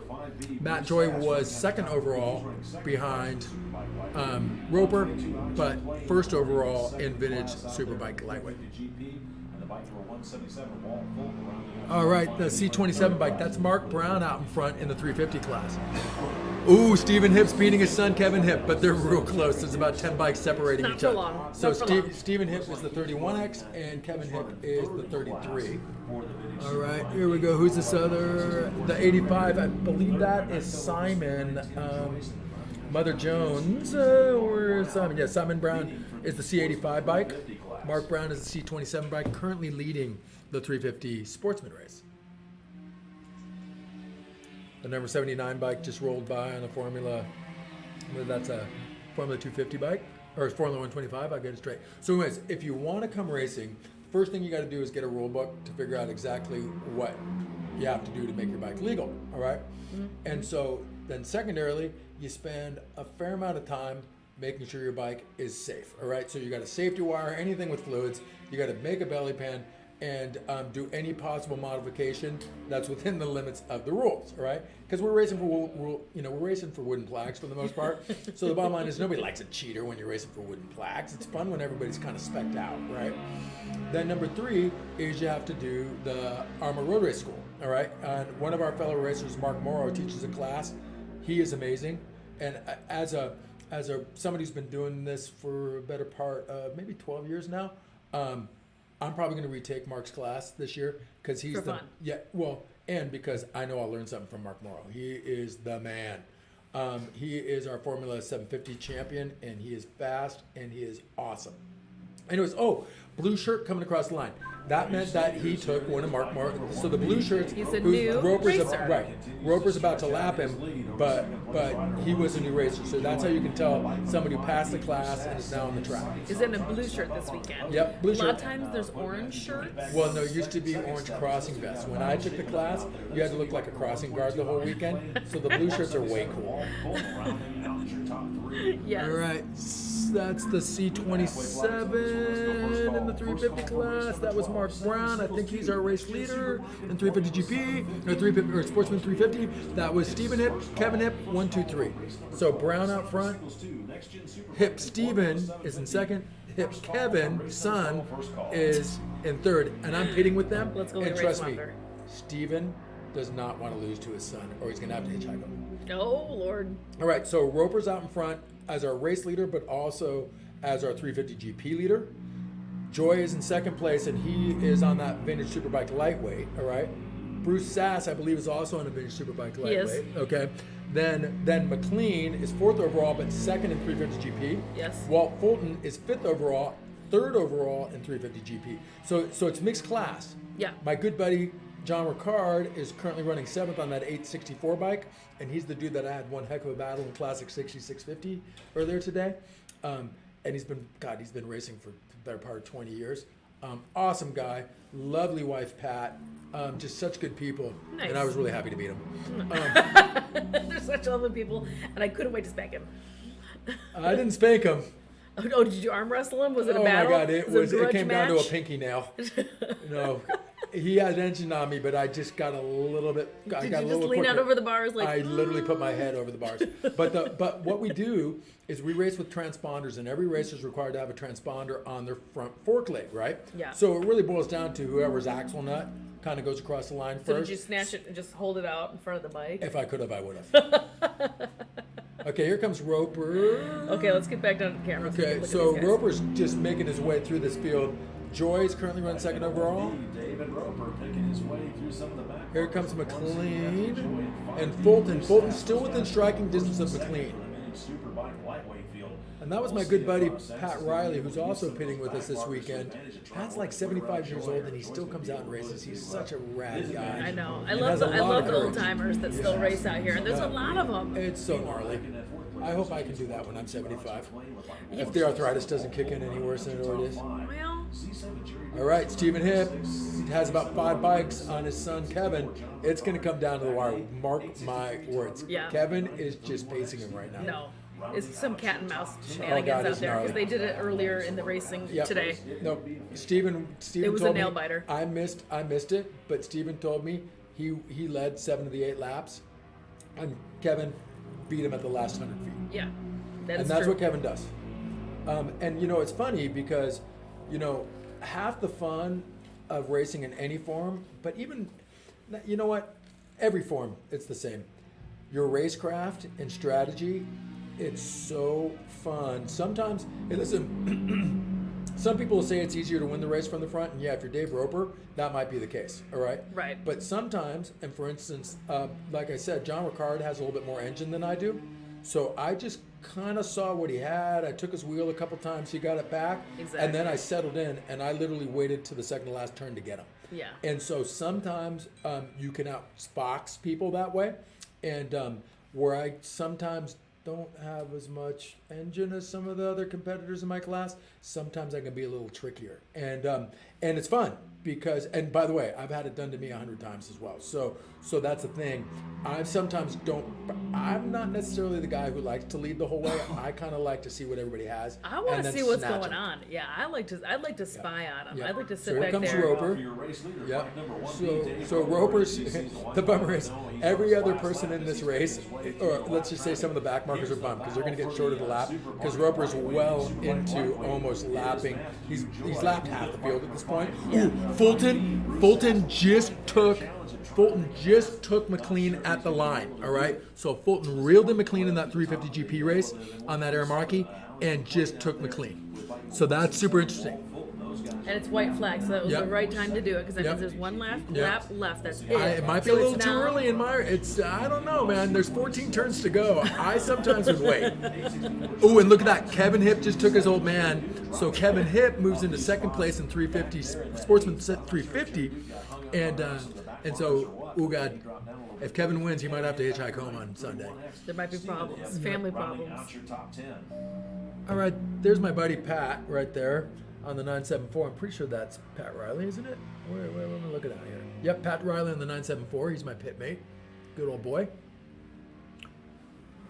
And then on that 85, ooh, wait, he's either so that 85 bike, that's Simon Brown.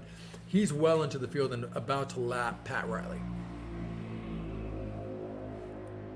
And he's in the sportsman. Yep, and he's in Sportsman 350. So, and Simon would probably be fourth overall, I'm guessing, in Sportsman 350. And sportsman, you were saying, correct me if I'm right, Yep. it means middle 70s. Yep. So and that's okay. So Class C. So it kind of breaks down like this. Class C Early. is the earliest stuff. Yeah. Classic is the next generation. So let's call Class C kind of 50s and earlier. All right, or early 50s and earlier. All right. Classic is kind of up into about 69 and earlier. All right. Then Sportsman is kind of mid 70s. Okay. And then, because what you want to do is kind of have bikes. Look at Dave Roper. Okay, he's got about the better part of a straightaway on the rest of the field right now. Okay, so Roper takes checkers, first overall, first and 350 GP. Matt Joy, he won the vintage Superbike lightweight. Ooh, McLean got him. McLean comes second in 350 GP and beats Walt Fulton, who came third in 350 GP. And I believe fourth by like a overall. bike. I'd say more than that. I'll give Alex a bit more credit. I'd say there was about 4 bikes there. Okay. Okay, and here's your 350 Sportsman winner, C27. If I'm not mistaken, that would be Mark Brown. Yep, it was. And he's from Portland. Drove all the way from Portland to make the trip. Oh my God! Here we go. Hip versus hip. Oh, it's giving him the son by about a half a bike on his dad. Oh my God! This is gonna be fun in the pits tonight. So Brown wins it, followed by Kevin Hip, followed by Steven Hip in the 350. The Sportsman 350. Yes. All right, let's see who's fourth in Sportsman 350. I think that might be Simon Mother Jones. We're holding on second call. Oh, nope, that's Luke Sayre. He's one of our trustees. You just passed. Do some pickups out there. So he was a lapper. Call for race number 12. 50's a lapper.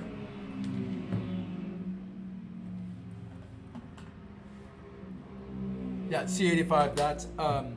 That's Simon Brown, Mother Jones from Portland as well. I think he came fourth overall in Sportsman. Nice. 350. I have to admit, once they start getting into lap traffic, when it's 350 classes on top of 350 Oh classes, no, it gets gnarly. it gets a little kerfuffly. But Yeah. I like the fact that the number plates are different color. Well, I'll tell you what. In the Sportsman classes, they're black on yellows, and so the interesting thing, the only thing that makes me good, as I know, the majority of the people that are kind of traveling or national travelers, I know most of them because we all kind of hang out and pit and talk smack on each other and exchange parts and other things. And, Right. Good stories, and And beers. well, I only drink clear things, so Well, I mean, mostly water. mostly everybody else out there. Yes. Water, tequila, vodka. I'm kidding. But we only do that, and let's make it abundantly clear, that only happens After. Of course. I feel like that should go without saying. But well, yes. it does. It really does. But I have to make sure everybody in interweb world, okay? Oh, yeah. Here's our blue That's true. shirt. That's true. Congratulations, dude. Congratulations. First time racer right there. Newer racer, congratulations. Welcome to the family. Welcome to the AHRMA family out here. Yeah, I think we had I 8 didn't notice till just now because I was busy listening to you and talking with Sorry. you. No worries. The 350 GP was presented by NYC Norton, Mr. Yep. Kenny Cummings, who He's was such up a here good guy. earlier. The Sportsman 350 is Toetown Racing, Yep, that's my buddy Gary Swan. which are your buddies. And then Formula 125, Louisville Motorcycle Performance. Bless their hearts. Bless them. All Yeah. right.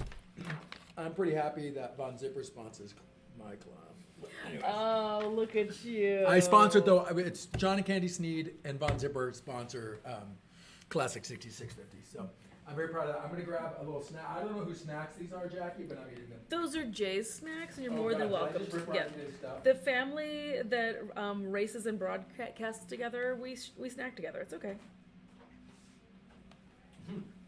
I haven't eaten all day. All right. So I think we're gonna have a little bit of a break in the action. I'm Why? assuming so because Mr. J just got up. I think it's because we have some double headers. When there's two Oh, racers racing yep, back to back, back to back. we like to give them a little Who's up next? a little timeout for 2 seconds. Next race is going to be race 12. This is the Sound of Singles 2, presented by Moto Caddy. Next Generation Superbike 6-lap race, presented by Mid-State Distribution. and Formula 750, presented by NYC Norton. That's not. I'll be honest with you, Jackie. Yeah? That's not a back-to-back with any of those races. The races that just came off the track, Yeah. none of those are. Usually when he gets, I don't know 100%. It's just usually when he steps out of the booth, that means that he's got 2 occasionally seconds. someone has to use the restroom. Hello. Maybe just not you. I realized that. I'm just saying, look, there was. Yeah. there But they're was- holding. Yeah. They're holding for a second. Jay's back now. And Jay, Yep. I gotta tell you, your trail mix, live announcer Jay, I just walked right in here and ripped right into his trail mix bag. All right, man. And I apologize for being No, so don't so worry forward. I have not eaten all day. I know. I've raced twice, and I just saw trail mix, and I'm sorry, brother. I Go went for it, right man. to it. Go I for personally it. thought it was hilarious that you came in here and just completely helped yourself to Oh, someone no, I'm who an you don't idiot. even know. Yeah, I I'm so love sorry. it. I love No, don't worry about it. Okay, but thank you, Jay. You know what? If I get a chance to come to town tonight or go into town tonight, I promise I'll bring. I'll get you. It's not a problem, man. So Jay, so I'm just having a little banner, side banner as Jackie is fixing up the titles for the next race. Yeah. So Jay, so I'm talking to live announcer Jay, who's doing an exceptional job. I've been listening to him all weekend on our transistor radio in the pits, and we can hear him on the live announcer, but he's crystal clear on our radio. So Jay, do you, if you don't mind me asking, and I should know better, because I feel like you've announced quite a few of the AHRMA races. Have Actually, I- this is my third one. Really? Yeah. Because you were butter, dude. Thank you. I worked with the competition for a while. I got my start in Wera. Yeah, but back that's in not 07. competition. That's more Yeah, that's modern. true, yeah. Anyway, I did Wera for a number of years, Yep. and then I've been doing the CMRA for about the last 3 or 4 years. Right on. We moved to Texas. I still do some Wera events. Yep. And I was invited to do the October race. Yep. Last year. Sure. Even though it was COVID, Yep. I still came down. That was Yep, my for first Barber. AHRMA race. Yep. That's where I heard you. Yeah, and I did that one, and I did Roebling, and now I'm here for this one, and I'll be back to do Little Tally in September, Cool. and then if the they'll stars have you. align, Yeah. I'll be back in Barber in Yep. October. Right on. No, dude, you do a great job, thank you. and he has wonderful snacks. Are those your Pop Tarts too? You don't yourself anything I won't down eat there, Pop man. Tarts. I draw the line. Here's the problem with me and Pop Tarts. That if I eat one, I will eat the whole damn box. Yeah, so they're I just addictive. don't do it. It's kind of like donuts for me. I just can't eat one. I got to eat like a dozen. And so I gave up on all the fun things in life, including Pop Tarts and donuts. but I get it off on another way. Understandable. Announce the control. Now Jackie is typing furiously right now. She does such a good job. She's running the switcher. She's putting titles in. She's super cute and effervescent. Thanks, friend. Yeah. she Thanks, just friend. does such Thanks a for lovely buttering it up. job. Thanks for buttering it up, my buddy. No, we like Jackie a lot. Well, I like you a lot. Well- So I know I've been going on and on about it, but it's the truth. This is such a full circle moment for me because my introduction to motorcycles, period, was vintage bikes going and following AHRMA racing. Really? Yeah, in the Wayback Machine. I went. You're not that old. That doesn't count. I went and got went and caught AHRMA at Where? Mid Ohio when that used to happen. Yep. Oh, okay. And So then- that but was then- a while back. But yeah. then Ginger Man. Yep. I went Love to, Gingerman. Remember when they used to run Daytona? Okay. Daytona. Did you do Daytona? I went to Lucky. Daytona. I didn't get to do Daytona. And then the beginning of Barber, and then Yep. Barber ever since. Yep, So yep. I have all of these pals that I've known. Yeah, like the traveling circus stuff. Like from the traveling circus stuff Yeah. from AHRMA. And Yep. so when Alex Mock became race director this Yep. season, Best dude ever. Alex Mock, best dude Yep. ever. He just stuck his head right when I said that. The first thing I Stuck his did head. was send him a text message. I'm not even joking. It was like, Dude, "Dear it's on." Alex, Yeah, it's on. you need to holler at me. I need to holler at the people. We Yeah, need to yeah, work we together. have things to say. I have things to say here." And so he brought me on for this race, and then I believe also for Laguna Seca, Good. just for Well, the we're big, hanging for the at big Seca. Moto Good. festivals. Yep. In order to do this live Yep. broadcast and Which bring, is super bring the neat. racing Thank you to for more bringing people. it out. Of course, I of course. really, really appreciate you, and We're you're super glad such to an be here. enthusiastic participant and announcer, and it's key that Jackie gets the credit where credit's due. You know, she does a really good job of talking about motorsports because she does motorsports. Because I And dig the that's- yeah, motorsports. Because and I that's dig what the it's about. bikes. Yeah, that's Thank you. I appreciate that. Yeah, I had to kind of flip up my hair a little bit because I Welcome go, to do I call still have for mud race on my number face? 12. Because I'm pretty sure I have mud on my Singles face. two, Next Gen Superbike and Formula I think you're okay. 750. You folks are I got mud in my teeth. Bring Just them on kidding. up. It's Just third bugs. call. Yeah. Just Third bugs, call buddy. for You're all race right. number Those 12. are snacks. Those are Seven protein. singles You're all Yeah, right. to exactly. Next Gen Superbike Okay. and Formula 750. Alrighty, Third so and next final call up. for race number 12. Bring them on up. The All track right. is now yours. Okay, so race numero 12. Let's look at it. Okay, Sound of Singles 2, Fast Humans, presented by Moto Caddy. Okay, Next Gen Superbike. Again, Fast Humans. These will be some of the fastest laps of the day. And Formula 750, which is probably, if not the fastest vintage class, one of the faster vintage classes.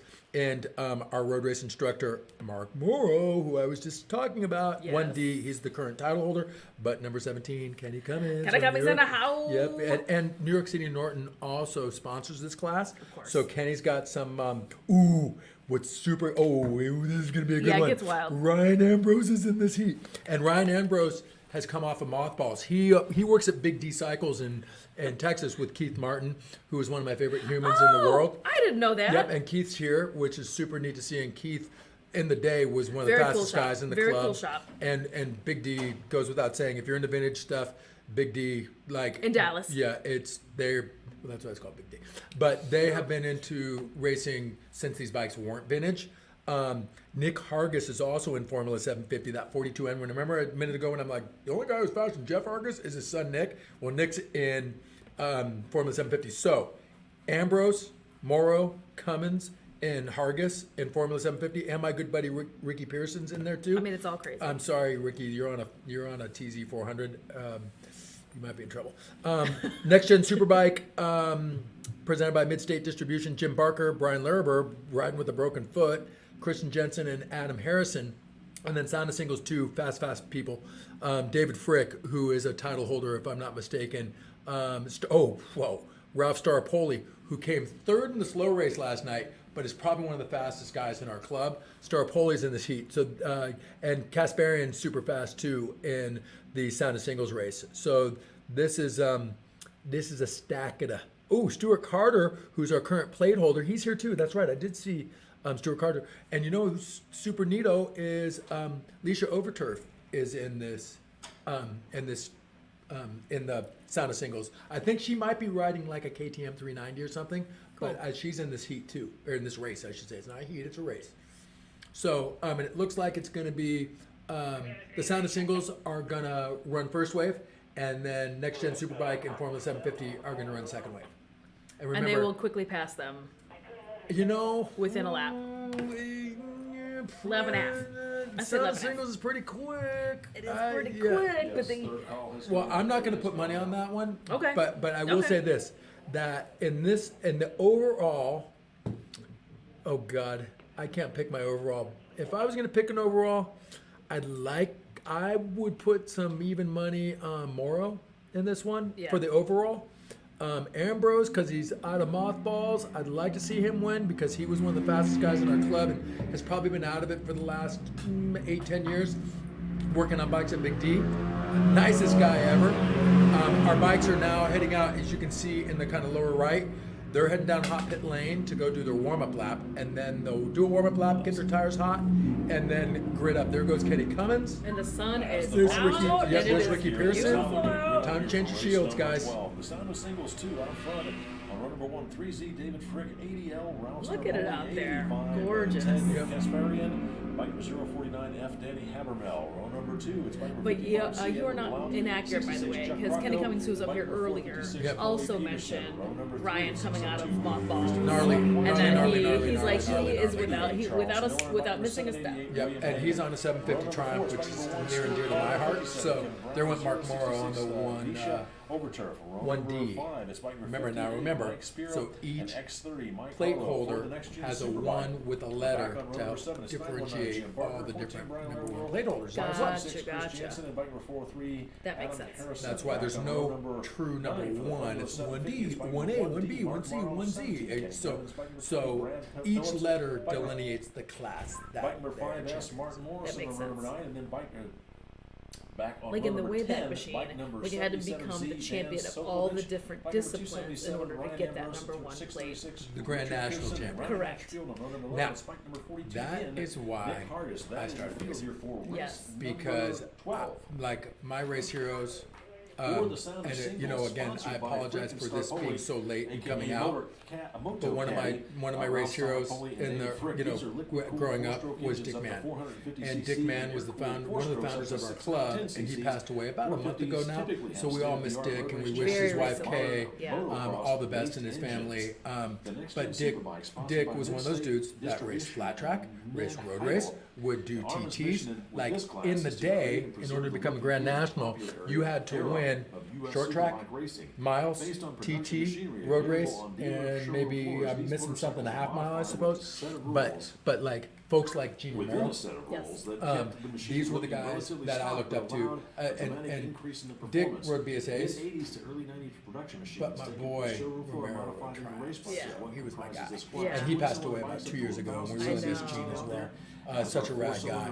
You know who? But in that being said and done, one of my other race heroes, who is I think he's the former national flat track director for AHRMA, is Dave Aldana is here, and he's our grand marshal for the He is. Motofest. He is. So, He's gonna but stop Dave by. was one of my guys. Yeah.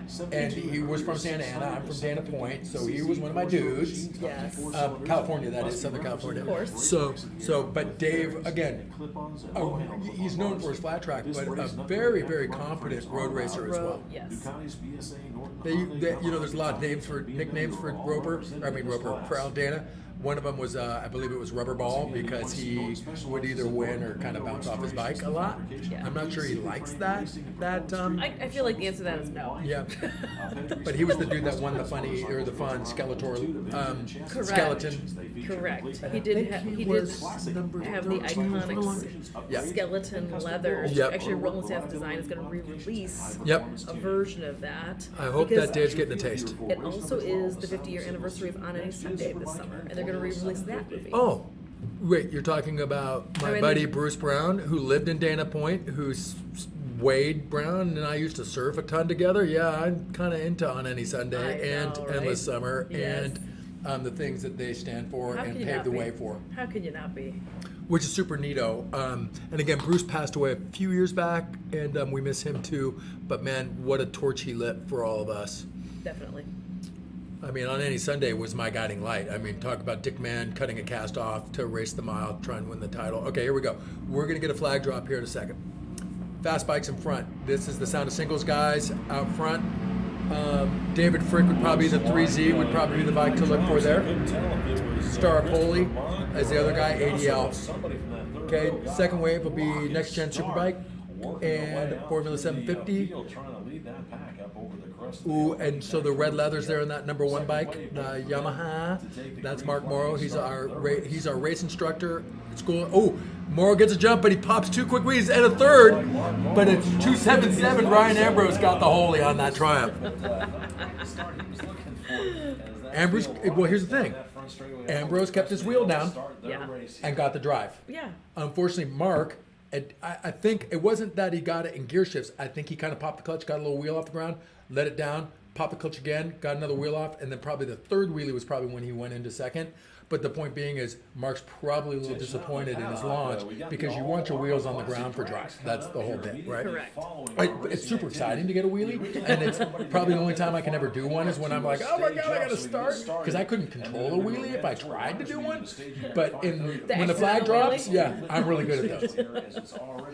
You know what? I'm so excited about this Someone's pushing a racing. bike back. Oh man, 5, 7, 6. That's a trying to pity. find out what's going on. I would say that get yourself up there if you're done Yeah, racing that's today, you wanna bring he's your either bikes up there, missed get his yourself up there start. at 576. But there Next might gen be a Superbike, few Christian stragglers Jensen coming in. looks like he's out. So we'll let you know. Well, I know he's out. It's not. It looks like he's out. No, he's Because out. He's out. You can't push a bike. This is one of And the race. things that he's kind of going against the flow of traffic right now, which we're not a big fan of. Now he's off track and he's off hot pit, but he is in between the wall and hot pit, and we still would rather the bike be pointing the way with traffic. Yeah. So we're gonna hope that Chris can just get through this gate right here safely before people can run.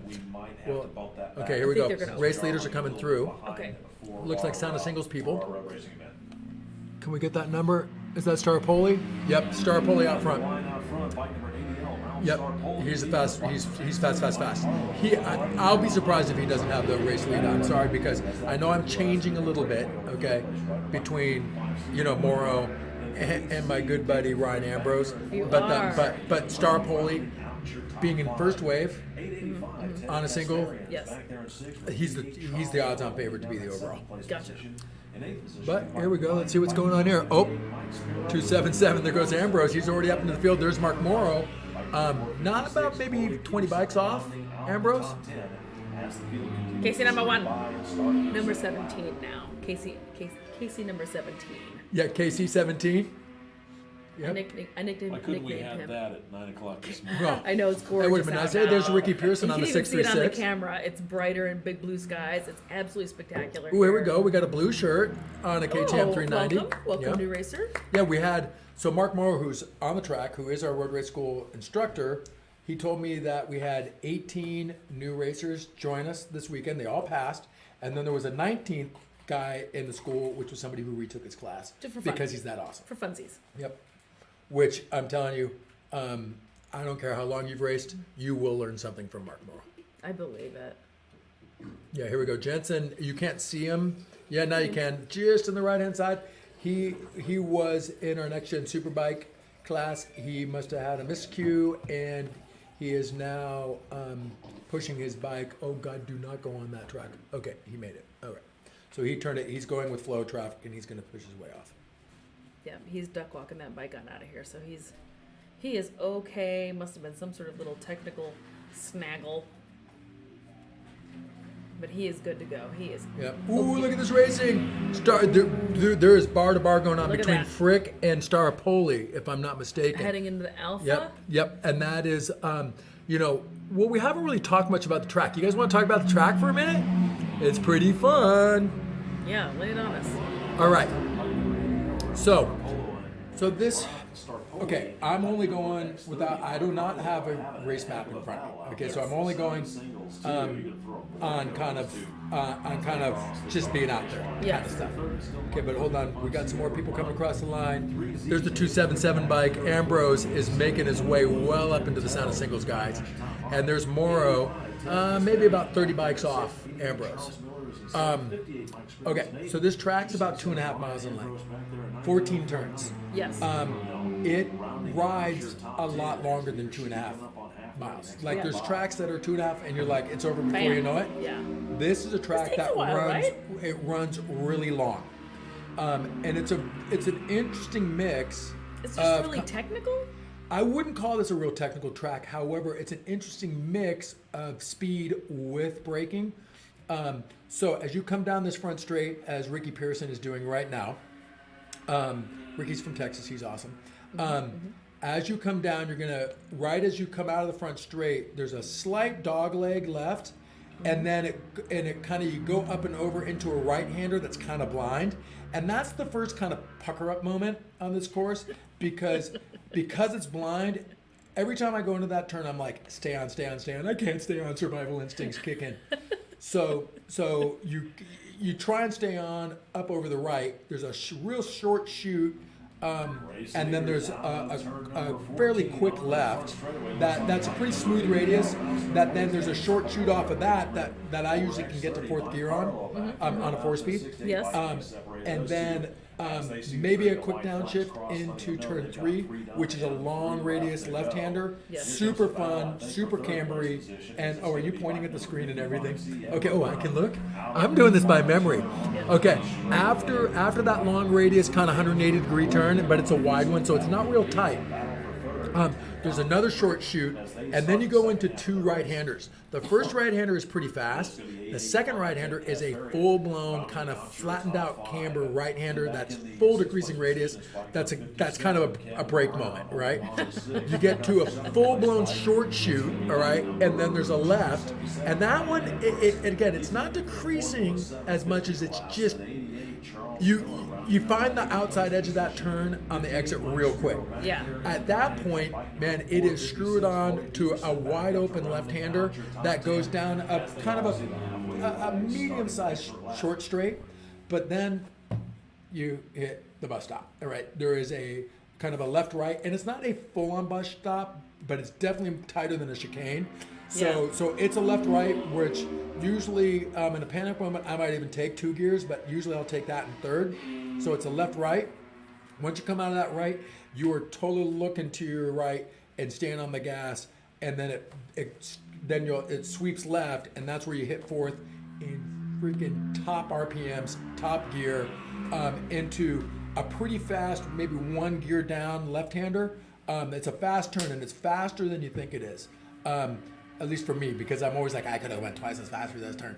Anyway, so good, smooth, flowy left-hander, and then there's a series of left-rights into the last 3-4 turns. So after the kind of fast left, you have a pretty tight right-hander into an even tighter left-hander, and then short shoot into the second last turn is a pretty tight right, and then it's pretty much a 90-degree on the front straight. Last turn, turn 14, which we had unfortunately a rider go off a little bit ago, and that takes you through the 2.5 miles of Kansas.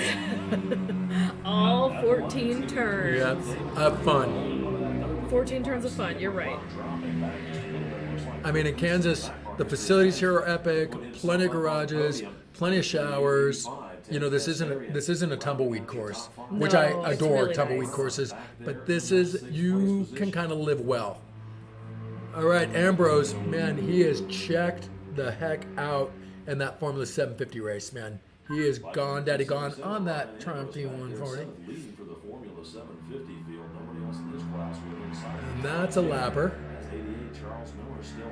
Where's Mark Morrow, dude? I think Morrow is on the TZ750. The 17, there's Kenny Cummins. Wait, now, as I was doing my course description, I apologize. Maybe I missed Mark Morrow. Maybe Mark Morrow caught up with Ryan Ambrose.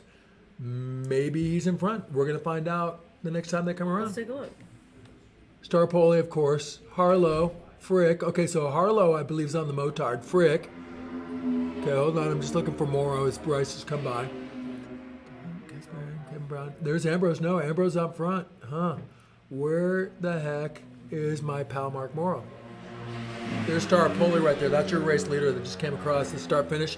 He's running Sound of Singles, and he is fast as all get up. And he came third in the slow race last night against a bunch of trials riders. He's kind of And did that. X30, Mike Harlow, as they start their final lap.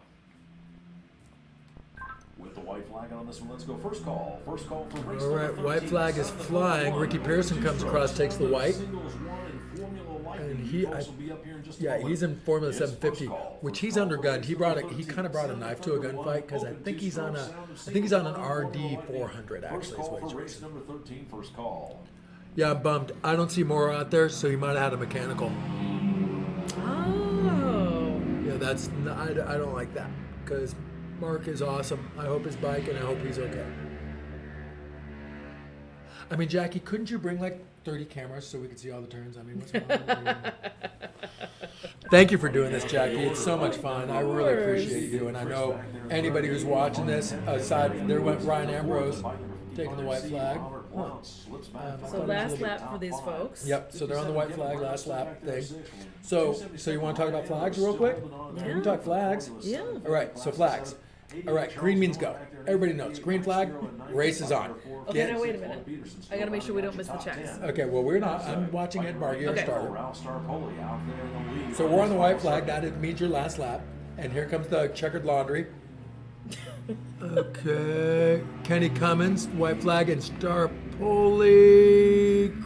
Not yet. Okay, hold on. What's that doing? Okay, nope, he's just ready. He's just ready. Okay, so I'll tell you what, we'll cover flags here when we have a little break in the action because Yeah. we're getting a race finish right now. Of course. I think this is Starpoli This because feels like look it. at how Yep, look. fucking fast he's going. Bam. Oh my God. Starpoli. Jeez Louise. Very fast. Second place rider again, hung up a little bit behind back markers as it did the X30. Mike Harlow taking the unofficial second. Wow. Look at this gap. Yeah, going those on- guys going on right checked now. the heck out. Full front straight. So there was Length. Starpoli and one other dude in the Sound of Singles race. The rest of those dudes you saw roll with them, they were lappers, just so we're all on the same page. So that was not a four-way race for first. That was a two-way race for first. Starpoli handily had it. And then Some 125 stuff? Or No. It was another Sound of Singles dude. I think it was Mike Sparrow. Or not 125, but you know what I'm talking about. Yeah, Sound of A Singles. different little. Yeah, Sound of Singles. Okay, so what's happening here? Here comes your third place rider across the start finish line. Looks like it's going to be bike number 3Z, David Frick. Frick came third, and that was in Sound of Singles. All right. That rounds out your top 5. Okay, where's Ambrose? There's Ambrose. He's on the front straight, out of turn 14. Look at how fast this Triumph's going, guys. This is like probably mid-70s T140V, which is a 5-speed Triumph, and he just smashed everybody in Formula 750. Sorry, Kenny. Love you. Alex, man, you look good in those shades, son. Been getting comments all day long. Every time everyone I'm talking to. How many kids you got, Alex? I got 2. Okay, with those shades on, you're getting another one, all right? Don't worry about that. Those are Von Zipper. That's all I'm talking about right now. Okay. Lord. I know. I'm sorry. Gratuitous plugs. All right. Oh, no. You can plug away, my friend. Okay, where's Kenny? Here comes Kenny right now. I think Kenny might have came second overall in Formula 750. I could be wrong, but I think. Let's take a gander real quick. Let's go look at race monitor. But I don't want to say the wrong thing. Ambrose had him by quarter lap. It was a lot. Yeah. It was a lot. He had a really, really good lead on him. Yep. No, Ambrose out of the mouth balls. Ambrose had a good day. Oh God, and that's that big D built 750, and for good reason because those guys roll. They do. Alrighty. So what's going on next? Let's Okay, go ahead you and wanna start. know what's Let's next? go ahead and start clearing the Okay, decks. all right. and know She's what's snapping next. fingers, guys. Yep. Jackie just snapped her fingers at me, guys, in a nice way. Ooh, fast class is coming up. I run a tight ship here. Yeah, I JC. know. I like your style and your moves. Okay, here we go. Race 13, Sound of Thunder 1, sponsored by William P. Dokianos. Yep. Open 2-stroke. Ooh, this is fast. Sponsored by Tony Dukas Racing, TDR. Open 2-stroke. And then we have Sound of Singles 1. And then we have Formula Lightning, sponsored by Pete Nicolosi. And Formula Lightning, mind you, is electric bikes. What's up? That's right. Electrics. Electrics. Fast, fast, fast. Torquey, torquey, torquey. Fast, fast, fast. Oh boy. Roger, is that you behind me? Don't do anything mean to me. You almost gave me a head swap, guys. My headset crapped out, so I had this thing turned down. I couldn't hear if she was calling me, but we lost it. Oh, Mark Morrow, so that's what I'm like, okay. That's what I was asking. Did I miss anything is what I'm asking. Right. What happened tomorrow? You missed Pit out calling Mark Morrow.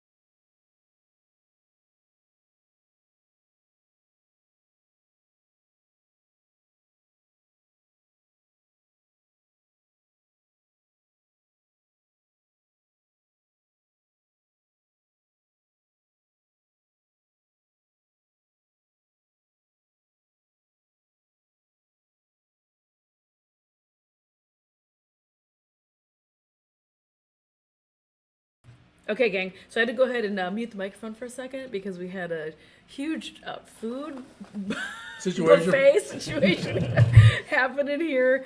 Poor GT has raced today, multiple classes, multiple disciplines. He has not eaten. He's sitting up here. Except for Jay's trail mix that I totally bogarted. Exactly. Except for the my co-announcer up here, Jay. He hammered through his trail mix. Not even asking. Not I'm even such a asking. wiener Doesn't face. even know who he is. Yep. Just went Just over. came in. Just helped Took over. himself. Thanks, So Jay. now, because we are the family that races together, talks into cameras and microphones together, we eat together. It is broken out into a full buffet situation up here. That's Jay right over my shoulder that way. There's Jay. He's hiding. He didn't Hi, want to be Jay. on Wave camera. the camera. There he you is. go. Oh, God, let me get out of your shot. Yeah. You're fine. He's hiding. No, Jay is doing an exceptional job. Okay. Jay is Now- doing an exceptional job. So what else do you want to talk about, JT? Okay, so up next, race 13, Yes. which is that our second to last race of the day? Yes, okay. So, race 13, Sound of Thunder 1, fast people. Open two-stroke, fast people. Sound of Singles 1, fast people. Formula Lightning, fast people on electric bikes. So this will be some of the fastest racing we'll see, and some of the more modern racing that we're going to see today. Right. Now, Isn't it, because in theory, isn't it all fast people? yes, I'm just saying. Yes, I'm it just is, saying. and it's all so this relative. is just slightly more modern. it's modern fast. All Okay. right. So we do have a back-to-back. Star Poli, who just won the last race, is also an open two-stroke. So that's why we're having a slight lag. We do like to delay because this is a family affair. We eat together, we I know, race I'm together, we hang out trying not together. to eat on no, camera. you That's can't eat on super camera. No, what I was tacky. gonna say is, so we try to have manners and extend a little courtesy to our racers that are racing back to back. Like we It's try to heavy. drag it out, give it a little time. Yep. You know, we try to be cool. Well, because what's rad about, when we grid, I don't grid, but the administrators that grid, and they do such an awesome job. They'll note where a back-to-back lies. So what's rad is everybody knows from pit in to grid marshals, etc.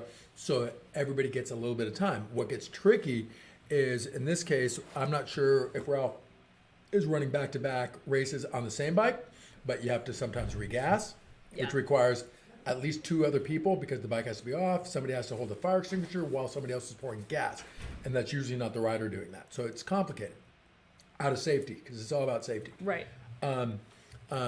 But if it's also just changing machines, it just gives people enough time to get to the pit, swap bike, come down. Now, a lot of times, if there's a back-to-back, what you'll do is just have your second bike kind of on the wall waiting. We have roller starters at pit out, I guess. I should get that straight. So when you go onto the track, there's roller starters that you can bump your bike. Yes. That AHRMA provides from Clayland, by the way, who's an awesome guy. Clayland Engineering is the official roller starter sponsor of AHRMA, and their rollers are awesome. So if you need some, go see Clay. I heard it sold out of them this weekend. Yeah, pretty rad. And by the way, he has incredible Tennessee moonshine. Didn't drink any myself last night, maybe just a little bit. Anyways, so while we have a break, we were kind of at race end of race 12, we were talking flags. Yes. And we got people coming out on hot pit right now. Okay, ooh boy, these are fast bikes, going fast. Okay, so Going fast, very modern. Yep. What is the Modern. standard weapon for this class? For this, I have no idea. okay. Because you're I'm like, just it's being fast honest. stuff. I don't know. I'm Vince guy through and through. All right. Listen. Is this I like do- a Gixxer? Is this the situation? It might be, and I apologize because without the rule book, I wouldn't know better. Is that okay? the weapon? Yeah, but because I'm kind of vintage on purpose. Old stuff all the time. Yeah, and here's the thing. I don't want to go that fast. And I'm a huge fan of MotoGP. I'm a huge fan of Moto America. My man is currently leading Moto America at Superbikes. But I'm a fan of anything that goes fast. Yes. However, sometimes I don't want to go that fast. Right. And so that's why I own older things, because I can still get my proverbial mind blown, but I don't have to go that fast to do it. Yes. And I did have a 70 horsepower Triumph a couple of years back that I raced a bit. and Row realized 11 is 225. not for me. You don't need that. I don't want to go that fast. You don't Like, need that. and I couldn't keep up with Ryan Ambrose because he's probably riding a 70, 75 horsepower Triumph. And there's no chance of me keeping up with him. And in order for me to do that, I would probably take more risks Yes. than I'd want to do. Yes. So, Don't do it. nah, don't do just it. boom, done. But I did sell the bike, and what's rad is that I sold the bike to One Bears last year as a national champion. So at least my old bike is a championship bike. One Just of not which with you I on would have never achieved. Just not with your butt on it. So these guys are grid. Let me tell you about flags real quick, because this is how flagging is super important in the sense that that's how the officials communicate to the racers on track.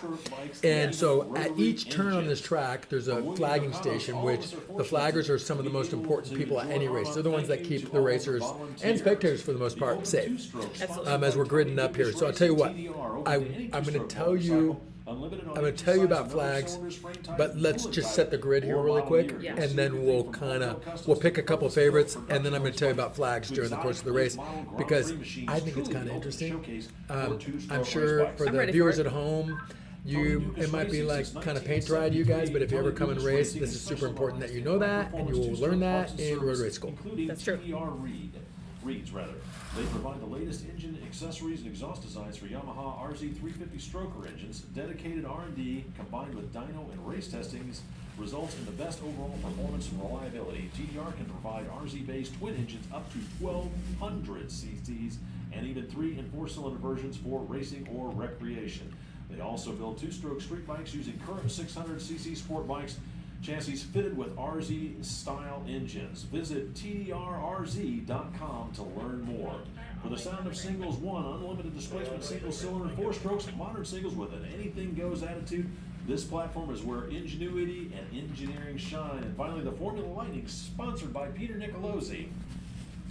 These are all electric motorcycles featuring the latest technology with powertrains similar to the Nissan Leaf, the Tesla Model S, and the electric portion of the Chevy Bolt. Speed similar to race-prepped 600cc gasoline-powered bikes, open to production-based bikes up to 125 volts. Production race bikes are available from Zero and Toronto.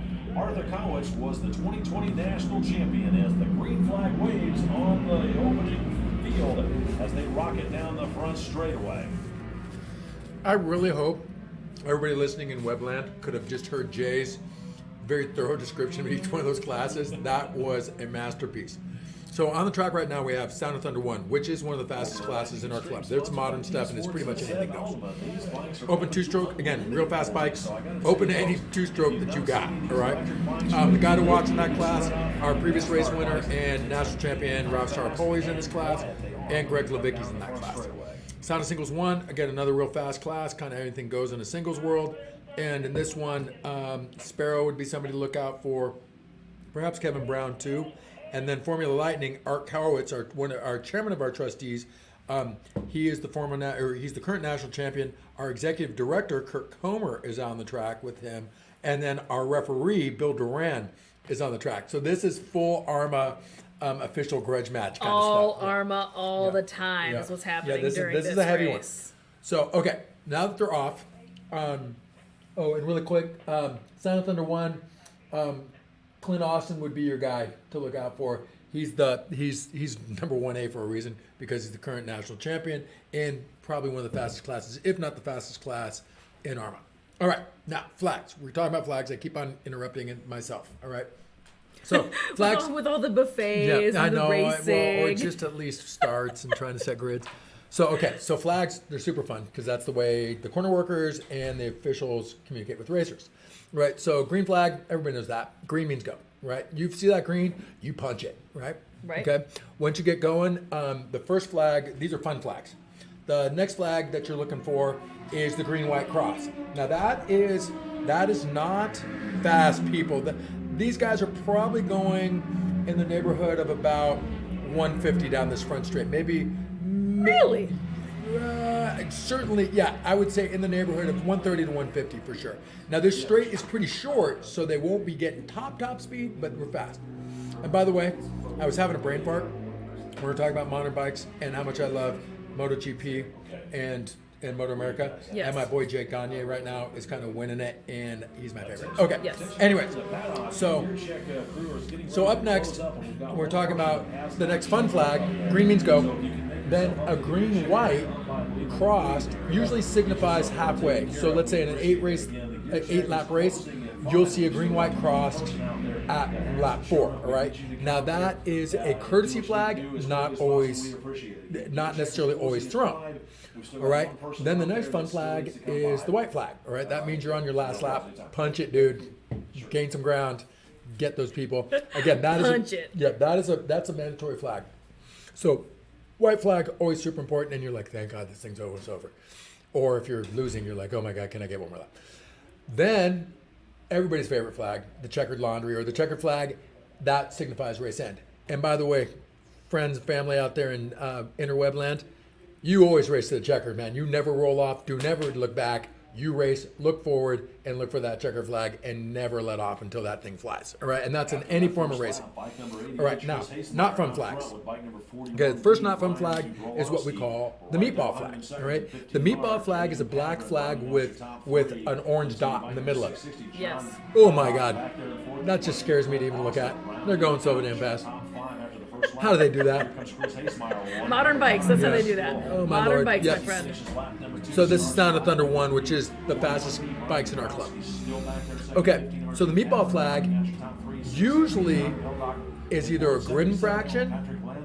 It sometimes can also be you have a mechanical of some sort, and so they're calling you out. But usually if you see the meatball, a lot of times there'll be a number assigned to you. That usually means you got to come in, do a stop and go, or something like that. They need to come talk to you or Yeah, look at no, your no, bike? or so it depends. It can be the meatball flag. For us, is generally a grid infraction of some form or a racing infraction that you have to come in.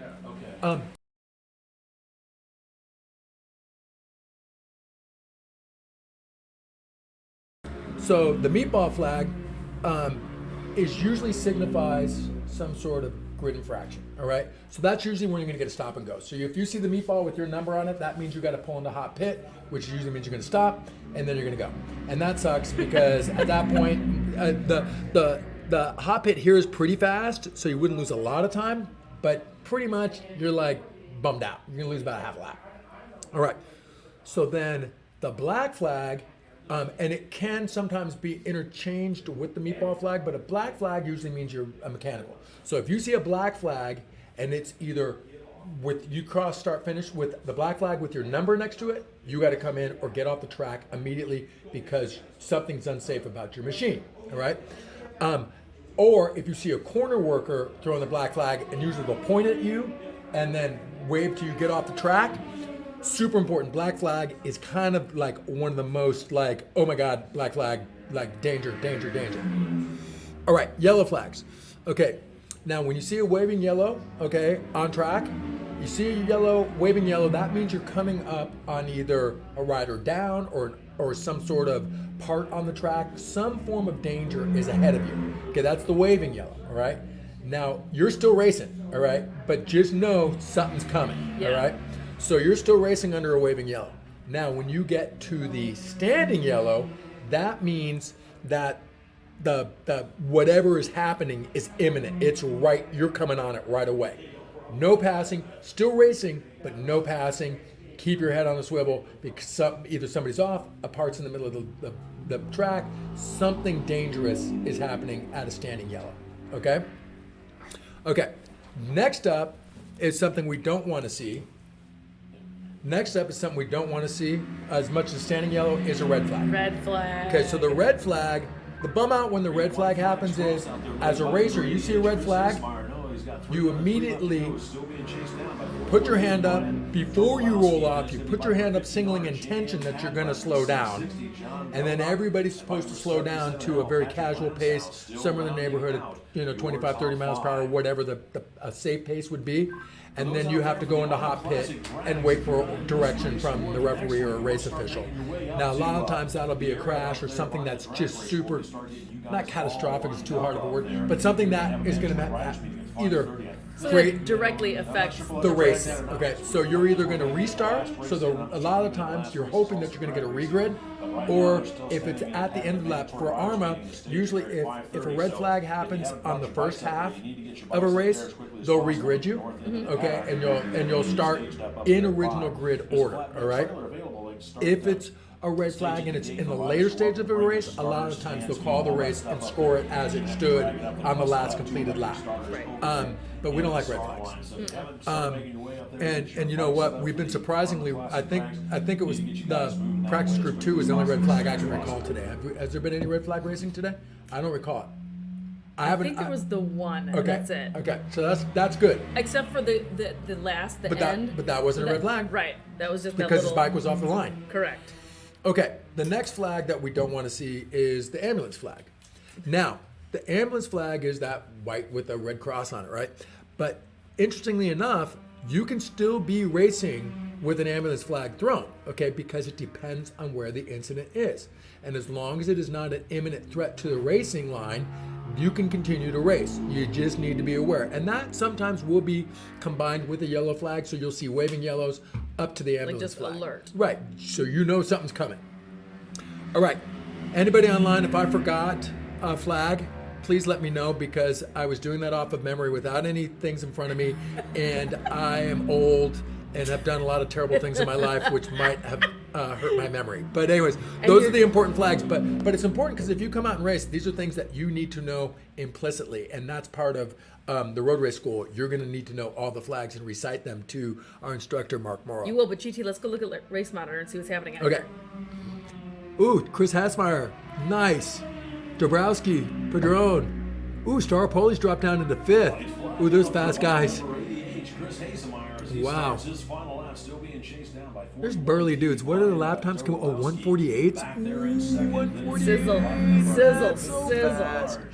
I mean, listen, someone like Ryan Ambrose yesterday, who's super fast, and we're taking a white flag right now, but like Ryan Ambrose was hovering right around 2 minutes, maybe 159s, and he was stoked, all right? So someone as fast as Ryan Ambrose being stoked on 2s here, that should tell you a 148 is like hauling the mail, all right? Oh, no, it's definitely hauling the mail. You like how I use that term? I never use that term. Oh, I love that term. I use it all the time. I never have. Again, first call for race number 14. Sound of Thunder 2, first call for race number 14. So we're taking whites right now. And so I hope Ed Bargy would be really happy with me to be able to recite all the flags that he throws. In your knowledge of flagging And it's but and again, flaggery. I'm a full flagger. I probably should be a flagger. And again, thank you to I wish anyone you who would has be. ever worked the corner, who has ever thrown the flags. It's such a hard job. Ed's been on the track since about 8 this morning. Never misses a lap. Is it super attentive? And again, it's a serious job. By the grandstands, and there will be a And it's mandatory in the staging area. super mandatory that as a flagger, you have to be engaged all day. And I don't know, like I have ADD, so for me, Really? stay engaged with anything No. like other than chasing butterflies all day. I'm telling you, it's super tricky to be a good flagger. So anyways, I wish we had like we had Checkers go. Checker. Your unofficial race winner, bike number 80, Chris Hasemeyer. He had about a half a front Chris straight. Hasemeyer, Second congratulations, place mate. rider, bike number 41D, Brian Dobrowski.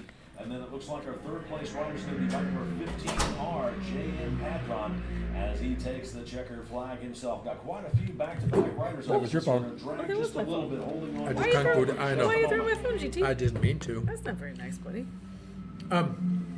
So, Jay, Yes, sir. Jackie, Yes. I Yes, apologize GT. because there was some dude kind of saying very loud things to Jay at one point, and I'm sorry. I kind of reprimanded him like, "Oh, dude, we're live on the thinger." So sorry, internet world people.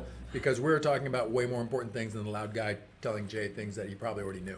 But anyways, so anyways, No, I appreciate it. Somebody I was feel like important. the piles of cameras and microphones sitting around here should be a kind of a dead. And the fact that I literally tape signs I to saw every it. door saying "quiet" and "Do not enter." and that's the first thing I did, entered and ate food. And I mean, yeah, but you're all right because you're GT, so I'll let you get away with it. Thank you, love. Because then you sat down and now you're talking to microphones and cameras with us, so that's totally cool. Because now you're just part of the show and it's a thing.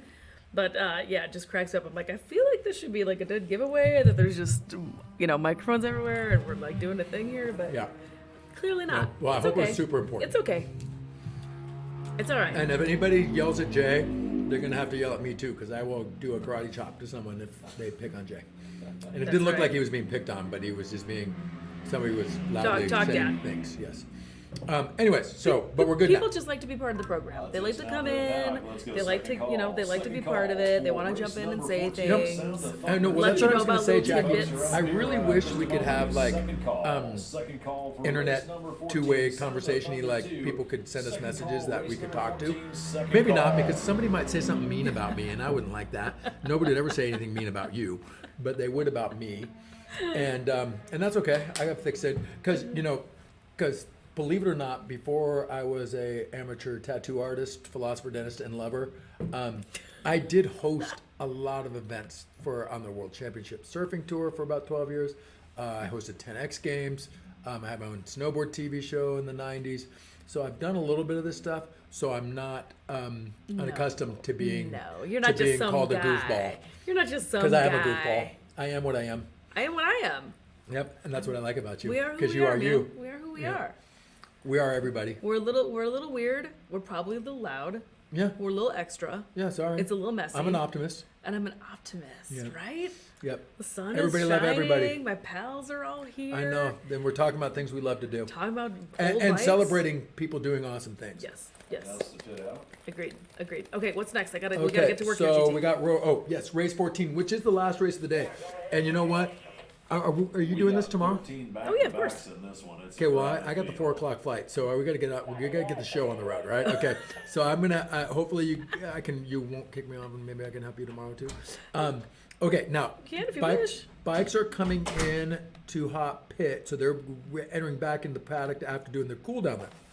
Oh, and that's the thing. At the end, so we talked about the beginning of the race. You go on the track, you do a warm up lap, and you go to grid.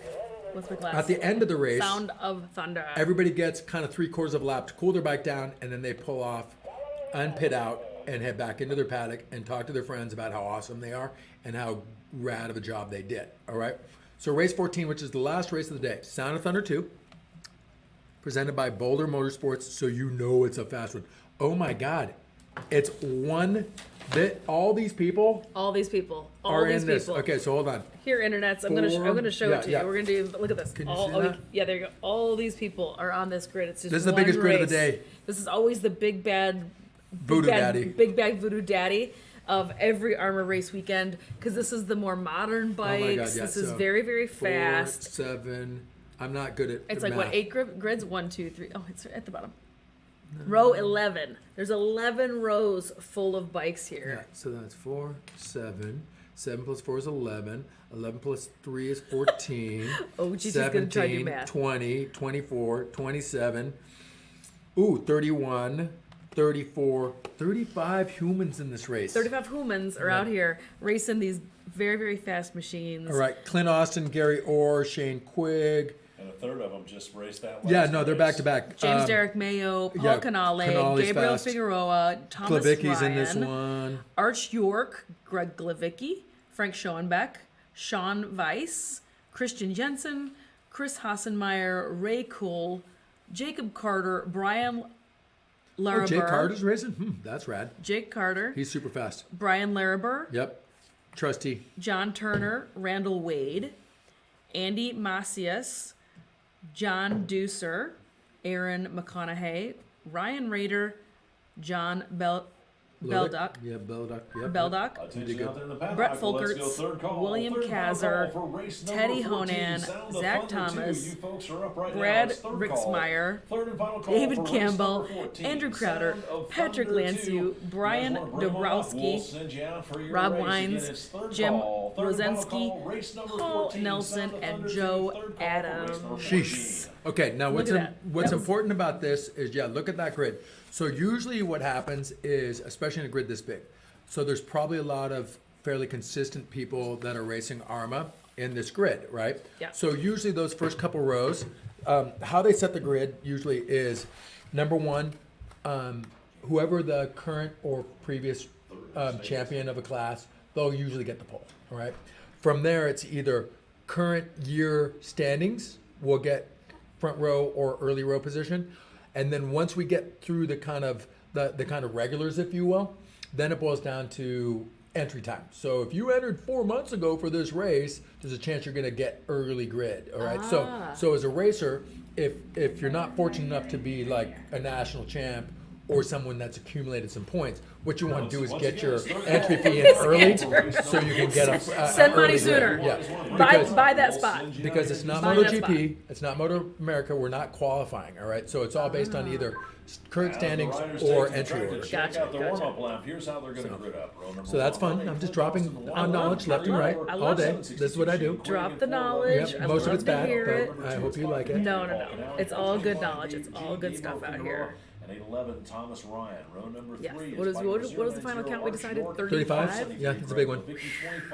The only, usually you'll get 35 people at like a barber grid, you know, like Well, at Barber, every grid is 35. Like, it's minimum. so packed. Yeah, It's so minimum. crazy.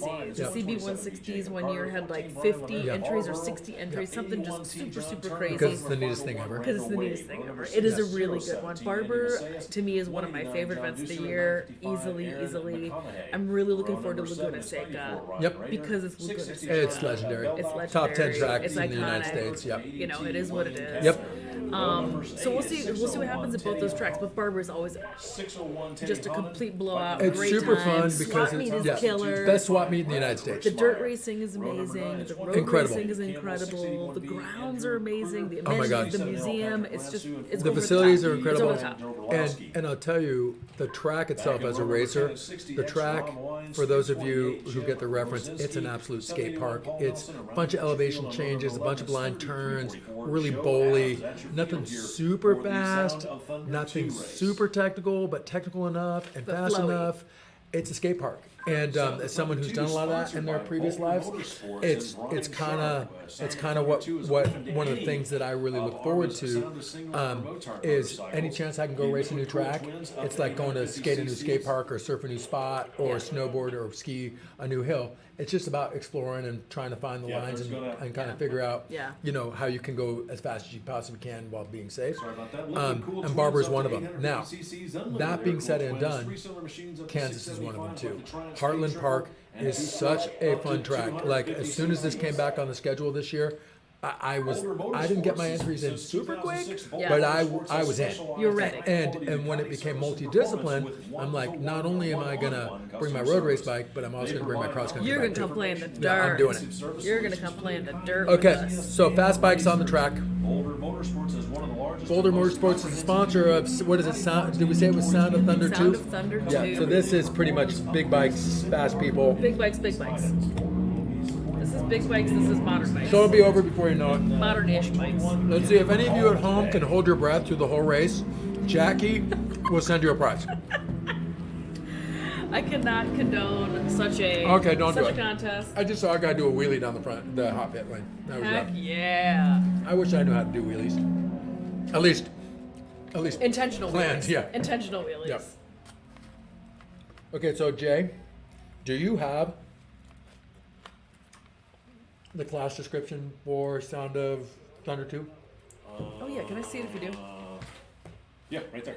Lay it on. Jackie, please All right, read so that. Sound of Thunder 2, sponsored by Boulder Motorsports and Brian Sharp. Sound of Thunder 2 is open to any of AHRMA's Sound of Singles or Motard motorcycles. Okay, fast. Liquid-cooled twins to 850 cc's, Okay. unlimited air-cooled twins. 3-cylinder machines to 675, like the Triumph Speed Triple. I was gonna say, Rob Two North triples. strokes are up to 250cc. Oh, 2 strokes only to 250, huh? Yep. So that's like a 500 Attention four out stroke. there in the paddock. If you're wanting to get in on the drag racing, they're supposed to be having the riders meeting up here in just a couple of moments in the staging area. So I'm not sure if anybody that just came off the track or might be in this race, but if you're wanting to get in with the drag racing, the riders meeting is going to be happening. Same difference. In the staging area up there in the drag race area. So if you're not up there, we need to get you up there ASAP. Again, the drag racing riders meeting is starting here in just a little 5:30? bit in the staging Like area now. up there in the Right drag about racing meow. area. Meow. Now, in case you guys didn't hear our live announcer Jay here, who's our public address announcer to the whole of Heartland Park, we're having a drag race on site tonight, which is AHRMA's first ever drag race, and it's I'm gonna say borderline when you're brung, in that any bike can be raced in drag race, provided it has a belly pan. You can't go drag racing without a belly pan. So But to road race, you you have to have it anyways. You have to have a belly pan. So let's say one of our motocrossers wanted to come over and or drag race, Oh. they'd have to put like a turkey pan or something on the bottom of their bike because you got to contain the oil. That's Well- really the most important thing when you're talking about road race is protecting the track from oil. And we've seen it unfortunately where someone lost some oil, and I mean It'll ruin. Oh my God, it's like ball bearings Yeah. on ice. It takes a very long time with to jello correct that. and no bubble wrap. It's But the not good. CB160 has, because it is, for some people, a bit of an entry-level class as Yep, far as it is. financially. I've definitely seen more than one brownie pan floating around on the bottom Absolutely. side of a 160. And it totally works as long as it can contain whatever your sump can hold. It's legal. All right, Jackie, is this your camera lens? Which excites cap? me. Yes, that's mine. Okay, don't lose that ever. Thanks. It was underneath my lunch tray. Thank you very much. Lunch at 5:30, killing it. Thank you for holding that down. Okay, now 35 people in this grid. You guys cannot tell how massive this grid is. What did we say it was? 25 rows or something? I like it's crazy how many humans are in this race. And this is a fast class with a bunch of mixed bag racers or bikes, I should say. All right, and mixed bag racers too. So let's see. But look for the front grid guys or the guys to go. As the green flag 111 got off to a good start. pretty much cleanly away. 11 rows, thunder we down go. that front straightaway. 111 Gary Orr, yep, and Clint Austin, 1A. Alpha, Those were the two and guys that turn got the jump. number one. Of course. And Clint Austin's a national champion in this class because he's riding 1A. And Gary Orr- And then Gary Orr was a race leader about 3 or 4 races ago. Again, big, fast, modern things on track right now. Yeah. We don't see them, but I promise you, they're probably somewhere in turn 3 by now, and they're going left real fast. They're probably dragging their knees. They're probably counter steering, and they're probably upshifting as they exit to go real fast into turn 4, steep right-hander, even short shoot into a real decreasing radius right-hander, real fast short shoot into, again, a fairly steady left-hander, but it closes up pretty quick on the exit. And then it's on the gas, massively long, sweepy left-hander onto a bit of a short straight into kind of a bus stoppy left-right combo, which I don't like very much. And people sometimes tend to go straight through it into the grass, that is, and that's not a fun thing to do. Not So, recommended. yep, left-right, and then again, massive on the gas into a long, sweepy. It starts right and then hooks left into kind of a moderate straight for this track. Hard on the brakes into a left-hander, bit of gas into a sweepy right, hard brakes into a real decreasing radius left, short shoot where you would either go pit out or track out, or but seeing how these guys are about to come on the front straight, you're going to hook a hard right into a very hard left onto the front straight and right on cue. I just did it at their pace. Here they come. Side by side, draft down Look the at that. line. I wish that was my pace. Who needs? I'm pretty sure it is. In your mind. In your mind. Yeah, exactly. Well, okay. So, what's fun, what you're supposed to do when you visualize a track, what you're supposed to do is visualize it at the pace you go. Okay. So unfortunately, I visualize the pace at Sound of Thunder 2 pace when I'm about Sound of Thunder 200 pace. All right. So So, because these guys are going to be doing sub 2 minute laps, and I'll be happy if I'm doing 2:15s here. So, and I haven't looked at my times. Usually I don't because I get my heart broken because I think I'm faster than I am. Oh. I know, but it's kind of funny. And but as long, you know what? I don't care if I'm doing 2:15s as long as the guy behind me was doing it, or the guy I'm racing is doing a 2:15.1 or something, right? So anyways, so this is the last. This is the last race of the day, and I guess for me, and I think I jumped in at race 9 with you, Miss Jackie, and I just want to thank you for doing this. Thank you. Webcasting AHRMA Live things is super fun. I wish I would have known about it earlier so I could have told my family and my friends, but I'll do it for tomorrow. It's just on the AHRMA Facebook page. It's not a Well, secret. I know, but Let's take that hard. wait, hold on. You have your device right here. You just go to it and share it. Listen, I'm too busy racing to look at my phone. You're too busy sitting up here eating. Well, that's true. So, anyways, but all of our friends and family that are watching right now, all 5 million Go of check you, it out. yep, Click it, like it, and share it. We want you to tell all your friends and family to watch racing tomorrow. Is that Haysmeyer? Yes. Yep. Okay, so Haysmeyer Look won at the this. last race. Big gaps between Gary 1, Orr's 2, in and second. 3. Previous race not wearing Haysmeyer one bit. Then in 762, Shane Quick. Shane Quick third. Bike number 1A, Clint Austin. Austin 1A is fourth. 189, John Deucer rounding out your top 5 with bike number 553, Paul Canale dropping And down then a couple positions. Canale 553. Round out your top 6. And I wouldn't have not known any of that if it wasn't for Jay saying. Yes. So, what I guess what I was saying is, anybody who's watching, can you please share the link, pass it to all of our web friends, so we can get a bunch of people watching us race tomorrow. It'd be super fun. I promise I'll be on my best behavior if I help Jackie out tomorrow, but she doesn't need my help because she does an awesome job. Thanks, buddy. 370 Brett Folkerts and 73 Jackie, Yes, dear. because you've been good all day, can I offer you a cookie? I'm good, but thank you, dear. Okay. Because I just wanted to make sure, because Jay, do you want a cookie seeing I ate all your trail mix? Thank you, though. Appreciate it. Well, do you want to put this in your secret, well, when we get done? Because we have chips. Okay, we have any of these things. Jackie, do you want any of these things? There's chips, there's cookies. What, these two. these? I'll take one. Okay. Oh, all of a sudden, Yeah. she didn't want them, but now she does. That's a woman's Give one to prerogative. Jody. Oh, yep. Okay. Well, Jody needs to eat too. He's a very nice boy. Everybody needs snacks. Yep. Snacks on snacks on snacks. Everybody needs snacks, GT. Okay, well, here's some. Ooh, is that oatmeal? No, that's chocolate chip. You don't need those. No, Let me take those I from want you. them. I Let me just don't take those keep from them. you. Let me help you out with that. God, he's got 3/4. Most of the entire length of the front straight. Haysmeyer has pretty much checked out. Has about 3/4 of the front straight. Oh no, he's dropped his key off back at the desk and he is checked out of the hotel. He is out of here. He is gone, gone, gone. I wish I could do that. 1A, Clint Austin in 4th, 189, John Deucer rounding out your top 5. 41, This is fun. Brian Dorbolowski continues to march forward as he's Let's take a gander at the race monitor, friends, while GT eats. Oh look, and look, sunshine. Look, it's sunlight. Look, the sun came out. It's nice and sunny. So these are your current standings right now.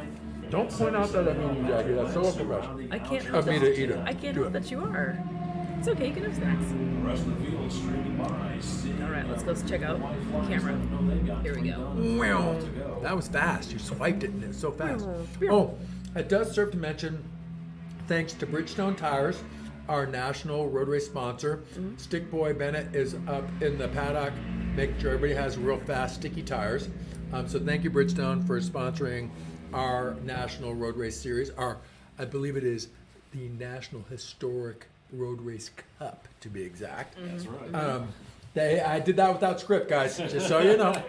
Also, I think you saw on screen Haggerty. Haggerty's the official official insurance sponsor of AHRMA, and both Kyles raced cross country today, which I saw them on the track, which was super rad, and they raced the slow race last night. So super neat that the Haggerty guys are involved. I saw Race Tech. Race Tech is suspension stuff. and they're based in Corona. They've done some suspension work for me and also turned a brake drum or two for me in the past. So racetrack. Oh, Redwood Engineering. They're super awesome. They're one of our, I believe they're one of our off-road sponsors. I think they're Vintage Motocross. Correct. Visit Topeka. Duh. Evil Knievel Museum. Need we say more? All right. I mean, aside from Heartland Park, why wouldn't you? Who's this that we're saying thanks to? Our safety partner, Underground Thank Race God. Team. We need that. Underground Team Racing, that 811 organization. Call before you dig. Good. And then there's AHRMA. Look at that logo. American Historic Racing Motorcycles Association of America. With your mouth full, be quiet over there. Was that bad? It didn't even sound like I was eating. Uh-huh. Am I eating? I like roast beef. I know. I'm glad you got a sandwich, buddy. I'm You so deserved it. hungry. You earned it. I wonder if I can find a beer in the pit when we get done, or actually some clear liquid, Some clear liquid. adult beveragey things, Jackie. After I jump I on need your some Super water. 73 and do a hot lap. You are not allowed to jump on my Super 73. Wait, my kid works there. We could get it fixed. Oh, okay. I mean, that's cool then.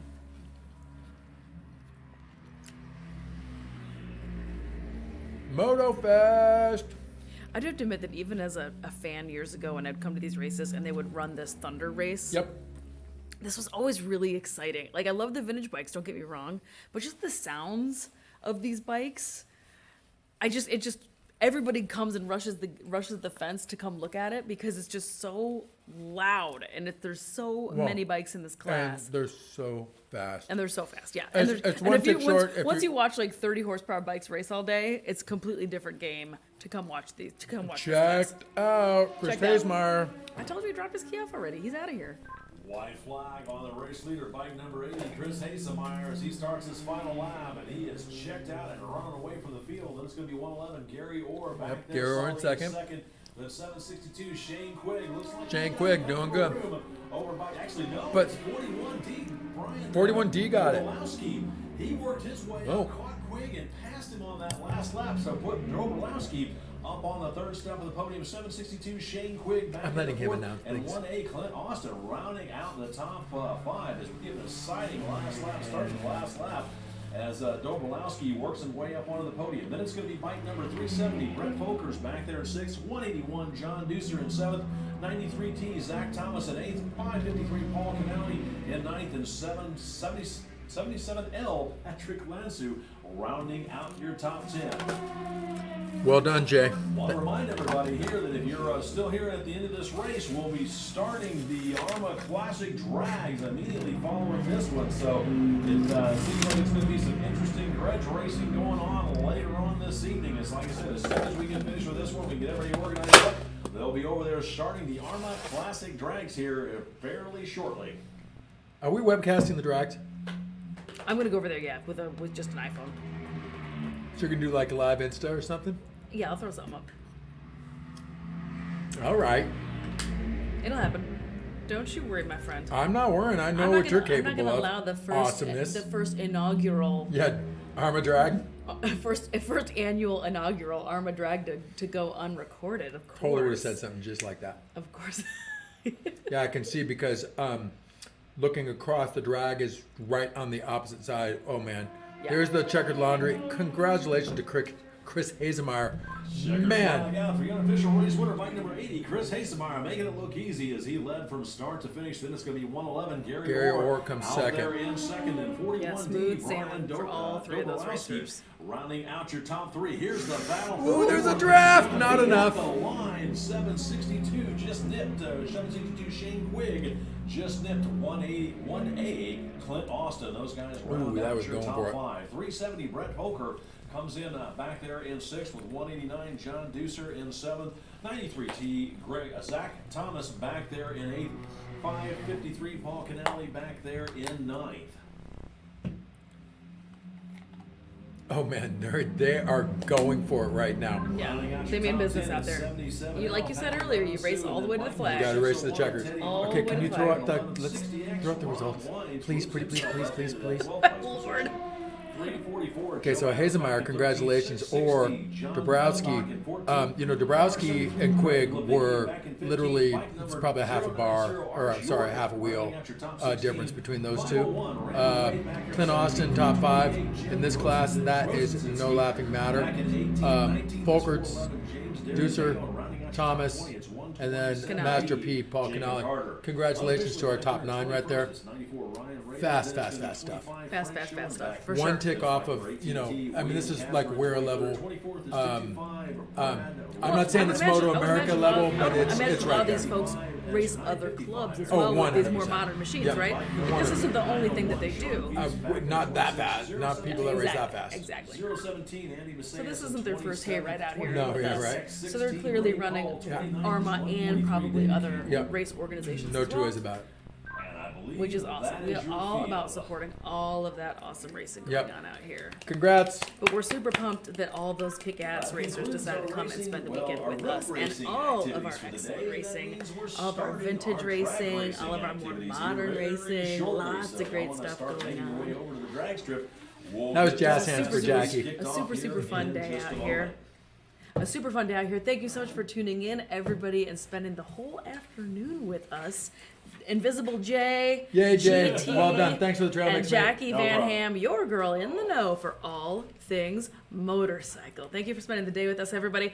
We will be opening up the camera, just a quick little zap over at the drag races that are happening shortly. So make sure you hit that notifications on button over at the AHRMA page. Go give them a like while you're at it and follow on along. We're gonna have more racing action coming your way tomorrow morning.